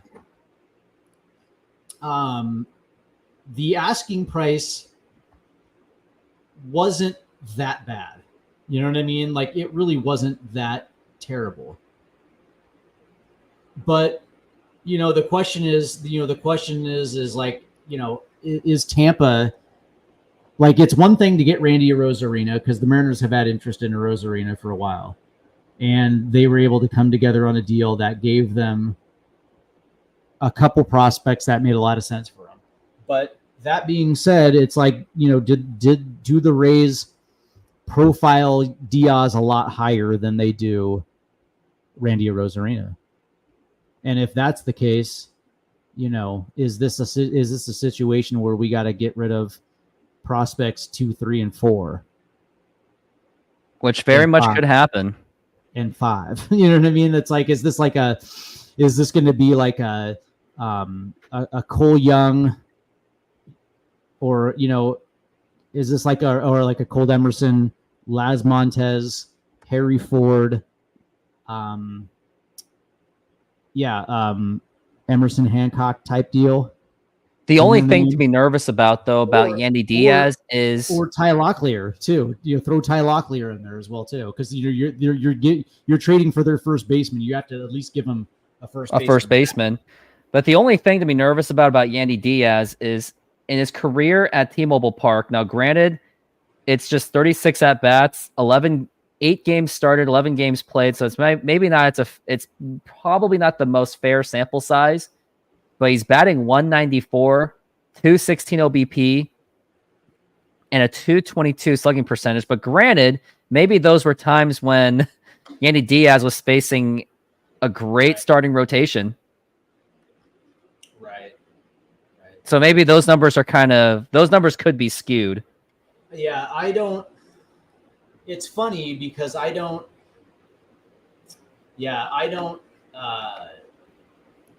it's weird, man. Like, I care about what the player's doing now, not necessarily the past. Yeah. In the last series, when the Mariners were playing against the Rays in Seattle, Diaz, though, did hit a home run. Sure. And batted 357 with a 357 OBP. So maybe those numbers aren't necessarily a fair judgment. Maybe that was times when he was figuring it out, I guess. Right. Like 2022 when he was playing in Seattle. So yeah, you're like he only has had 36 at bats in Seattle. That sample size is not that big of an issue.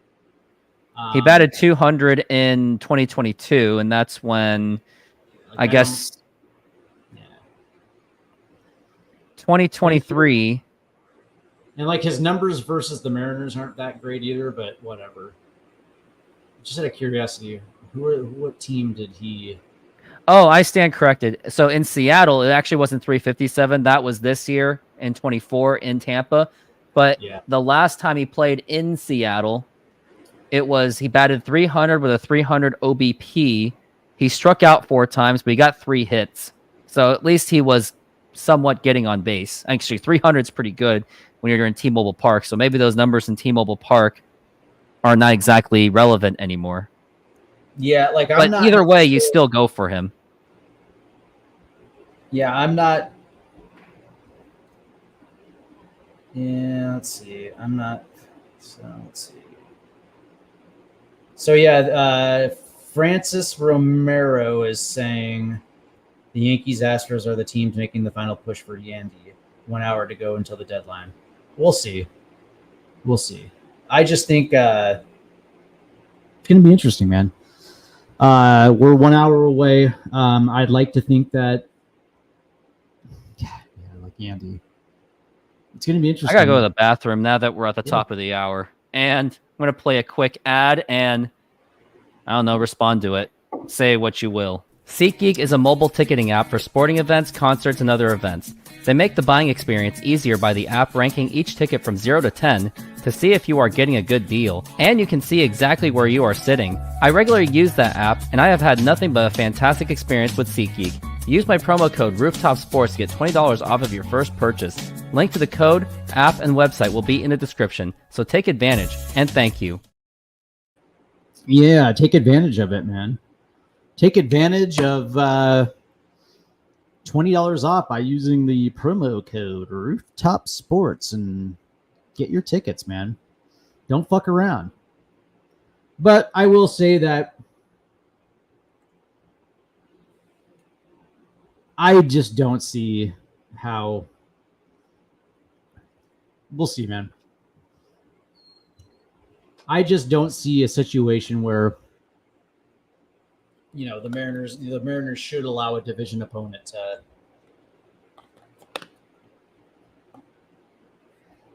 to end up with a bat like Yandy Diaz. It just doesn't make any sense. So it looks like Kevin Kirby says Astros got robbed Kikuchi, a free agent at year's end. A free agent. Wait, yeah. What did I miss? Oh, the report. The report about the Yankees and Astros. Francis Romero says Yankees and Astros are the teams making a final push. Wait, where is the Mariners? And this was as of 155, so maybe the Mariners are out of the trade for Yandy Diaz? No. It's like that's the thing is I just don't buy it. Well, I'm going to respond to this Francis Romero either way. Yeah, I just don't buy it.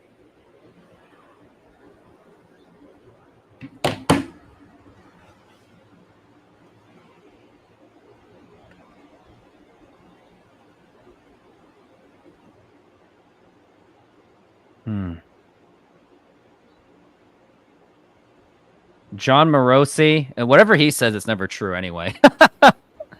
Well, I wouldn't say that, but You said you don't buy this. What can Houston or the Yankees offer that we can't?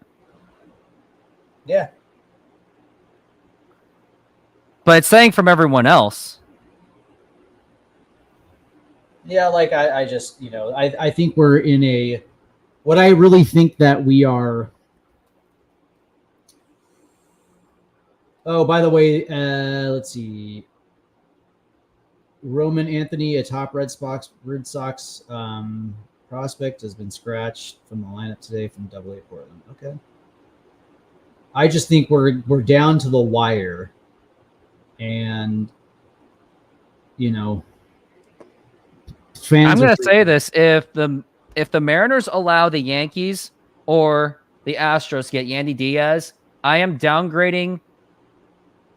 I said it was a C+, but I'm going to downgrade it to probably like a C or a C-. I mean, I know that sounds very harsh, but I really want to give them a B+, but I'm going to keep it at a C for the grading if the Mariners allow the Astros to make it happen. Because if Astros make it happen, it's going to be a huge mess of trouble. Yeah, let's see. I don't know, man. Like, until it's actually,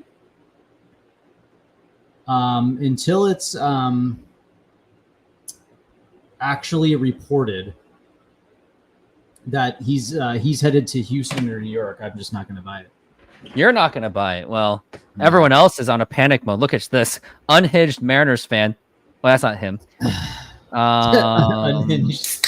By the way, if there's somebody with the name of unhinged Mariners fan, that's got to be the greatest Twitter handle I've ever heard.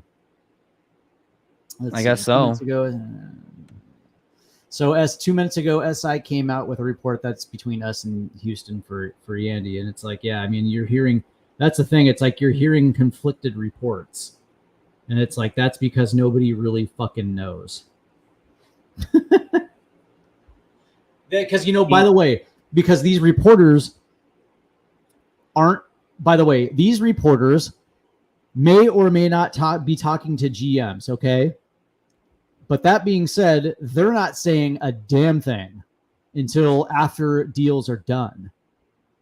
So, you know, they're not going to be. It doesn't add up that the Yankees and the Astros would be in it for Yandy Diaz. Well, my whole thing is like they don't like. I know how this works. Okay, so a reporter does have contacts in the club, and usually it's another beat writer that is in around a club. And so what they'll do is they'll text or they'll call or do whatever they're doing. But for the most part, GMs and AGMs are not going to be are not going to be leaking any sort of information. They're not going to be tipping their hand one way or another because they don't want word getting out, right? So they're going to keep this close to the vest. Like I know how GMs operate, man, and it just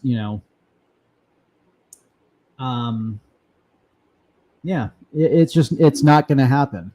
And so like Fish and Catch here in the chat room said that SI said we're making a final push, right? It's like, yeah, I mean, they'll say whatever, it is what it is, right? You'd like to think that they're on the phones, and I'm sure that they are, and I'm sure they've circled back to Toronto just to double check if they can get Vlad Jr. at the last second. But also, they also have what's his ass? That I like. What's his ass that I like?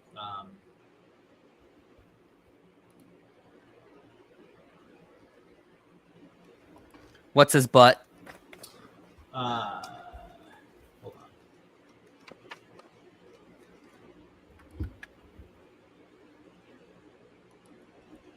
What's his budget? I need to find another piece of paper. A guy like Dalton Varsho.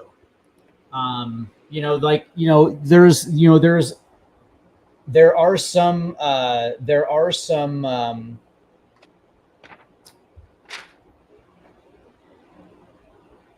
While you're looking at it, let me get another piece of paper.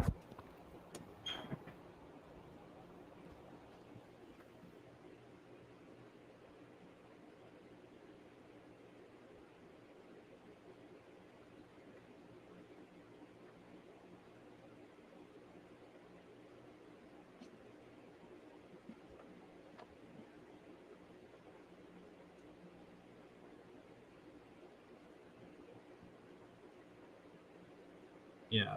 For me, it's just, you circle back, you make those phone calls, and you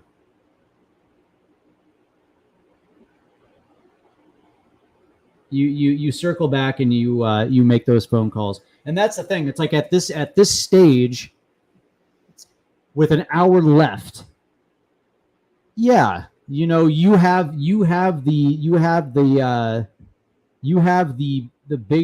all the bullets in the gun that you have to make a deal for a guy like Yandy Diaz. You can outbid any of them, and it's just going to be the question of whether or not they want to do it.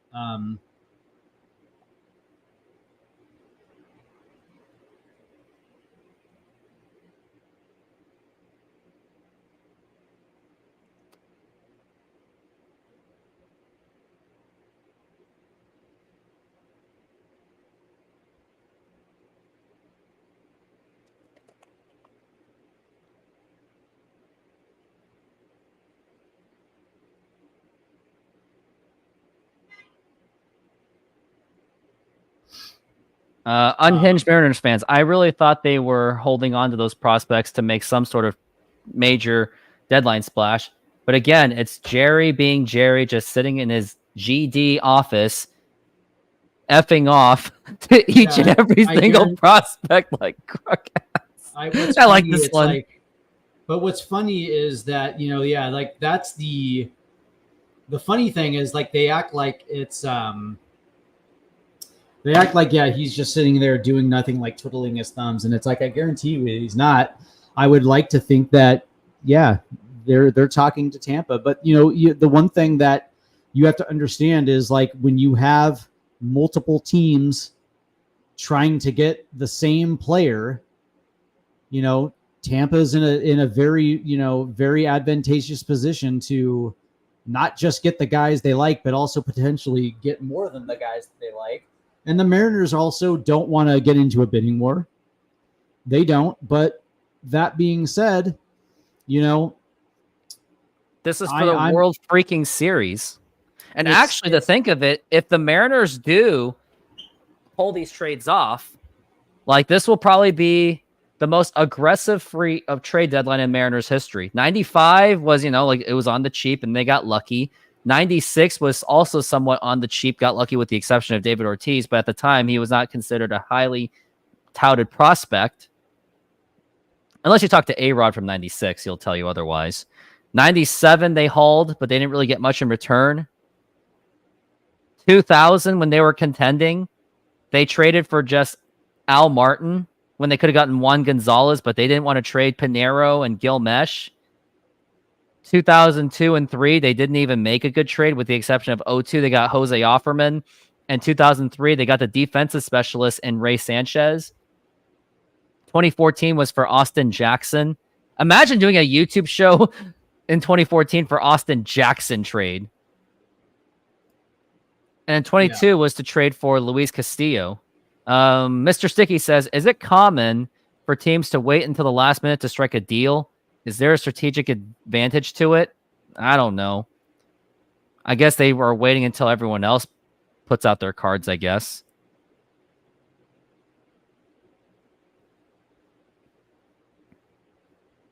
For anyone cares, if anyone's in Venezuela, what a disaster it is. Not going to get into details, but when you have Elon Musk just blowing it up on his Twitter X, you know something's going on. I mean, I know what's going on. I just don't want to talk about it too much. The only thing I would talk about Venezuela on this channel is about any of the baseball prospects where they come from. No new notifications at this time. Jason Puckett's also doing his trade deadline show too. Ooh, Jason Puckett. Former KJR man. Is it common for teams to wait until the last minute to strike a deal? Actually, it is common. Because, teams want to make sure that they got all the potential deals in, and some teams will come over the top to add to any potential deal on the table as like a pot sweetener. So the Rays don't have to make a deal per se right this minute, but with an hour left, what they're doing is they're sitting back and they're examining every single offer from whatever teams are trying to get that done. Would you have done that instead? Josh Bell, trade for Josh Bell, who would have been cheaper.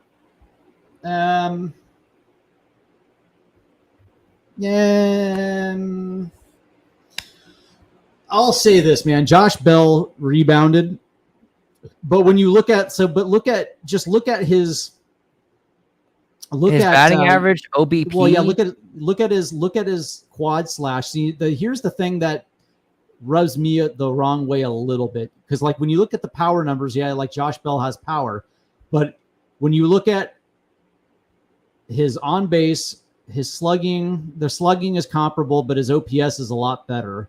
His OPS plus is a little bit over average. It seems like he just hits better, but more efficiently. He a little bit more efficiently, but some might say that it's like Josh Bell had a problem like the last couple of years. I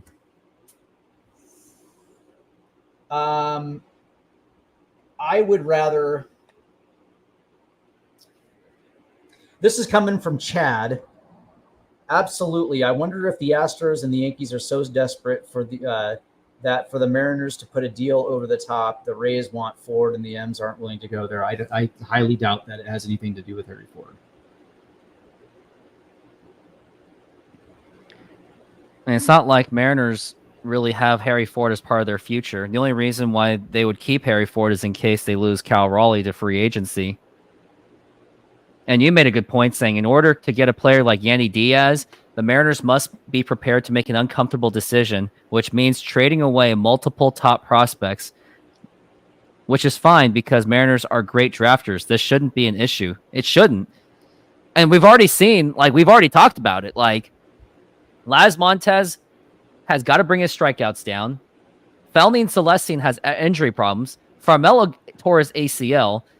As much as there's a lot of hype for this farm system, there is still a lot of concerns on these top 10 prospects. Mm-hmm. Yeah, listen,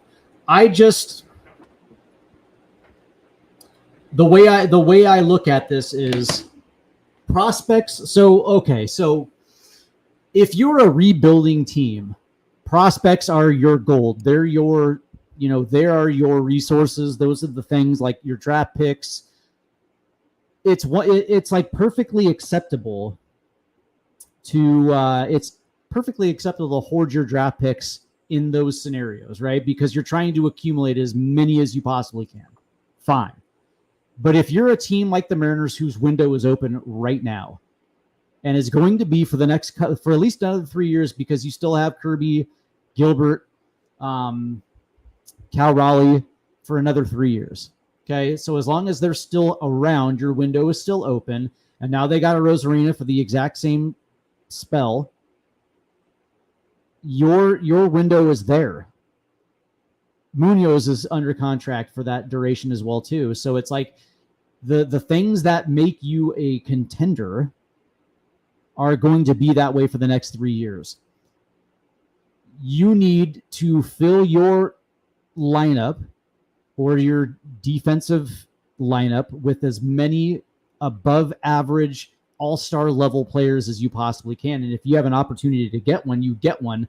And because the Mariners are very good drafters, very, very above average all-star level drafters, and they mine the international free agent market. They got one coming in this year as well too, and he's supposed to be the best international free agent available. The Mariners got him. Which one was it? I can't think of his name off the top. But he's coming to the Mariners.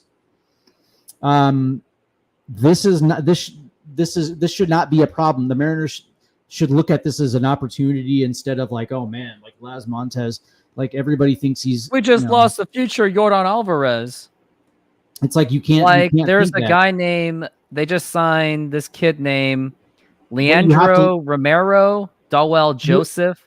These are all prospects. Look at this as like, instead of thinking like, oh man, we just traded away a potential Yordan Alvarez, we just got an all-star quality first baseman, which is desperately needed because Ty France hasn't had that spot in a while. Who's going to be around for the next 3-4 years, and that's one thing that we don't have to worry about next year, this offseason going into next year. That's check, done, right? That's good. So, because then all you have to do from that standpoint is, you can do what they did going into the 2022 season, see if they can strike a deal for a Jesse Winker type player. Like obviously Mitch Haniger is not going to be around next year. So like the number of holes that you need to fill is one less going into the offseason. And you're adding Yandy Diaz with Randy Rosarina, Justin Turner, to Julio Rodriguez and Cal Raleigh. And it's like, this is a no-brainer. Like this, like you can't approach this from a standpoint of being scared that you're trading away somebody that Baseball America thinks is going to be something special in 2028. It's like, also Mariners for 2025, they're in the favorites to sign Jorge Bautista, an outfielder. So let's say the Mariners trade away Las Montez, you can make it up with that guy. Looks like the Pirates are acquiring Brian De La Cruz. That's pretty good. Yep, I saw that too from the Marlins. Marlins are really on a pure fire sale. Yeah, I like that. I like that move for Pittsburgh. Right-handed pitcher Jun Sok Shim is returning to Miami. He was the Pirates' number 17 prospect entering this season. Interesting. Yeah, just waiting. Just 40 minutes left. 42 minutes left until. Yeah. I mean, it would be really shocking to see the Rays be standing pat on Yandy Diaz unless they want to save him till next year to trade. See if maybe he has a more attractive trade market on him. But I think this is the Rays' best opportunity to load up on trading away Diaz. This is coming from Adam Jude of your Seattle Times. Bearing an unexpected development in the next 45 minutes, the Mariners are done. I can't see that, and it's like I can't see it. And man, the Pirates got Brian De La Cruz, like maybe the Mariners could have got him, but they feel that they're filled on the outfield. It's really the infield that's really in the needs right now. Here's the funny thing, right? So if you remember, oh yeah, you're looking at the Adam Jude, like barring the next 45 minutes, the final tally so far. They gave away 6 minor leaguers that were not even in the top 10, not even close, and still got Randy Arozarena, Jimmy Garcia, JT Chargois, and Justin Turner. Yeah, so if you remember, heading into this deadline, we were talking about a week ago. The common theme was that the Mariners were going to end up with Jazz Chisholm. If you remember that, that was the big thing on Twitter, coming from all these guys, that Jazz Chisholm was going to end up in a Mariners uniform, and he ended up in a Yankee uniform. Like, I don't buy anything until something happens, right? So when Adam Jude says they're done, come on, man. Barring something, an unexpected development, like you don't know unless you're actually in the GM war room, listen, like being a fly on the wall and listening to their phone calls. You just don't know. George Kirby's World War II side part says they're definitely grabbing a first baseman IMO. They sent down Locklear. I mean, yeah. Potentially. But you already, like, that's the thing, is you already traded for a first baseman. You got Justin Turner. Francis Romero says Pirates are working on a deal per sources. Pirates and the Astros are working on a deal. I'm pretty sure it's not going to be who's the Pirates' best player right now. Brian Reynolds, maybe? Yeah, I would think it's not going to be him. Let's find out, shall we? In Pittsburgh, 54 and 52. Maybe it would be McCutchen? No, it would probably be maybe Brian Hayes or O'Neill Cruz. Man, McCutchen was a beast back then. But yeah, it's like Brian Reynolds. But that being said, though, what do the Astros have to offer? Maybe it's just going to be a fringe bullpen pitcher.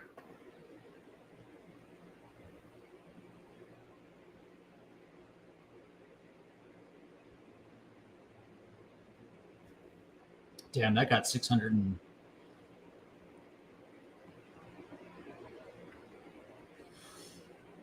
Damn, that got 600 and some odd views. Wow.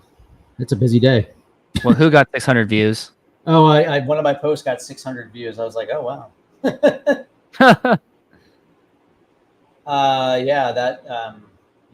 got 643 views. Yeah. Yeah, like I can't see it, but that's the thing, is I'm also not going to add a grade to this deadline, because we have no idea how Justin Turner and Randy Arozarena are like, I'll grade it at the end of the season. That's fair. If these guys help us get into the playoffs and we make a run to the LCS, I'll grade it. Then yes, it will be one of the best deadlines from a value. Like we were talking about value earlier. From a value situation, I think this is probably the best deadline we've ever had. This Mariner fan says, Mariner friends, okay, we don't get Yandy, but it's not a failure. Sheesh. We added Rosarena, Turner, Garcia, Chargois. We can't have it all, but we should have it all. We're the expectations freaks. We've seen it all. We've seen the Mariners get within 2 games of the World Series. We've seen the Mariners win 90 games several seasons and not even make the playoffs. Yeah. We should aim higher than this. And like you said, if we trade away the future Yordan Alvarez, fine. We have some other kid that's waiting for us from Venezuela. Right. It's like, I can't, like, that's the thing. It's like, we're 36 minutes away from the deadline. and nothing has happened yet. Except for a bullpen arm, which I was fine with. But what's funny though is it seems like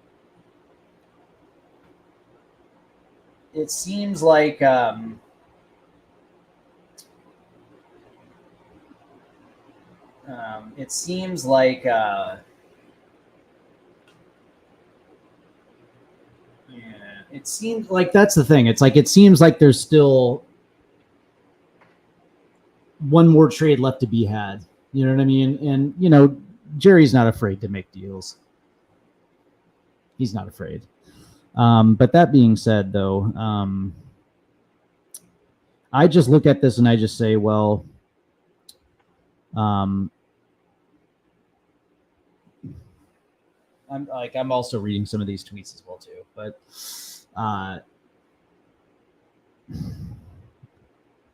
my biggest thing is not upgrading shortstop for the month of August.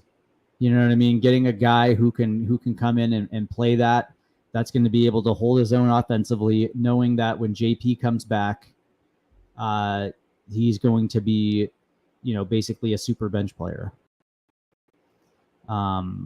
Mariners Sir says solid deadline, which he believes. If the Rays hold on to Yandy Diaz, I'm okay with them being done as there is an impact otherwise. If Yandy is moved, though, that won't sit well with me. Can only trade for guys available so far. They've done based on known availability as of this minute. Who knows if they're actually going to hold on to him? Yeah. Pirates just made a deal to get Isaiah Kiner from the Blue Jays. I mean, you would think so. It looks like they're just trying to still sell tickets based on the name of Vlad Jr. and Bo Bichette, but everything else they know they're pretty much. Yeah, well, they know that they're not. They know that they're not in a. They know that they're not in a going to be in the playoffs, and they also have a. They also have a business obligation. Is someone flying an airplane? That would be a motorcycle. That would be a motorcycle. So this guy from Mariners playoff hopeful. Do we get another bat? Yes, no. Jake Lamb at the buzzer. That's funny. That's good. Yeah, I still think, we still got 30 more minutes until the deadline. I see this.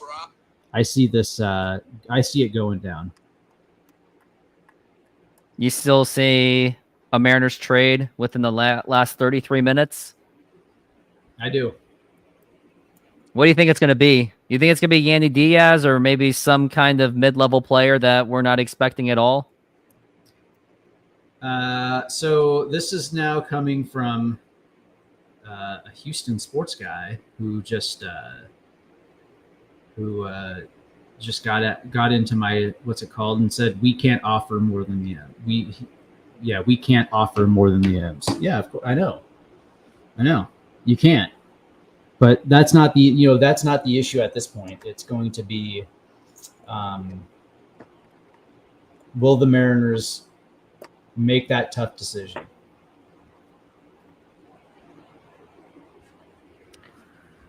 That's going to be the Remains question. to be seen. I can't imagine that this is it. I mean, it's It'd be insane to say this is it, but then you have people like Adam June going, "Yeah, it's okay."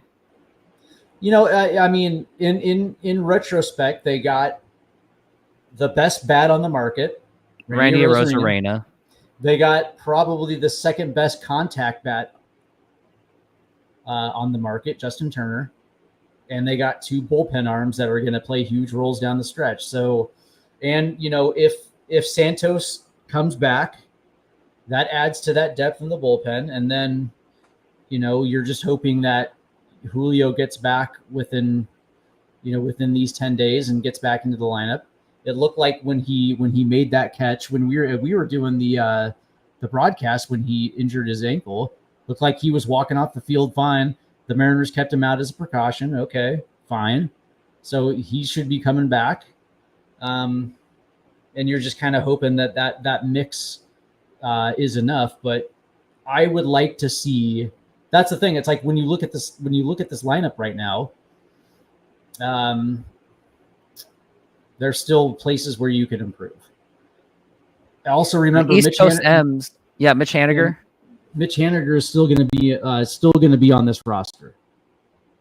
Like that. I mean, that's the thing. It's like, you know me, I'm a Mitch guy. But that being said,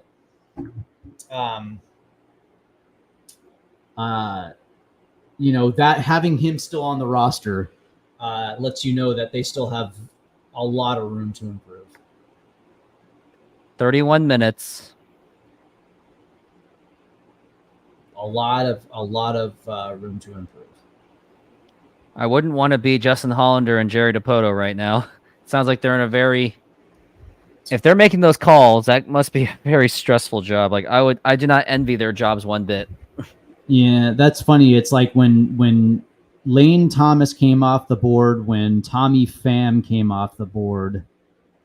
That was and Carson Kelly, although he's a catcher. But when Lane Thomas and Tommy Pham came off the board, I was like, damn, because those were, for me, those were the guys that I were kind of hoping the Mariners were targeting. But, you know, it is what it is.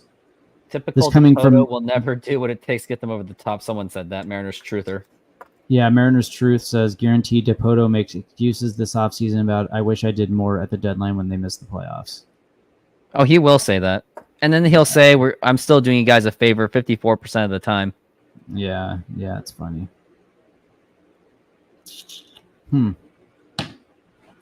Well, we're still waiting. We got 29 minutes. So I think it, I mean, I like it. So, I mean, that's the thing is they got two of the better bats that were available. Justin Turner and Randy Rosarena. And I like the Justin Turner move because he's the guy that's been to the top of the mountain. He's got a ring. So he's been, he's a guy who is, I use the term the Carlos Santana guy.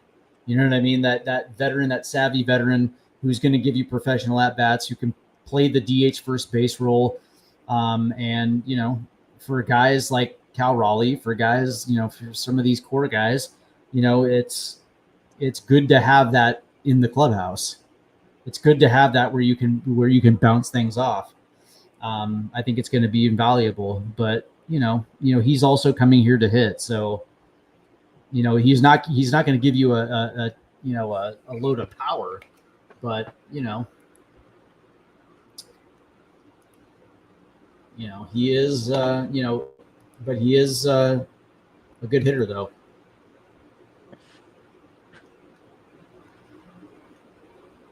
JT, that's so crazy.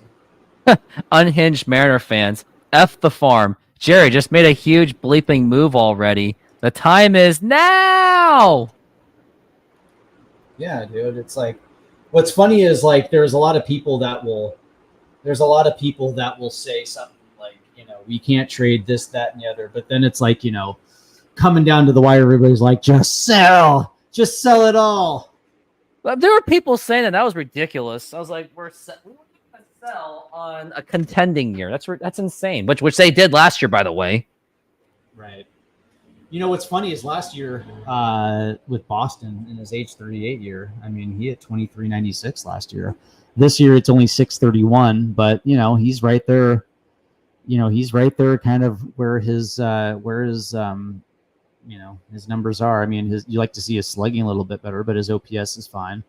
631. He's not going to give you a tremendous amount of power, but he's good. Justin Turner's going to hit, and it plays. Jason Bristol of Houston can confirm reports that Astros were interested in Yandy Diaz. Rays likely interested in pitching prospects back. Astros may not have enough at this point. So does that hint that the Mariners may not even have the pitching prospects either for Yandy Diaz? That could be. That's the problem. So maybe that's what may come down to, because now they want pitching prospects. Could. This is coming from Nathan Bishop. My view is if this doesn't change, the deadline would have been fine if you hadn't had maybe the 2 worst off seasons in franchise history. You did though, and thus the bar for the deadline was higher to compensate. They haven't come close to clearing it, in my opinion. 100%. 100%.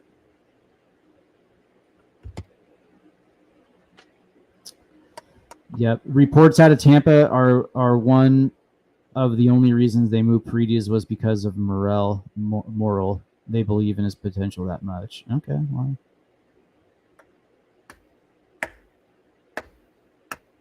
This guy, Homer Hater, what a joke. So as usual, just half-footed. Didn't do nearly enough. F off, Jerry. Now you have these fans coming in. How about this one? Yankees are reportedly getting interest in Alex Verdugo this afternoon. Is there a deal to be made in the last half hour? It's like, dude, that's also something I would love to have. Yeah, Alex but the Verdugo Yankees I would have no Yankees problem trading. Actually do that. I would have no problem. He was a longtime Boston guy. The Mariners haven't traded one of their top 10 prospects and still have Jason Vosler, Cade Marlowe, and Leo Rivas on their major league roster, not to mention Mitch Haniger. Yeah, that's true. Sleepy Jerry, I need you to do an MJ and hit a buzzer beater for Lamonte Wade. Huh, interesting. I think Major League Baseball should push the trade deadline 10 more days. Absolutely not. A deadline is a deadline. A deadline is a deadline.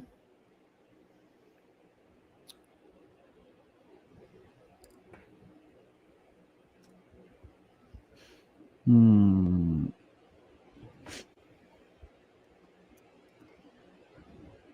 everyone is healthy, the lineup looks something along these lines. Robles, Julio, Cal, Rosarina, Polanco, Rayleigh, or Vosler, or Canzone, Turner, Rojas, JP. The lineup should be good enough. First base needs to be upgraded. Yeah, I guess. Celium Broderick. Never heard of this person, but welcome to the channel. It is like baseball, but with sticks. It's a field sport like soccer. Okay. It is like baseball, but with sticks. And it's a field sport like soccer. I don't want to hear the soccer word because I still have to watch today's Olympic. I did see that. Mariners haven't traded one of their top prospects and still have Jason Vosler, Cade Marlowe, Leo Rivas, and Mitch Haniger.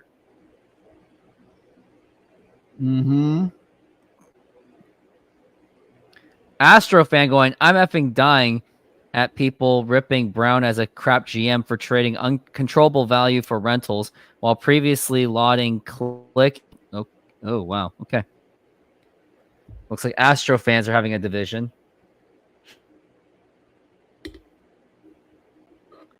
Soto Mojo says, wow, try not to take this as is. We're done adding bats because you haven't done enough to... Yeah, they haven't. And John Morosi said 6 hours ago that the Mariners were still working on it. But John Morosi also said they'd like to add one more leverage reliever, which they supposedly did. Let's see. Another Marlins trade impending. I wonder what this one's going to be about. Obviously, that's insane hyperbole, but if we got bargains on the 2 big moves we made, why can't we then do a market rate deal to finish the job? 100%. Yeah, it's ridiculous not to, like... Maybe clowns like me are the reason why Laz Montez is still on the Mariners and not being used as a package trade, because we all said, he's the next Yordan Alvarez! Right. So it could be my fault. I'll take the blame, guys, if we don't get Yandy Diaz because of that. Let's see.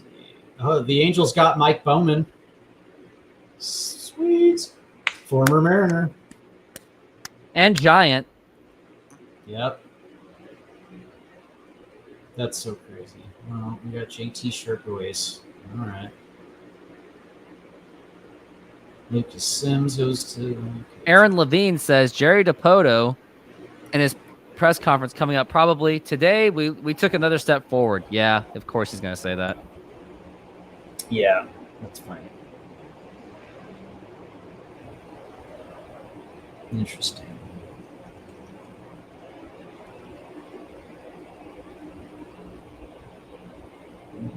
Yeah, let's see. 21 minutes.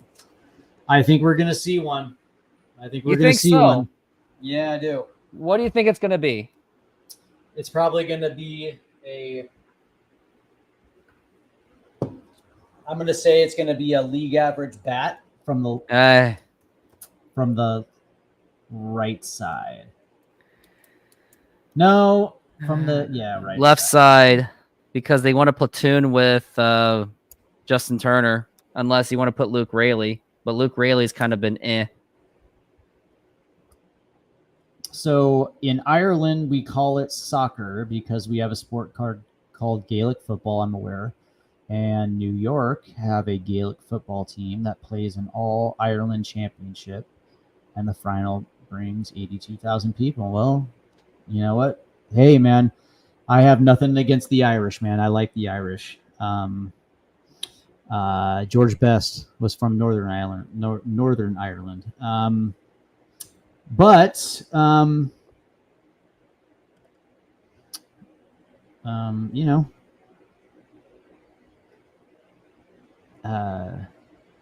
Conor McGregor's from Ireland, so that's cool.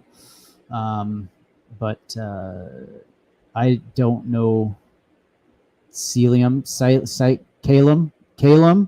Calum Broderick. That's his name, Calum. Ken Rosenthal with a tweet. Mets acquiring reliever Huskar Brazoban from the Marlins. So that's what it was. Okay, great. It's funny because Mets were selling last year. They sold away Justin Verlander, and now they're contending once again, which is weird.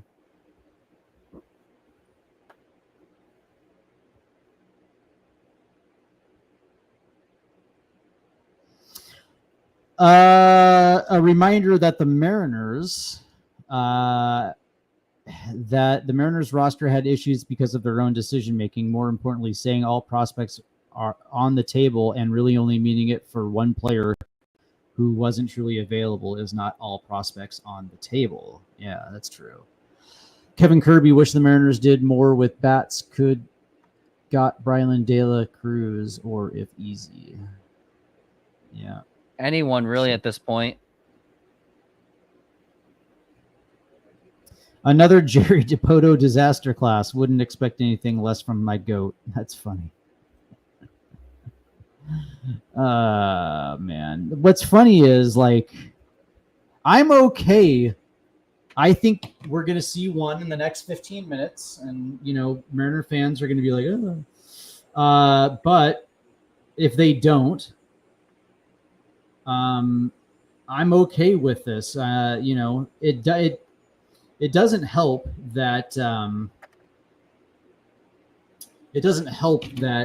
Julio is Injured.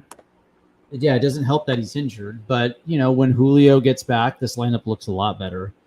And when JP finally gets back, see, I would have liked an insurance at shortstop. But you know, that being said, you know, was the shortstop market? Was there anything in the shortstop market available? You know, you had an opportunity to get a guy like Ahmed Rosario. That would have been great. But got dealt somewhere else. But you know,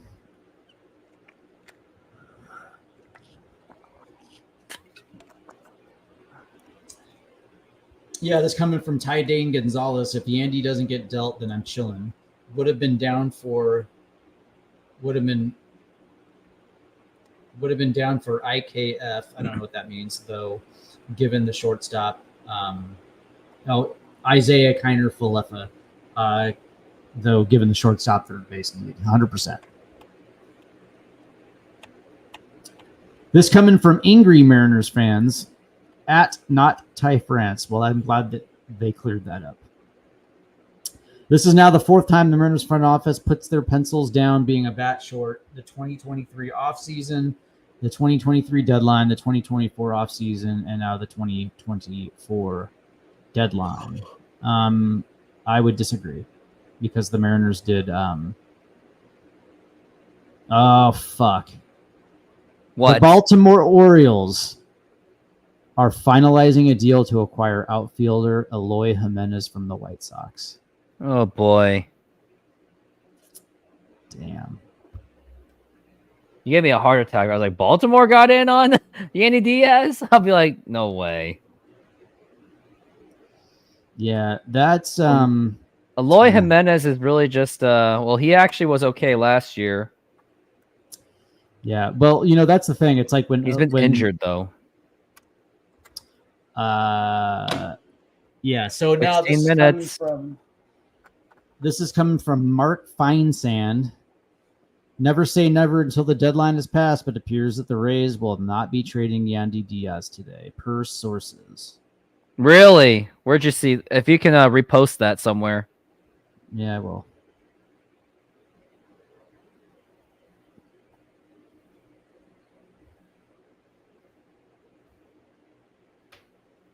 There you go.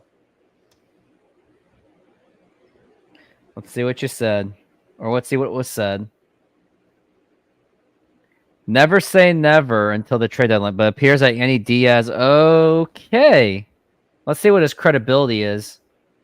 Yeah, Mark said friends. I don't think the Mariners deadline has been that bad. Yeah, I don't either, man. I don't. Like I'm He's a senior reporter from New York.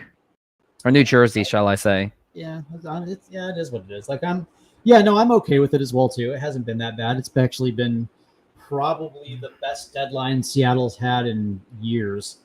And this is really the first time since the rebuild that we've actually had a very solid deadline. Like I wouldn't even say 2022 was that solid. I mean, Carlos Santana, Luis Castillo, okay. But they capped themselves and didn't add more. And we needed to add more in 2022, and it showed in the playoffs, right? And who knows, maybe this will come back to be the exact same thing where it shows in the playoffs and we don't, we were another bat missing. But I will say that, when you look at 2025 and you look at, with Rosarina and Julio locked into the outfield, that's one spot there. And depending on what's going on with how Jorge Polanco finishes, depends on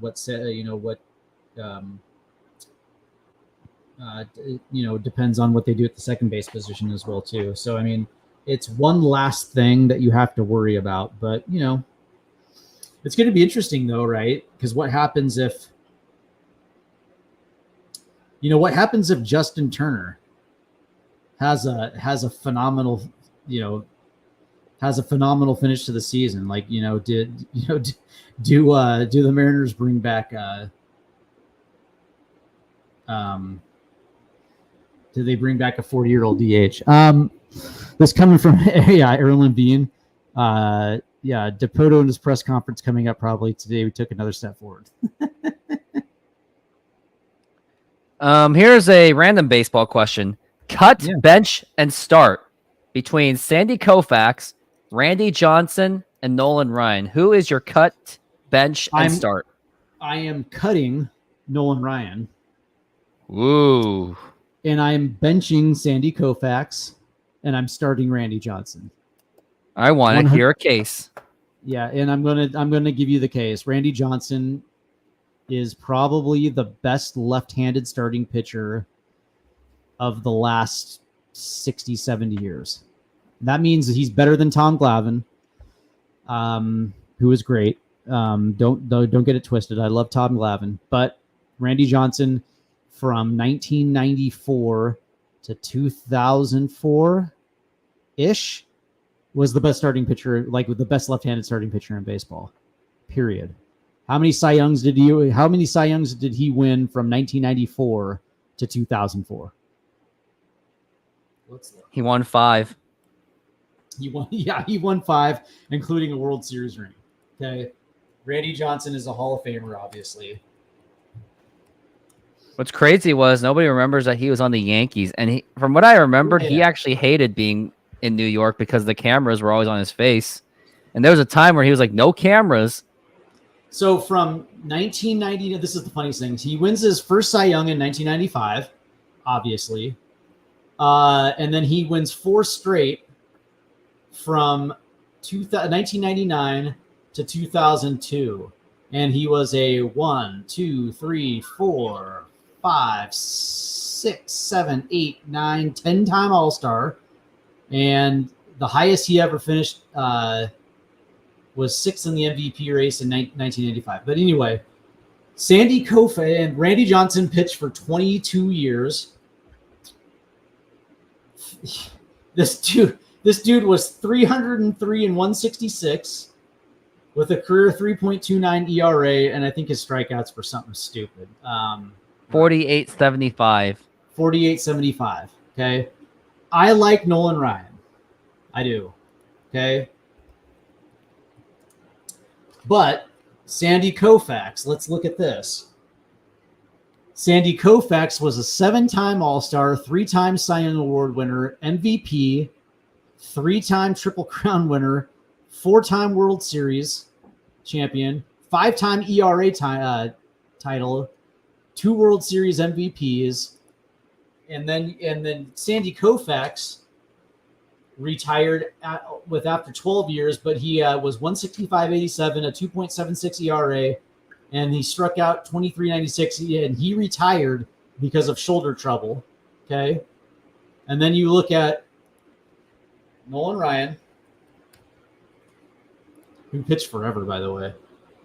8-time All-Star, played in this, won a 1969 World Series, 2-time ERA title, no Cy Young Award winner, no Cy Youngs. And yeah, it's like you look at his strikeouts. It's like, yeah, he's got strikeouts and he's got the no-hitters and all that good stuff. But here's the thing. He also walked 2,795 batters in his career. Like, people forget that Nolan Ryan walked a ton. But I will say this. Yes, like what makes Nolan Ryan great was the Nolan Ryan Express. And, he had the no-hitters and all that stuff. But if you're asking me to cut one, Nolan Ryan gets cut because Sandy Koufax and Randy Johnson are far better. Far better.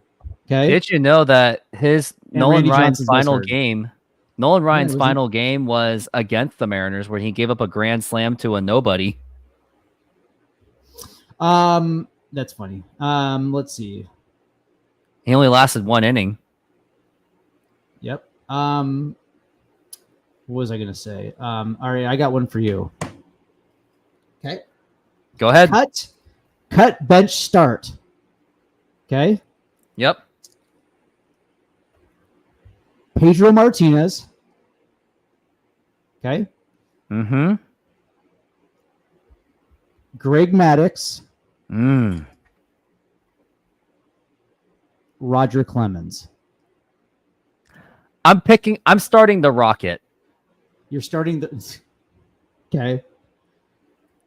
See, now here's the thing. I'm going to cut Maddox. Sorry. Oh, you're fucking high. Go ahead. And I'm benching Pedro Martinez. All right. Give me your my case. Right.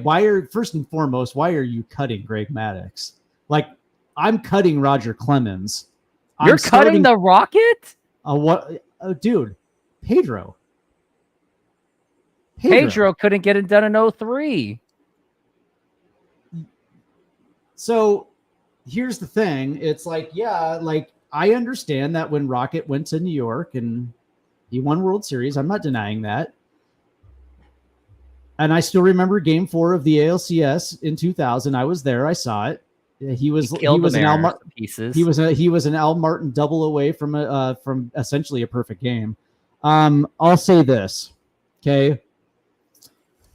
Pedro and now Pedro.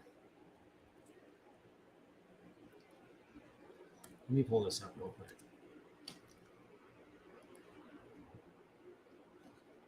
From 1996, okay? From 1996 to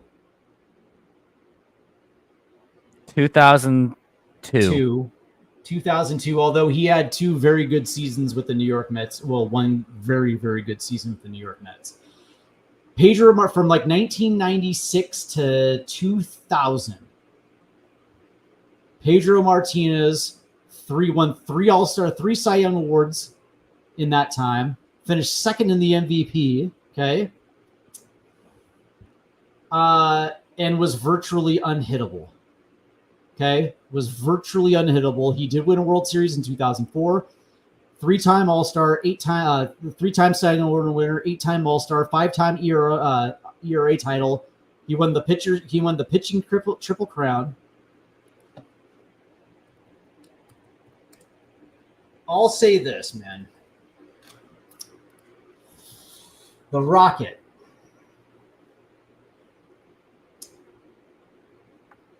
See, this is a tough one, right? Because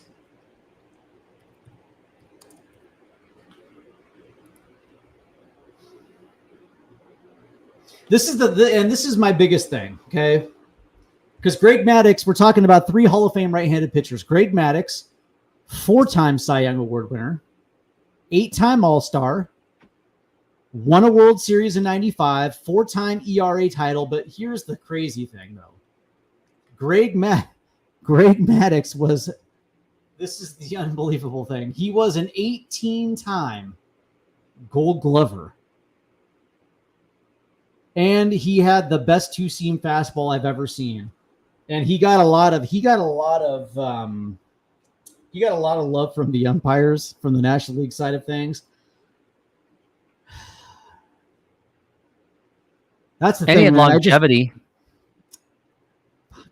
It's like this is hard, right? Because I hear you when you're talking about Roger Clemens, right? But it's like, for me, it's like, what do I value?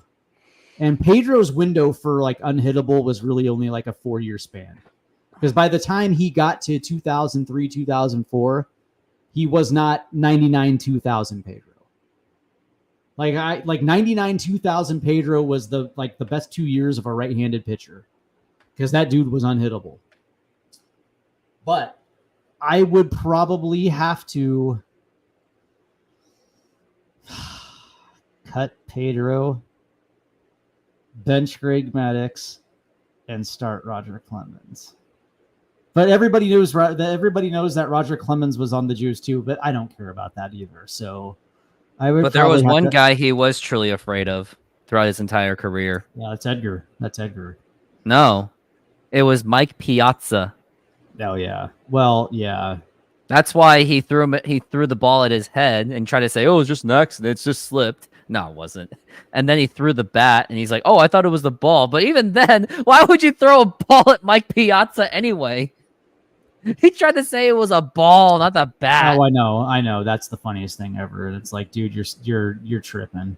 Like, and what's funny is I saw so they covered this in the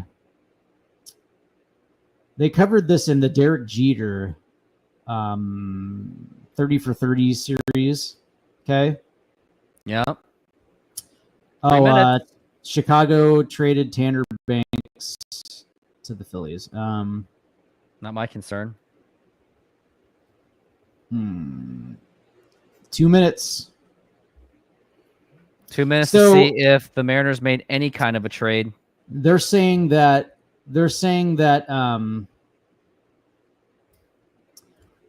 he was saying that Jake Flaherty to the Dodgers. Damn. Interesting. I'm 6 subscribers away from 2,000. So if anyone is there that is new to this channel, hit the subscribe button to get me to the big milestone number. And he was saying, yeah, they were trying to say that,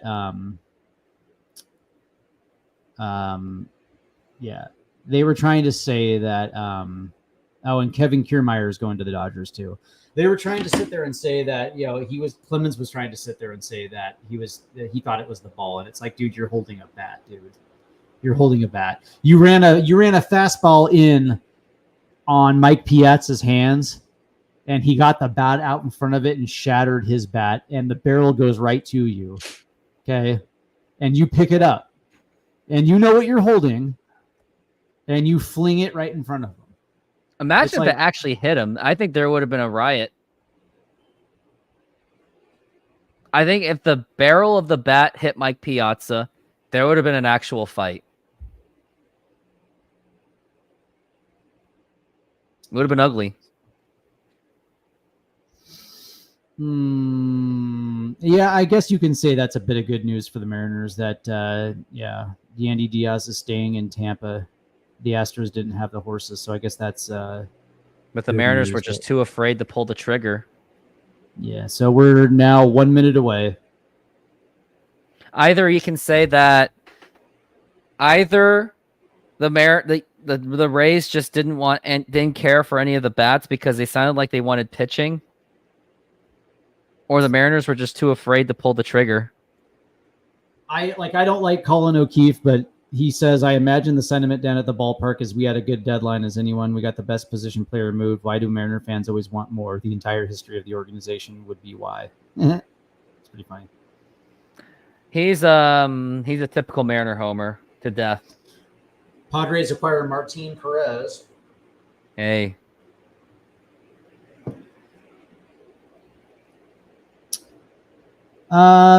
So here we are at the 6 o'clock deadline, man. It's over. This is it. It's over. Mariners, all they could settle for was a relief pitcher for today.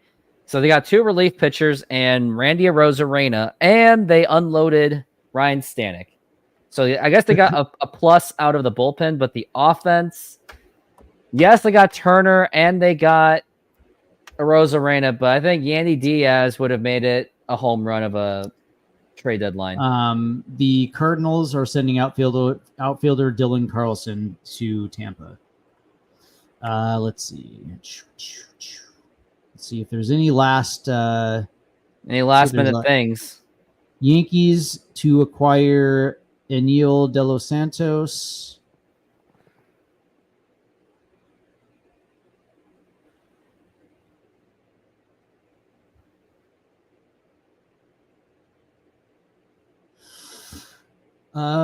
So probably a last few minute deals coming through though. And as things stand, Mariners had one of the best deadlines in the American League. None of the big names got dealt unless you consider Arozarena and Paredes to be big names. And hey, the Mariners got one of them. Yeah, 100%.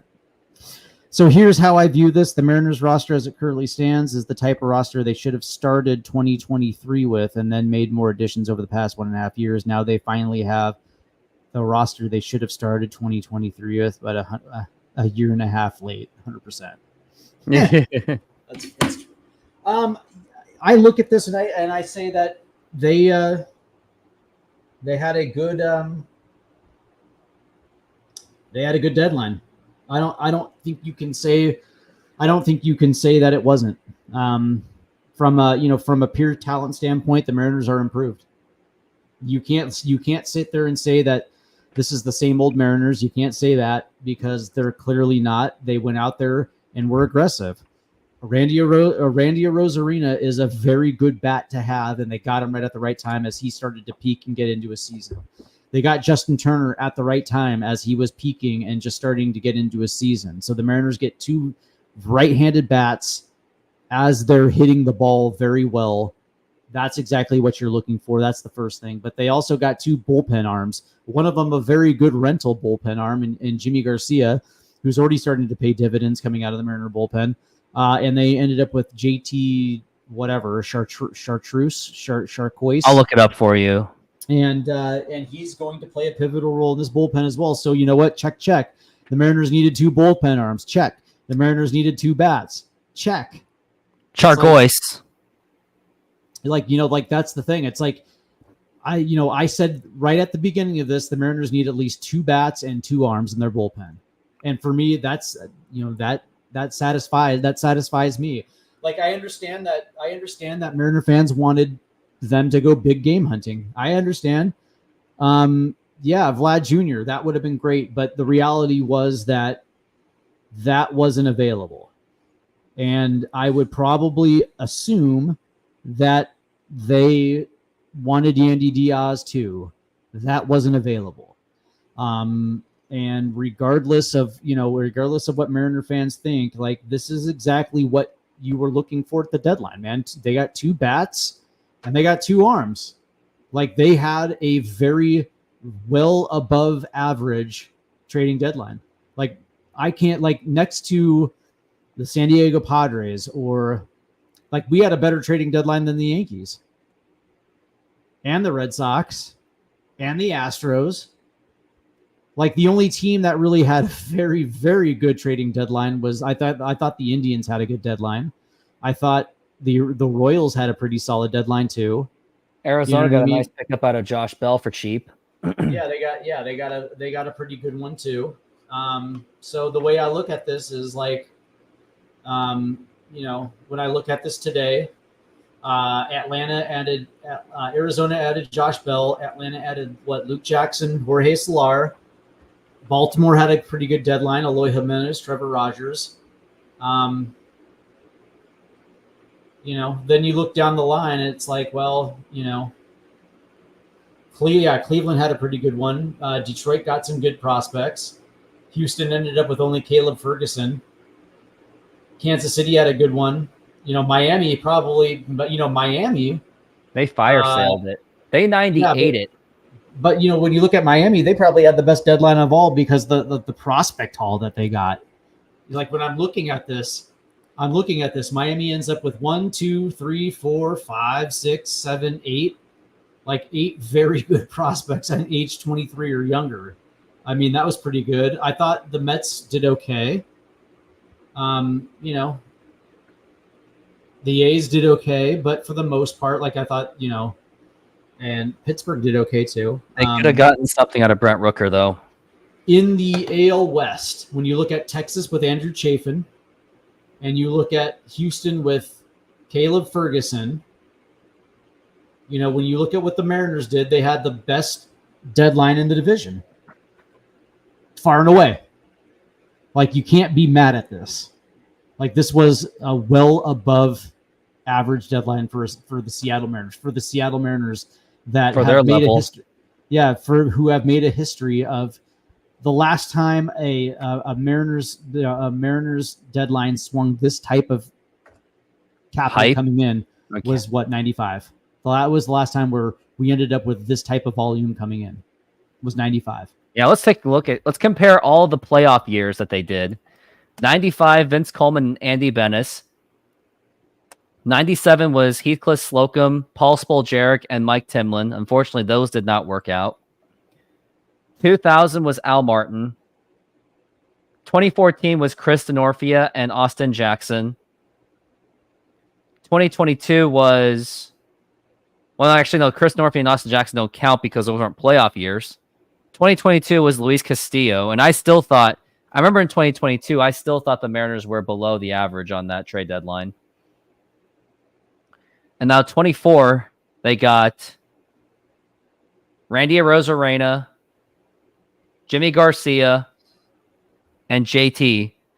Like, I know, like, as much as I'm still disappointed the Mariners didn't get Yandy Diaz or Vlad Jr. or whoever they should have gotten, it still does have potential to be better than 95.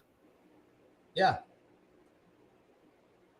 I mean, we arguably got more impact. Like 95, like we can say that, like Vince Coleman and Andy Bennis, they both could have been disasters in that trade. It still could have been a disaster, but luckily, Mariners got them at the right time, so they did get a little bit lucky in 95. I still think the best trade deadline other than 95 was 96, but unfortunately, they just didn't make the playoffs. Right. So it kind of doesn't count. You can't really, like, would you even? You wouldn't count trade deadlines if they didn't make the playoffs. Like the one, let's say like they bought at the trade deadline, but then they didn't make the playoffs. Would you not count that as a ranking for trade deadline rankings? No, like 96 had great 96. All right. Well, okay. We'll do the years that they tried. You have to say it was a good deadline or a bad deadline. Like 95, we said it was a good deadline. 96 was when they got Jamie Moyer, Terry Mulholland, Dave Hollins, and Mark Whitten. I mean, we could all agree that was a good deadline for them. It was enough to make a late season drive. 97 was for Heathcliff Slocum. Heathcliff Slocum. And then Paul Spoljaric and Mike Timlin. Yes, it was bad if you look at it in hindsight, but it at least somewhat stabilized the bullpen for 97 to not have a complete meltdown, because that also could have happened because the Angels were right on their tail. Yeah. And then 2000 was Al Martin. I would say it was a bad trade deadline because they could have gotten Juan Gonzalez, and then Al Martin did nothing. But considering value, Mariners gave up nothing to get Al Martin. They gave up Steve Sinclair or something, and it was Tom Davey and John Mabry to get Al Martin. So yeah, John Mabry was awesome though. 2000, and then they didn't, and then and then 2006 was like they were trying to buy, but they sucked. No, 2006. 2006 was when they traded away Eduardo. They traded Asdrubal Cabrera for Eduardo Perez. Bad. And then Shin-Soo Choo for Ben Broussard. That was obviously probably their worst buying trade deadline I've ever seen. Then years later goes to 2014 when they got Austin Jackson. Can you even consider that a buy, trading away Shin-Soo Choo? For Bavasi's level, it was, because the Mariners were actually in contention for the American League West that year, strangely. Ish. They were still hanging with 3 games back until mid-August. So I will still count it as a buy, unfortunately. 2014 was Austin Jackson and Chris Denorfia.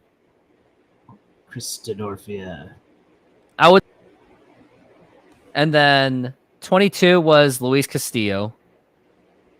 And now 24, we can say that Mariners did buy to get Randy Arozarena and 2 solid bullpen pitchers, and hopefully they will pan out, because I would think that Jimmy Garcia and JT are going to be more in the top tier for the bullpen, so that makes it much easier for Andres Munoz and Gregory Santos. And assuming we can have Gregory Santos back, Garcia and JT can at least make up somewhat for the loss of Matt Brash.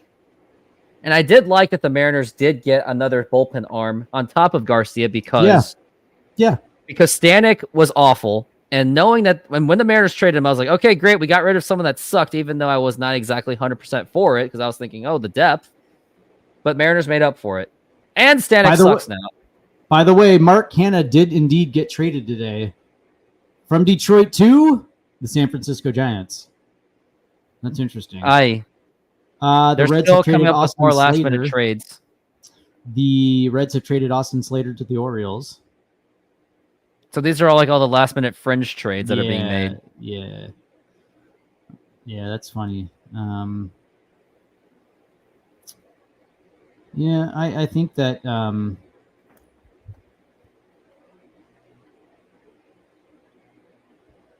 it's funny. It's like I love all these negative Mariner fans who are saying that they still refuse to prove to fans that they're going all in. It sounded like it looked like they did a pretty good job of showing that, because I like Diamondbacks acquired Dylan Floro. Luis Garcia is headed from the Angels to the Red Sox. Interesting.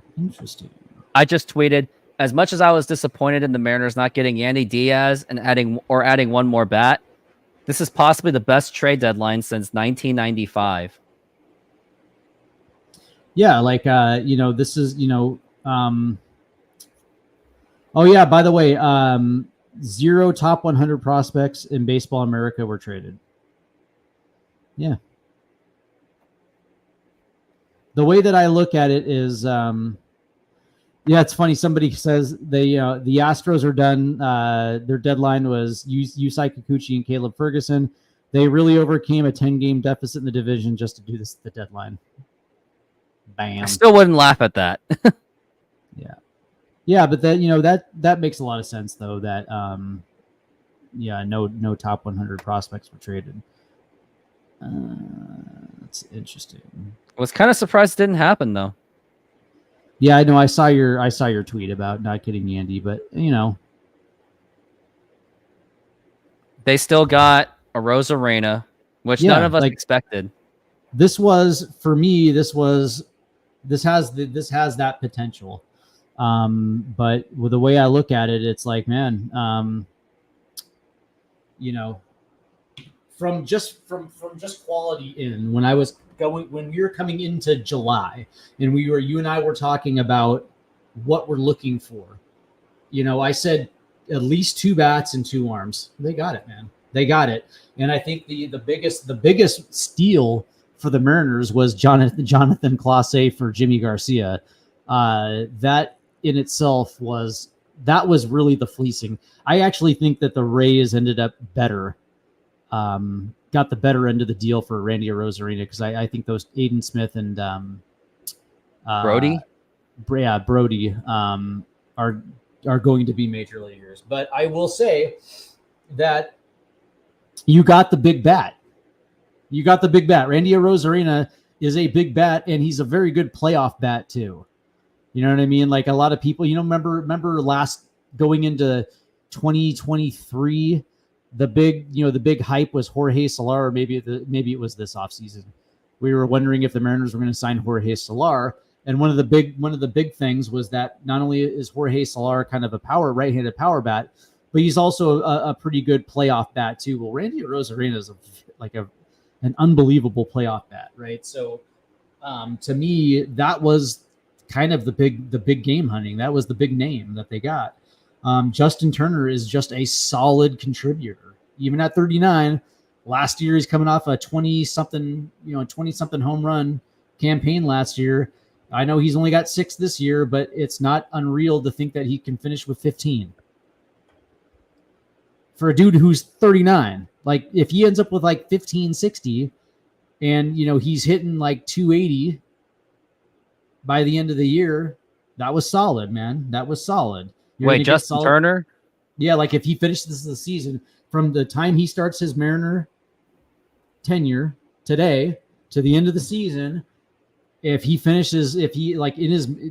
Mariner time, if he finishes like 280 with like a 330 OBP and he's slugging 450 with a 7-something OPS with like 8 home runs or 9 home runs and whatever, 20 RBIs, 30 RBIs, or whatever the case may be, that's a solid addition.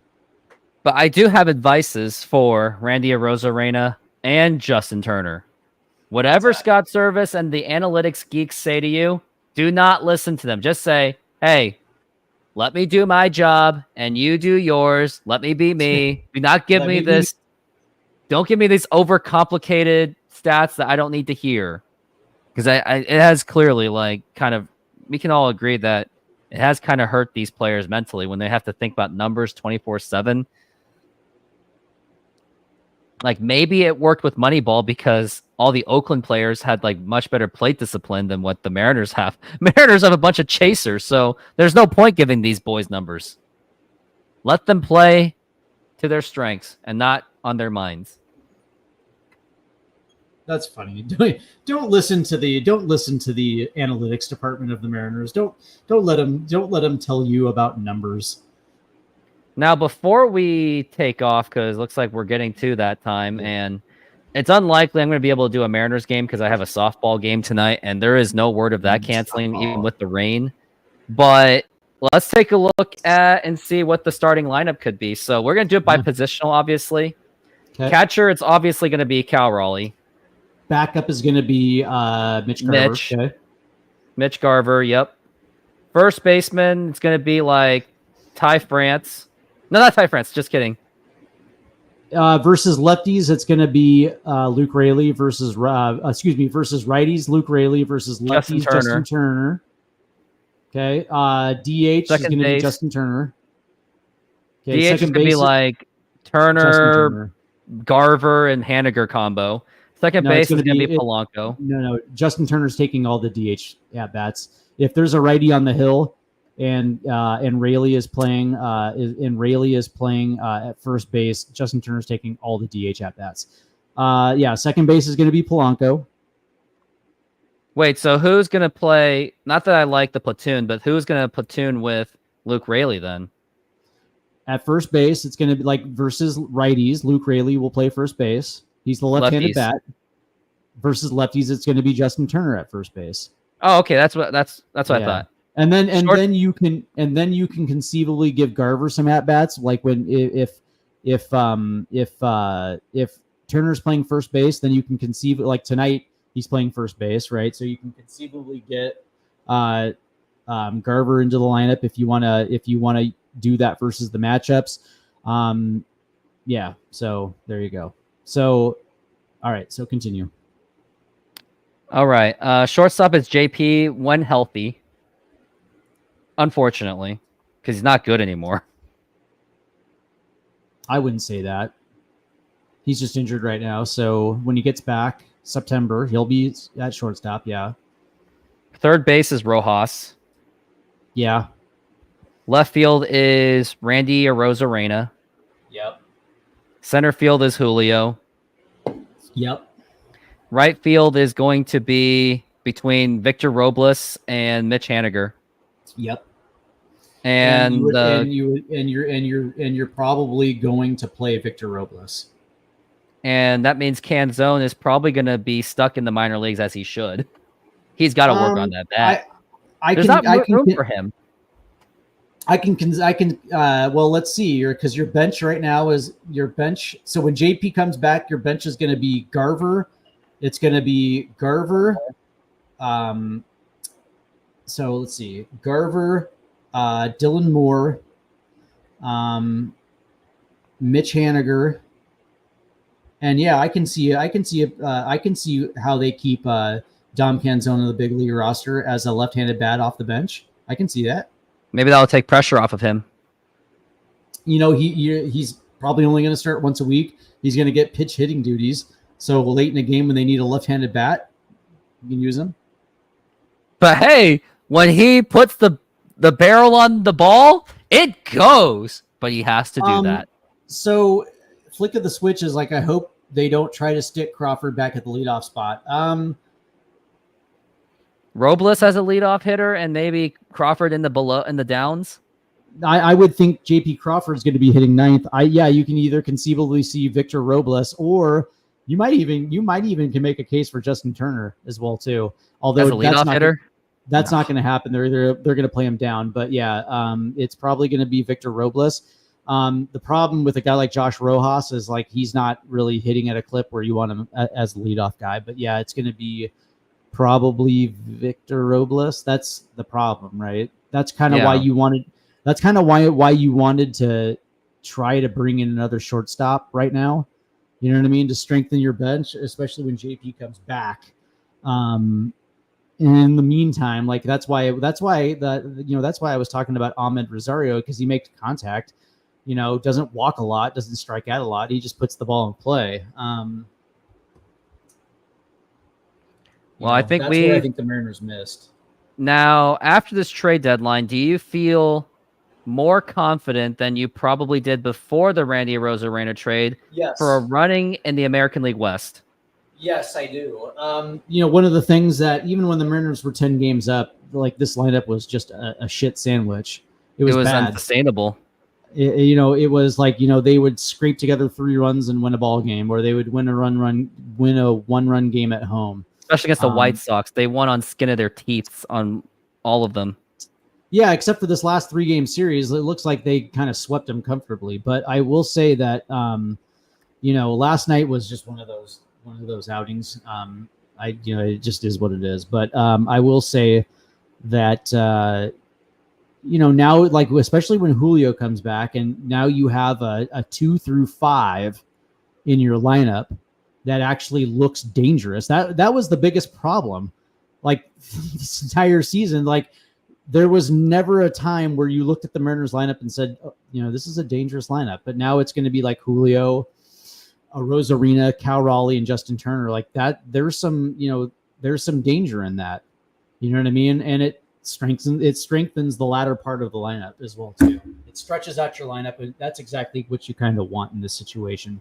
Having that 1-2 punch of Julio and Randy Arozarena could be deadly. And it also is going to be beneficial for Cal too, because now there's a little lineup protection in there with Justin Turner. So that's going to help some, especially if Justin Turner is just putting balls in play and getting on base. and driving in some runs, it's going to pay dividends. Couple things I wanted to say before we go was the best way to explain the 10-game lead was a perfect example of a volatile stock market. Like when the Mariners were there, that's exactly when you wanted to sell on them. And you would have been correct. It would have been like selling Tesla, because Tesla went from like 200 all the way up to like 260, and now they're like at 210. So that's exactly what it pretty much was.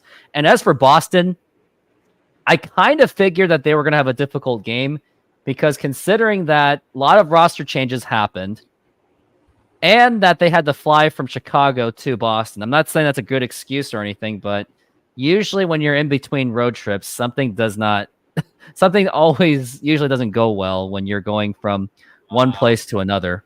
Sorry, the Orioles also got Gregory Soto from the Phillies.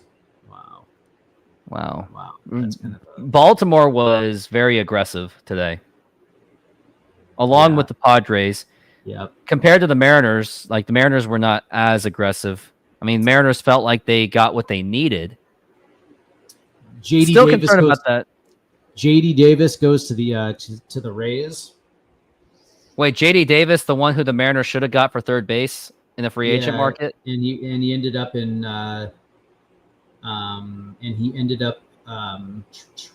in Tampa. You said? Yeah, he ended up with the A's, and now he's on his way to Tampa. Yeah. How does that make any sense now that Tampa's kind of on a fire sale? I wonder if they're going to use him as a trade bait for the future. He's going to play third base for the rest of the year. He's only on a 1-year deal. I guess I got to put some kind of butts in the seats. It's funny. They traded Isaac Paredes and they traded Randy Arozarena, and people just assume they're not going to play Tampa Bay Ray ball. Like, Tampa's still a pretty good team. Like, I don't. It's like, yeah, they didn't have the year they had last year, but they're still 2 games above 500. Yeah. I don't think that Tampa got worse. I think Tampa's still going to be Tampa. Yeah, I see they finally moved Polanco out of the cleanup spot. Yeah, although Polanco's been on the heater though. Yeah, I gotta before we even go. I know I've been saying that a ton today, but I gotta see how Polanco's been doing in the second half, because he has been doing a little bit better. That is evident. Mm-hmm. And I'll see if it is true for sure. Since the start, he's at 270 with a 317 OBP, 4 home runs. So at least he's been slugging the ball. He has a 649 slugging percentage. So that says a lot. Yeah. When I look at, let's look at his, so the last 7 days, he's hitting 273 with a 320 OBP, 727 slugging, and an OPS of 1.047, 3 home runs, 6 RBIs. Yeah, I mean, he's been hitting, man. He's been doing good. Yeah. Second half so far. Batting 270, 317 OBP, slugging 649, 966 OPS, OPS plus of 156, 4 home runs, 7 RBIs, 1 stolen base, 8 strikeouts, 3 walks, 2 doubles, no triples. So he's far and away better than he was. He's far and away better than he was to start the season. So yeah, he's been on a heater, man. Well, I think we've done as much as we possibly could. For anyone that was part of this show, I definitely appreciate everyone that was a part of the show and bearing with me for about 5 hours and 30 minutes. I think this is the new record of the length of a show. I don't think I've ever gone 5 hours on my butt before. Yeah, well, I mean, it was needed, man. I mean, it's a trading deadline, so you gotta I mean, just in case there was big news today. This is by far the new record. By far. Not even close. Like, but that by being 2 said, hours. But that being said, I can't be mad with this deadline. This was a very good deadline, man. We can say as much as I was greedy for that first baseman, Vlad Jr., but they certainly didn't sell. I will say that. Yeah. One of the things that, when you look at the scope of incoming, this has potential to be like the best deadline in team history. Like it has that much impact where it could definitely have that impact. And we're not necessarily going to know until Julio gets back. But once he gets back, damage could be done. And JP Crawford. Yeah. And yeah, I mean, what I like about this is like you bring in fresh blood into the clubhouse, right? Like this looks and feels different since Randy Arozarena came into our clubhouse. So you like it's probably going to have some type of trickle down effect. And hopefully Leo Rivas, until JP Crawford is back, hopefully he can stall that time, because right now he's at a 273 average with a 273 OBP. So hopefully he can stall time. It's been limited time, and you just hope that he can tread water at the position, because again, you don't want Dylan Moore playing every day. You don't. So, this is I guess you can say this is Leo Rivas's tryout, I guess you can say, and you just kind of hope that he treads water. He's a better defender. I think he's a better defender at shortstop than Dylan Moore. JP or Dylan Moore, yeah. I think if Dylan Moore, the only way I can see Cole Young go up is if we saw injuries of Dylan Moore and like Leo Rivas. Then I think that would trigger like, okay, fine, we have to do this because we don't have a choice kind of thing. Or they would sign someone from the street again. If there's somebody there, if there's a DFA candidate at shortstop that's available, they would do that before calling up Cole Young. Yeah, I would think that you have to be 100% sure that Young is ready to go, and I don't think they feel that way at all. No, it didn't seem like it. Like when we looked at his numbers, they weren't exactly too eye-popping. Yeah, so that's the thing. It's like that's why Leo Rivas is here. So let him play, and we'll see what he has. And you can always bounce back. Like if there's a lefty on the hill, then yeah, you can play Dylan Moore at short. But let Leo Rivas take some swings, and we'll see how it plays. Outside of that, we're a month away from JP Crawford potentially coming back. So that's why it was so imperative that the Mariners traded for a shortstop. Once he went down and your options were limited, that was something that you had to at least, even if it's like even if it is like a mid-range bat, like there's a reason why I was throwing the name Andy Ibanez out there, because he can play short and he crushes left-handed pitching. And that's a guy that makes a tremendous amount of sense. But I know like some fans were calling for Jose Caballero, but it's like there's no point. Right. There's no point. Well, that's going to do it. And once again, thank you for being on this show. And hopefully the Mariners can rebound with a victory tonight. Hopefully Justin Turner makes that instant impact. Everyone have a good night, and go Mariners. Go M's.